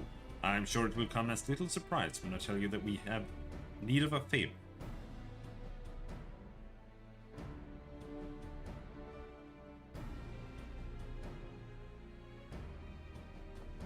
Another wind barrier?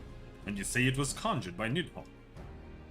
The Enterprise could certainly take you where you need to go, but she would not fare well against dragons. She's agile for a ship her size, but not that agile. The Dravinians would fly rings around her. And if they took it into their heads to incinerate the rigging, there would be precious little we could do to avoid them. But there must be something we can do, some manner of weapon we could employ. Castinian stands vigil at the edge of the churning mists, but we do not know how much longer. Alright, I didn't say it was impossible. I said it was impossible for the Enterprise. We need a smaller boat, Biggs, Wedge, it's time we gave that new toy of yours a proper field test.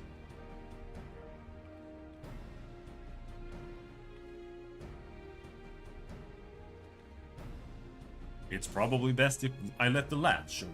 Come on, the manufactory is not far.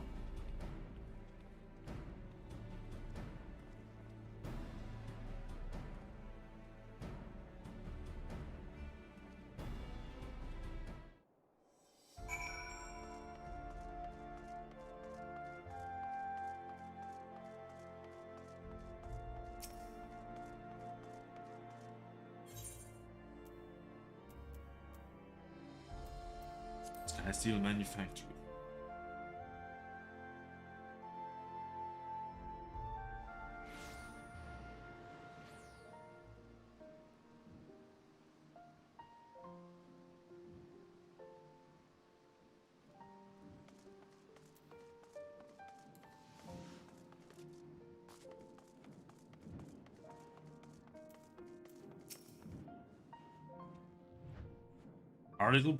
Our little project's just inside.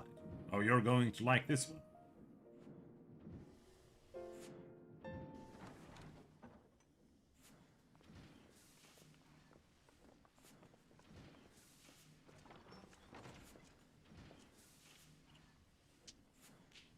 Feast your eyes upon our latest and greatest feat of engineering. We call it a mana cutter.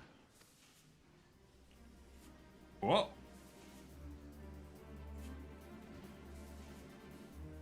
After you put down Gaius, Wedge and me struck out on our own for a bit, and started work on the successor to the tiny Bronco. Impressive little thing, isn't she? My talent for ship design has plainly rubbed off on them.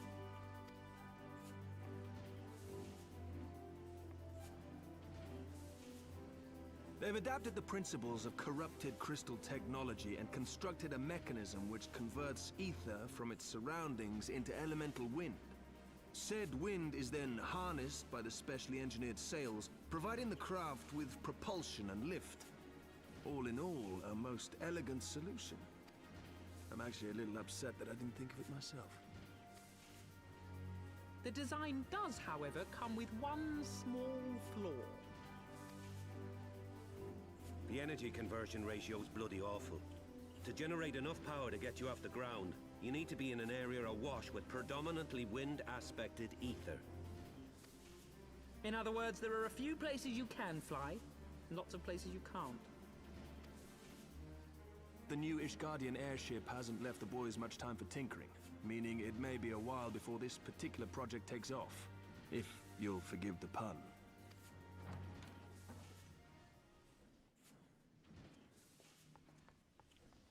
Oh!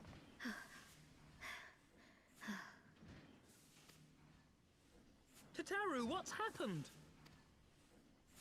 I've been looking all over for you. There's been word from Ulda. It's about Her Grace the Sultana. Whoa! You remember Ulda? The rest of the world?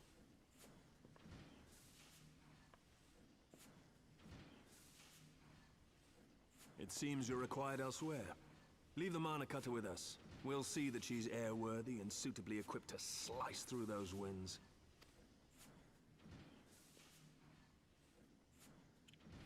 You, meanwhile, should concentrate on providing Raoban and the Sultana whatever help they need.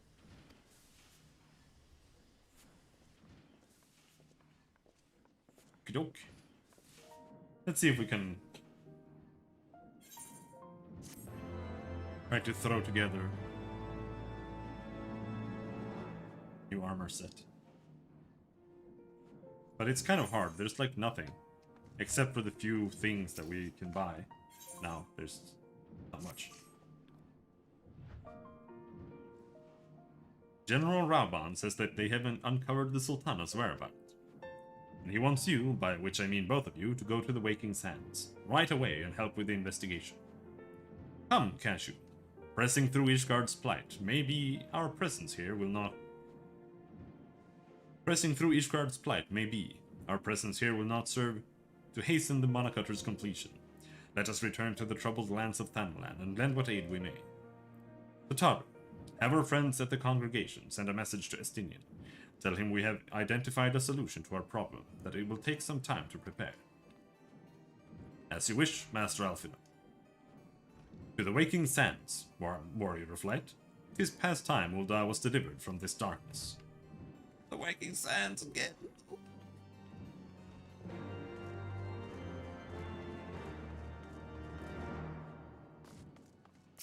Alright, let's go to the jeweled croissant.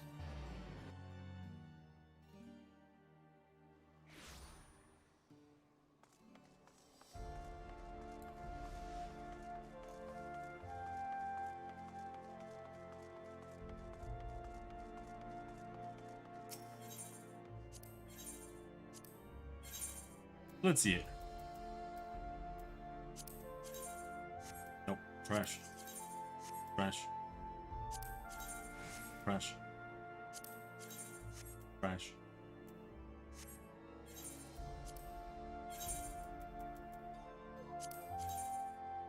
Trash. Trash. Trash.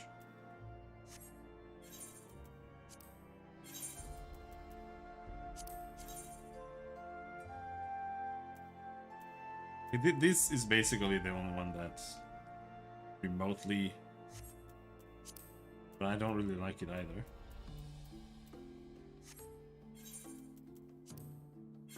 $52 is just a shirt.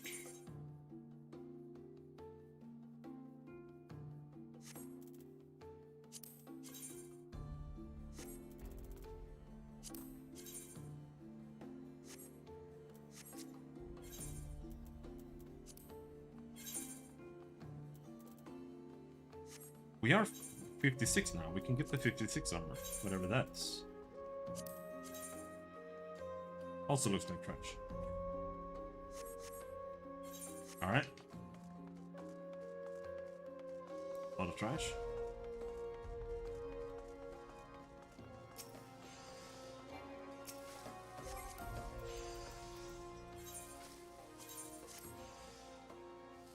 Now what about here?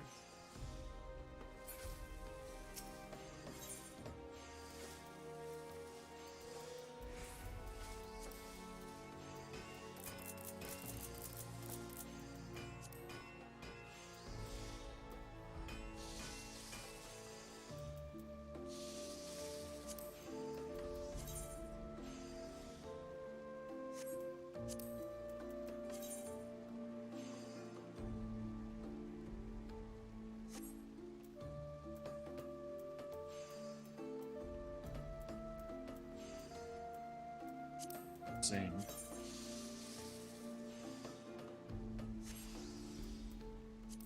What do they want for this? Nothing. Buy one.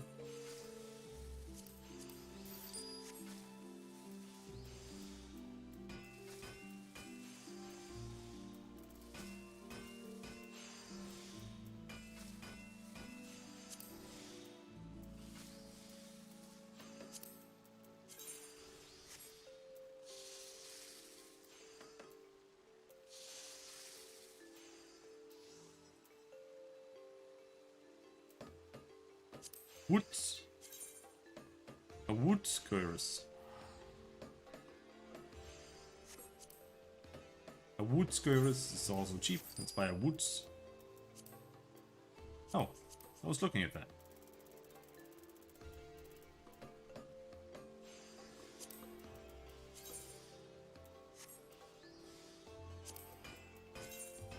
No.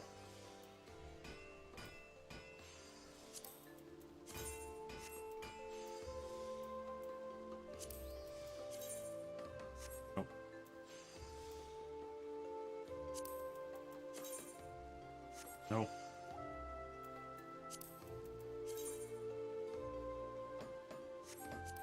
What do they want for that?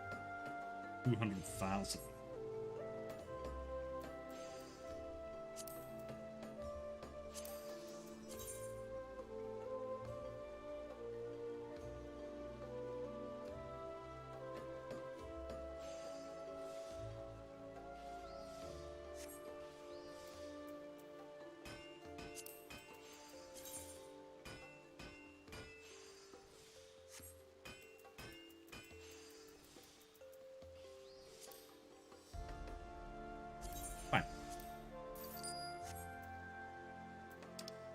spend a little money. What about hands then? What do you want for the same here? Fine.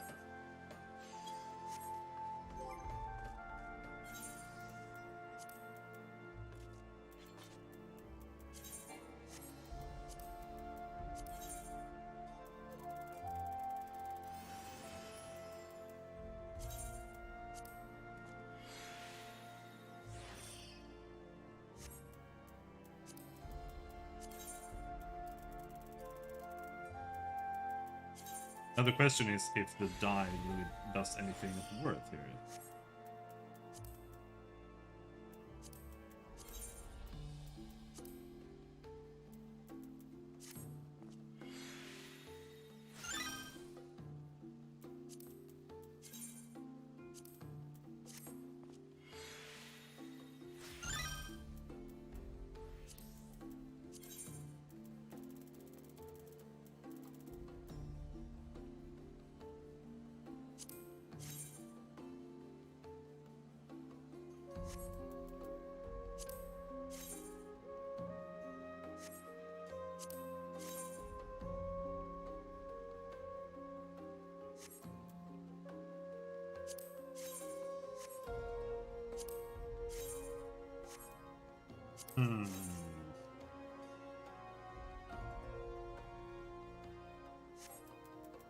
Oh, my boots look terrible.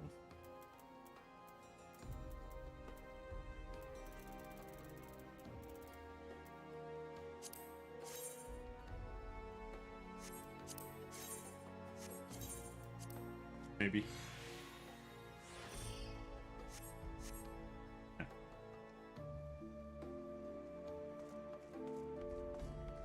That'd have to do for now. Wasted like half my money.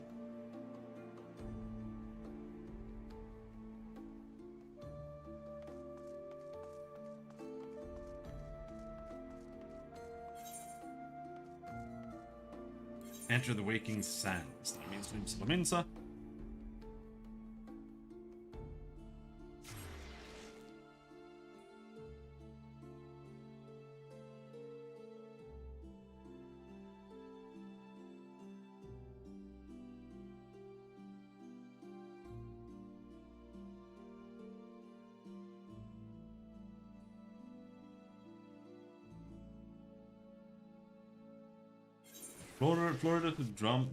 Florida to dump OSHA for new state regulating authority.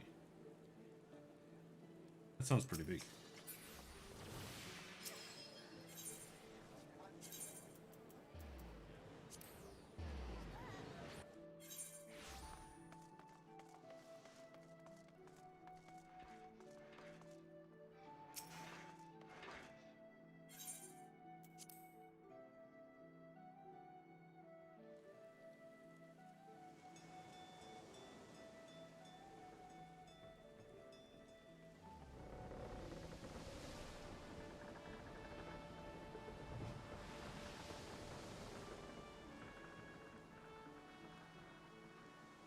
Alright, you can skip riding boats.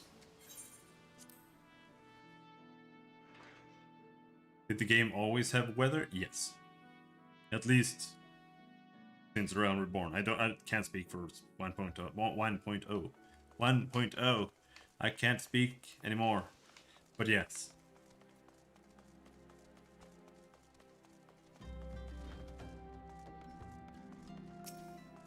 For example, Odin only spawns in Gridania in the forest when there's a thunderstorm. Not every thunderstorm, but that's when he can spawn. He's like a world boss, just roaming around. Thank you for coming. There are a couple of those. No thanks are necessary, General. I trust your recuperation continues apace. I cannot complain. Thanks to Higiri and her ministrations, I've regained much of the strength I lost during my imprisonment. Oh.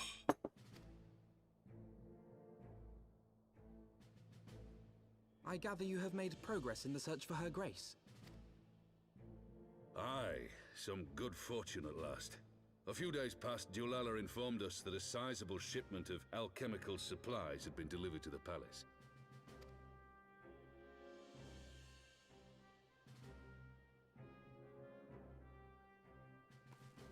With Papa Shan's assistance, I set out to ascertain the source and nature of the shipment.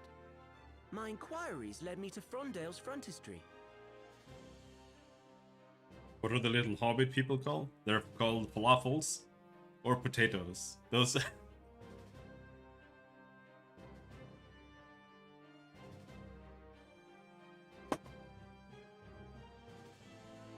No, they're called lalafel. Which is why I call them falafels. There, I learned that an order had been placed for a curious substance designed to sustain patients trapped in death-like slumber. An invention of the former head alchemist, apparently. A death-like slumber? This cannot be a coincidence. It lends some weight to Dulala's claims, aye. Her Grace is likely somewhere within the palace, abed but alive. Before making any attempt to extricate the Sultana, however, it seemed prudent to learn what manner of substance was used to induce her torpor. To that end, I made inquiries as to the whereabouts of the one most like to have administered it. The lady-in-waiting, Meriel. For some reason, this... what she just said felt like it was said using like a neural net that someone trained. We sent for you as soon as we learned of her location. All that remains is to apprehend the woman. They're like weird peaks in the beginning of her words. We shall find our cat's paw in the Silver Bazaar. But we must tread carefully. The market is not the bustling place it once was, and someone is sure to mark our coming. Should they inform the monetarists, we'll have a fight on our hands. We must be prepared for the worst, and being short an arm, I thought it wise to take another in its stead. What say you, Warrior of Light? Will you lend me yours? Then I pity the bastard that stands in our way. Come, my friends, for Nanamo, and for Uldar! I haven't seen enough John Bean content to recognize him.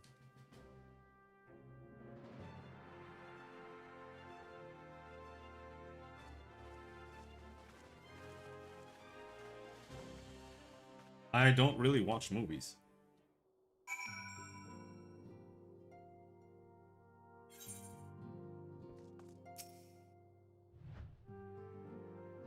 Our target is Meriel, the Sultana's former lady-in-waiting, a woman of Midlander heritage.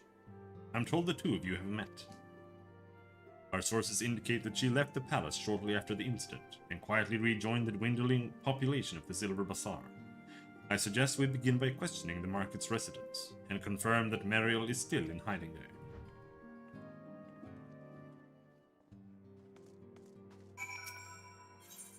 Right, that's just outside.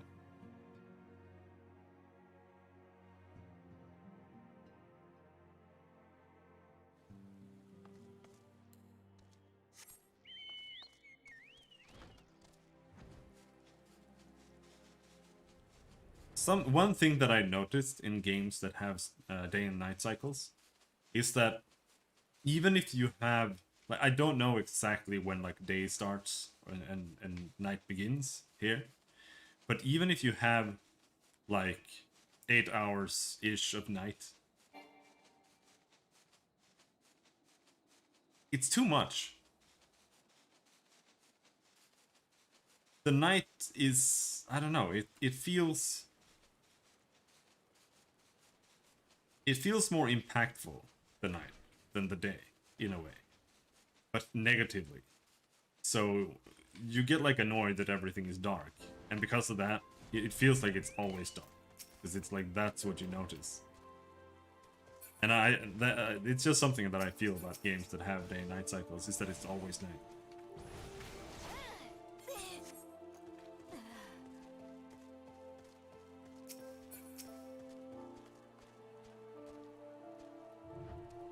Do I know of any returning residents? Gods, don't tell me they're starting to come back.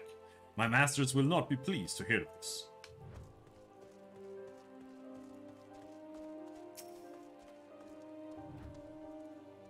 And what brings you to our lonely little hamlet? I believe the arrival of your entourage just about doubled our population. Looking for Mariel, you say? If you're hoping to lure her back to Ul'dah, you may as well give up now. The girl's done with city life.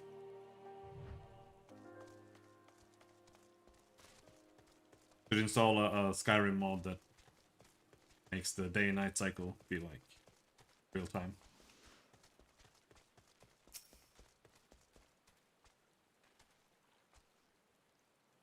Mariel. Aye, she's here. Left the city for good, she says. Barely leaves her house, though. It's the one closest to the market entrance.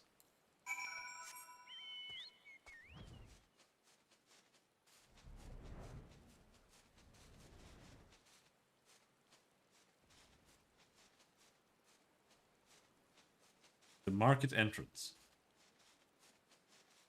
So this one.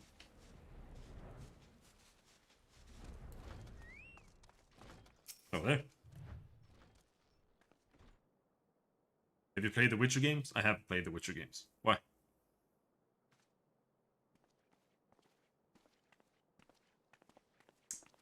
I played all of them. Even Gwent. In both games. You are Mariel, the Sultana's former lady-in-waiting?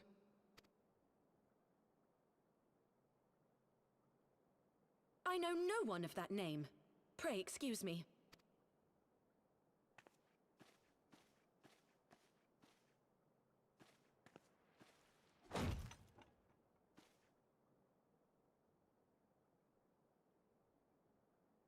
General Alden!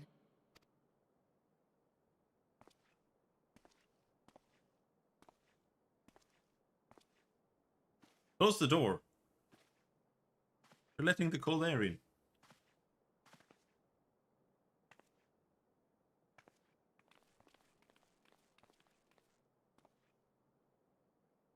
We will have the truth from you, girl.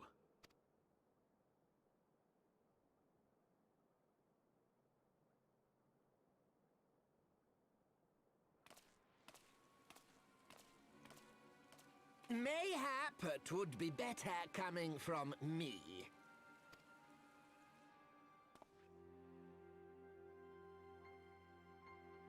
Lonorito, you'd best talk fast. As you know, Teleji Adeleji's Cartano reclamation bill was no more than a facade. A means to get his grubby little hands on that Allagan monstrosity Omega.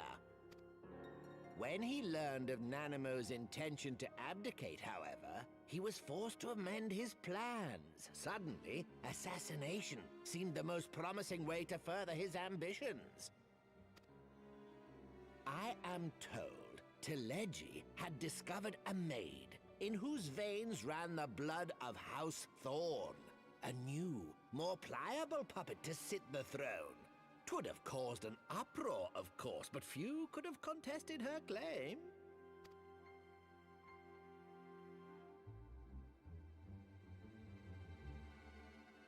'Twas plain that Teleji's wild machinations had outgrown our ability to control them. So I decided to usurp his scheme and left the fool to seal his own demise. And what of Nanamo?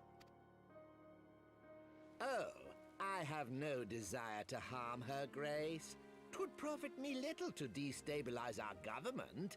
Thus did I employ young Mariel here to administer a potent sleeping potion in place of a poison.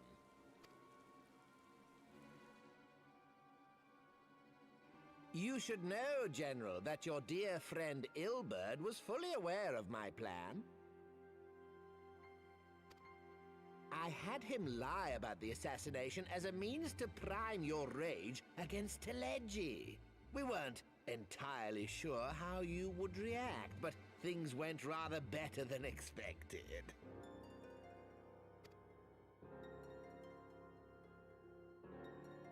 You connive thieving little worm. You had your claws in the Crystal Braves before their first recruit had sworn to serve!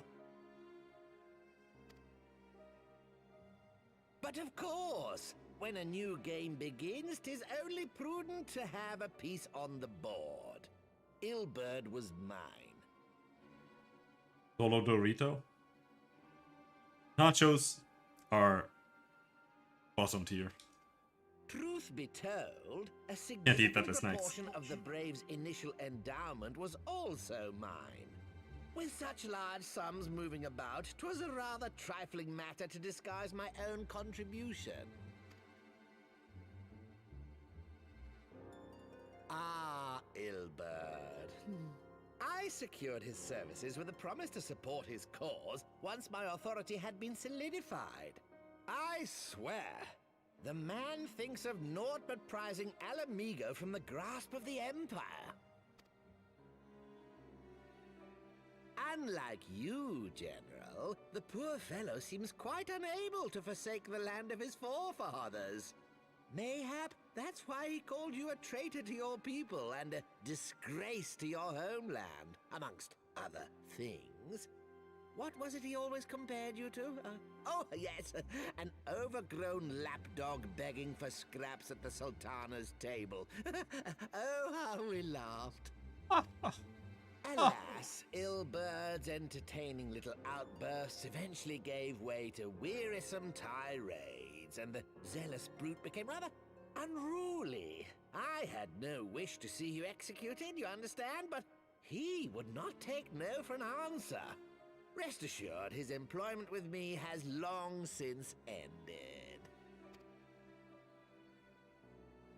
Which brings us neatly to the present. What say you, General? Both you and the Sultana are alive. We have one corpse and one fugitive, and preparations have been made to restore your good name. Shall we cry quits and start again with a blank ledger? The hells we will! Do you honestly expect me to forgive and forget? After all you've done? You're guilty of high treason! Stay your blade, Master Alden. You yourself are not innocent. Or have you forgotten your own crime in executing Teleji Adeleji without trial? Though you acted out of loyalty to the Sultana, such deeds are in violation of both the word and spirit of the law.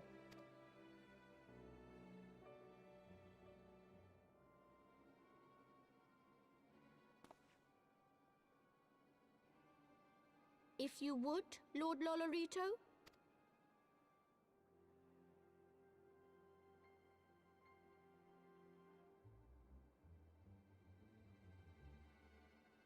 This potion will wake the Sultana from her slumber.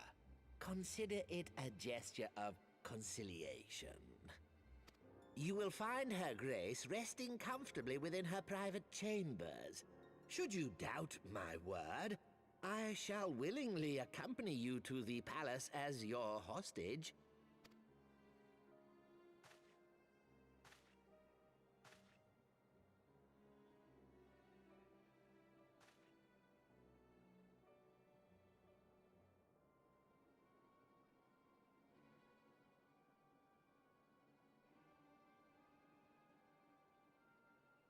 I like not your motives, Lolorito.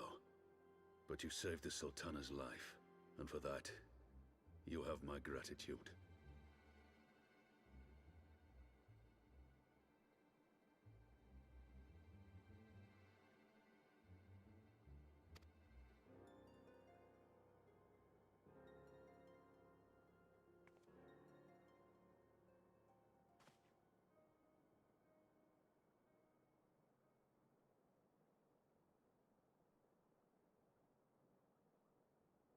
Rauban Aldin, you are hereby reinstated as General of the Immortal Flames. The citizens of Uldar shall once more be united under Nanamo Ulnamo, and together we shall usher in a new age of prosperity.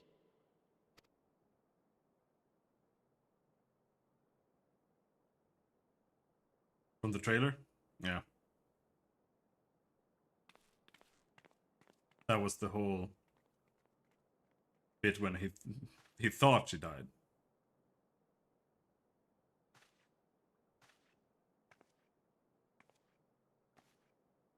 He did lose an arm. That sucks.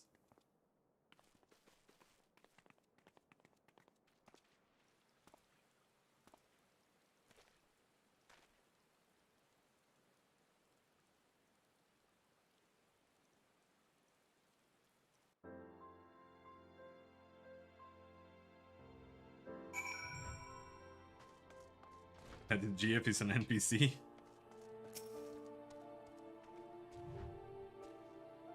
By the 12, I feared Lord Lolorito's arrival would herald another bloodbath. Little did I suspect that he of all people would gift us the means to rouse the Sultan. He's not a Republican.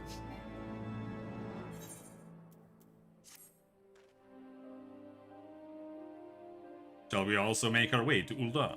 I should imagine Bartholomew has been instructed to admit us. Alphino's just a 100-year-old kid or something? No, he's 16. Why?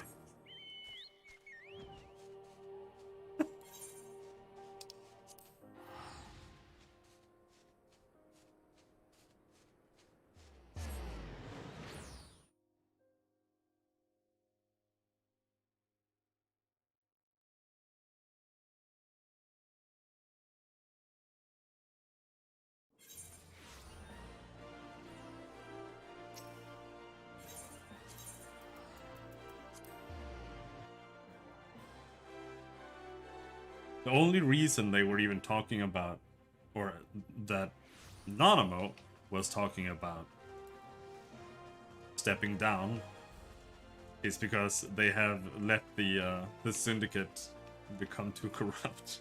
It's like, fuck.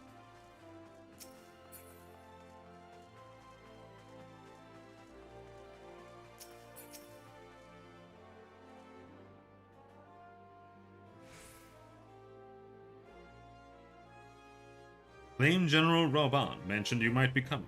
Please, this way if you will. Thank you, Bartholomew.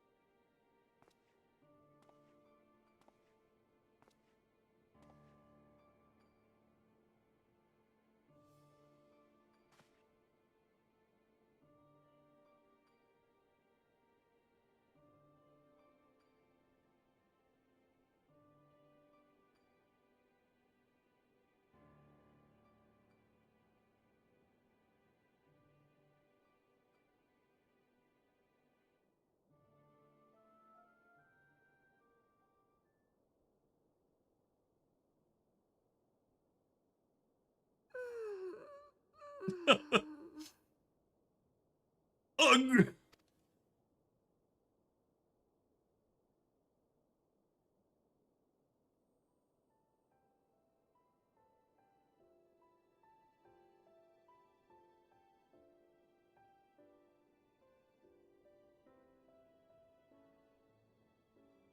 I was having the longest dream.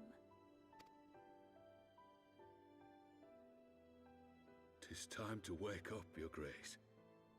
Another day begins in Thanalan, and the sun blazes bright upon the sands.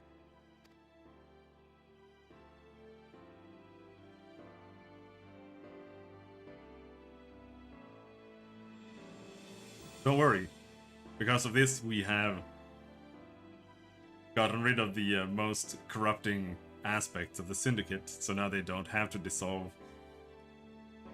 the monarchy anymore.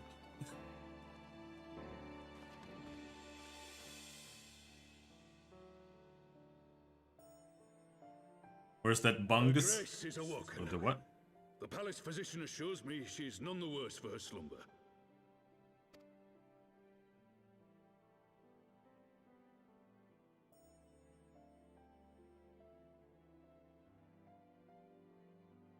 I believe Her Grace will soon resume her plans to place the government of Uldar into the hands of its citizens. Never mind. Whatever path she chooses to take, I shall walk it with her. And we shall tread slowly, lest the nation be unsettled in our wake.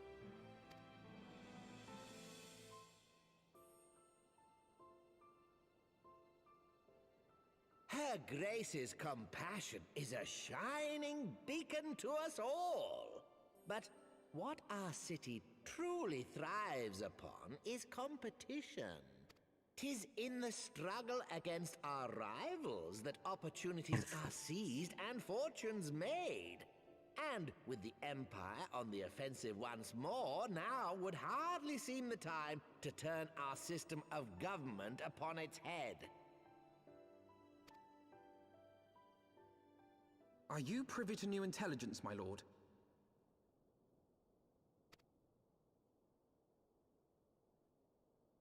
I would hardly call it new. Remind me, what was the name of that enormous Imperial warship which met its end in Mordona? Oh, wait, I have it.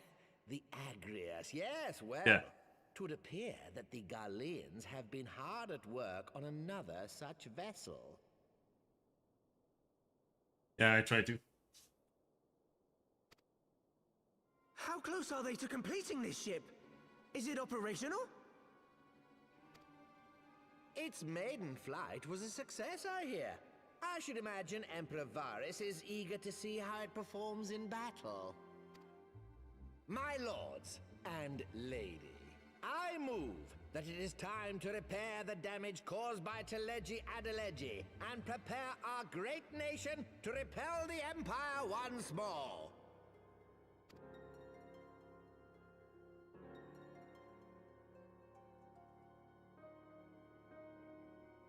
What happened to Teleji? Oh, you missed that? Well, after Alphino finishes talking. 'Tis well that the Sultana has awoken. The Syndicate yet needs to put its house in order, but 'twould seem the worst of the confusion has passed. So, during the banquet, when everyone is there, and you are talking with Nanamo in her bedroom, and she gets quote-unquote assassinated. Then Teleji bursts into the banquet, and he like announces everything and starts arresting people, and then he like pushes Rauban too much, and Rauban just snaps and kills him and cuts him in half. That's what happened.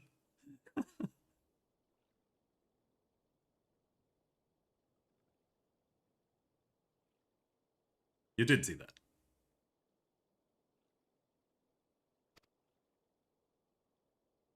Uldar has taken control of its future, and I must do the same.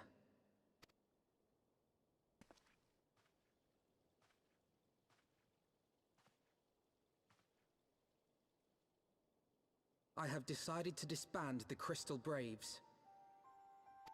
Among the recruits, there were those who supported our Order's goals and convictions with all sincerity. 'Tis my hope that these loyal men and women will choose to remain our allies in the battles to come. As for those who sided with the traitor, Ilberd, they shall be hunted down and held to account for their crimes. It is my earnest hope that they will surrender themselves peaceably when the time comes, though I think it unlikely. Ah, my all-conquering Crystal Braves. The model army meant to pave the way for a single unified grand company of Eorzea. That so high an ideal should be brought so low. I need not tell you how deeply the betrayal stung me. Yet I see now that it was mine own naivety and pride which allowed the Braves to fall prey to corruption. You don't think this armor looks emo? I think it just looks just as emo. As ever, it is to your own shining example that I turn for inspiration. Like you, I mean to stand firm in the face of hardship and give I think my it just all looks for the gay. cause. But this was the armor you liked from before. let us resume the search for our missing comrades, that we might come together to shine the light of dawn across the realm once more. The role of Crystal Brave Commander suited me ill, and I shall play it no longer. Henceforth, I shall be no more or less than Alfino, proud member of the Scions.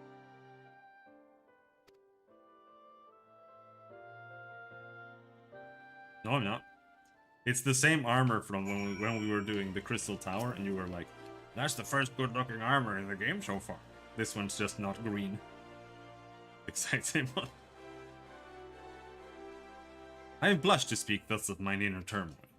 But the fact remains, there is no man alive in whom I would rather confide.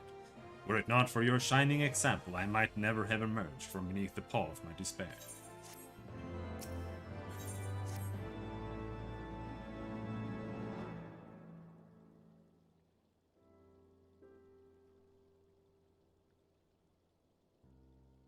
No, you didn't. Still no word from Master Garland. I hope this mana cutter of theirs is nearing completion. Armor doesn't look good on women, are you crazy? Now he wants female knights. I'm assured that her grace will make a full recovery. I, and Ulda too, shall flourish once more. General Raban and his colleagues have matters well in hand, I believe. Lady Ugiri, a question if I may. I believe your people have been keeping a close watch on the Crystal Braves. Might you know how things stand at the Rising Stones? Ah, yes, of course. You will be pleased to know that the 3rd Unit Braves abandoned Revenant's Toll when they heard of Captain Ilbert's defeat. The only blue uniforms to be seen there are now. There now are those worn by soldiers loyal to you, Master Alfino. To me? I see. I am grateful to hear that at least some of our members were true to their oaths. Ere we return to Ishgard, I must go to the Rising Stones and thank these stalwarts for their service. It shall be my final act as Crystal Brave Commander. Will you join me, Cashew? You were there at the company's inception. 'Tis only fitting that you be present at its end. And I would appreciate the support. You know what I would appreciate? Going to the toilet and taking a pee-pee.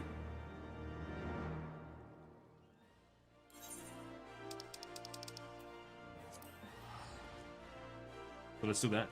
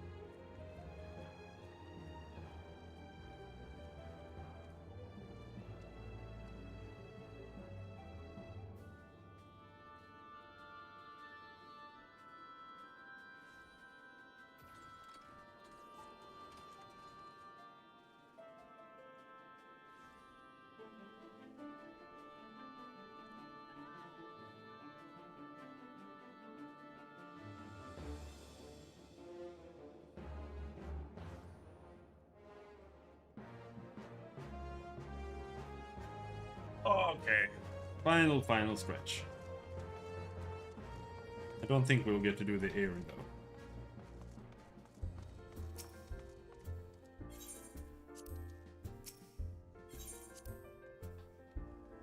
A little bit too far away.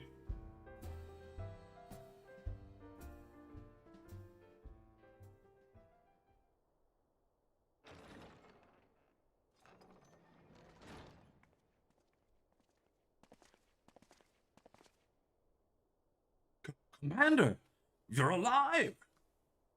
And Cashew too! I knew you'd scrape through. My splendid crystal braves, I have wronged you, all of you. My promises of glory and salvation have brought you naught but blood and betrayal. Ah, you'll not hear us complaining. 'Twas a sight messier than expected, aye, but we was still fighting for the freedom of all, just like we swore. Ain't that right, mates? Aye! Who are you guys? I only know those two.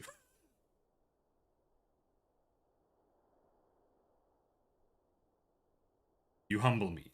I am truly blessed to have such steadfast comrades. It is with the most profound regret, then, that I must... That's enough of that, Commander. We know what you're a mind to say, and we ain't having none of it. We've talked it over, see, and we're all agreed. You can take our uniforms and strip us of our ranks, but we won't be no less of a company. But the Crystal Braves! The Crystal Braves may be finished, but the ideals upon which your company was founded live on. They bind us to each other, and to you. Commander, Alphino, our minds are made up, so you may as well get used to it. Let us help the Scions, let us help you and Minfilia and the others.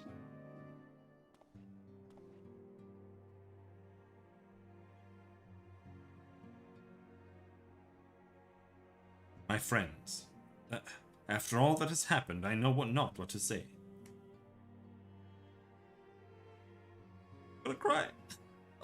I'm only 16.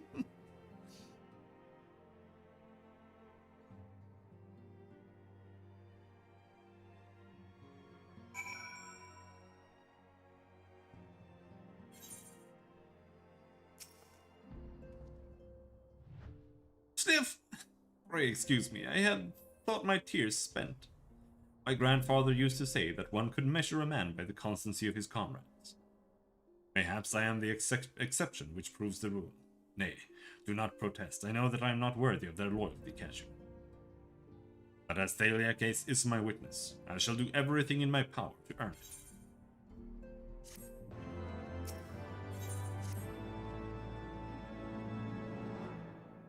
I must speak of future plans with the remaining Braves, and information we uncover on the missing Scions will need to be shared with their allies across the realm, specifically Orionje in the Waking Sands and Tataru in Ishgard. While we are organizing our various channels of communication, I would ask you that you call upon Master Garland at the manufactory. I will join you in Ishgard as soon as I am able.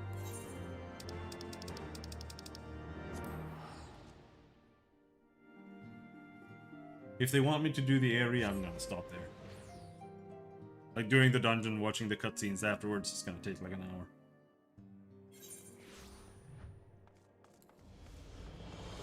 I'm ready to fly now.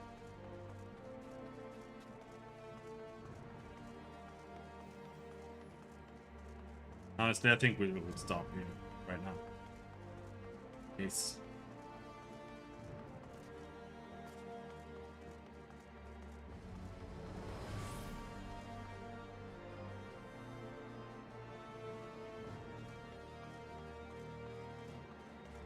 Dude, where the fuck am I going?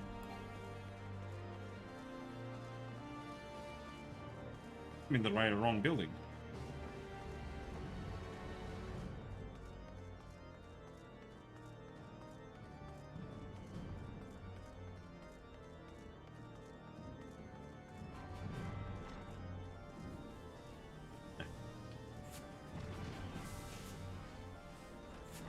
But we'll stop there. Tomorrow we are going to program. Hopefully it's very close to being done. It should be. I think I have like one thing left, like one function left. That should make it functionable.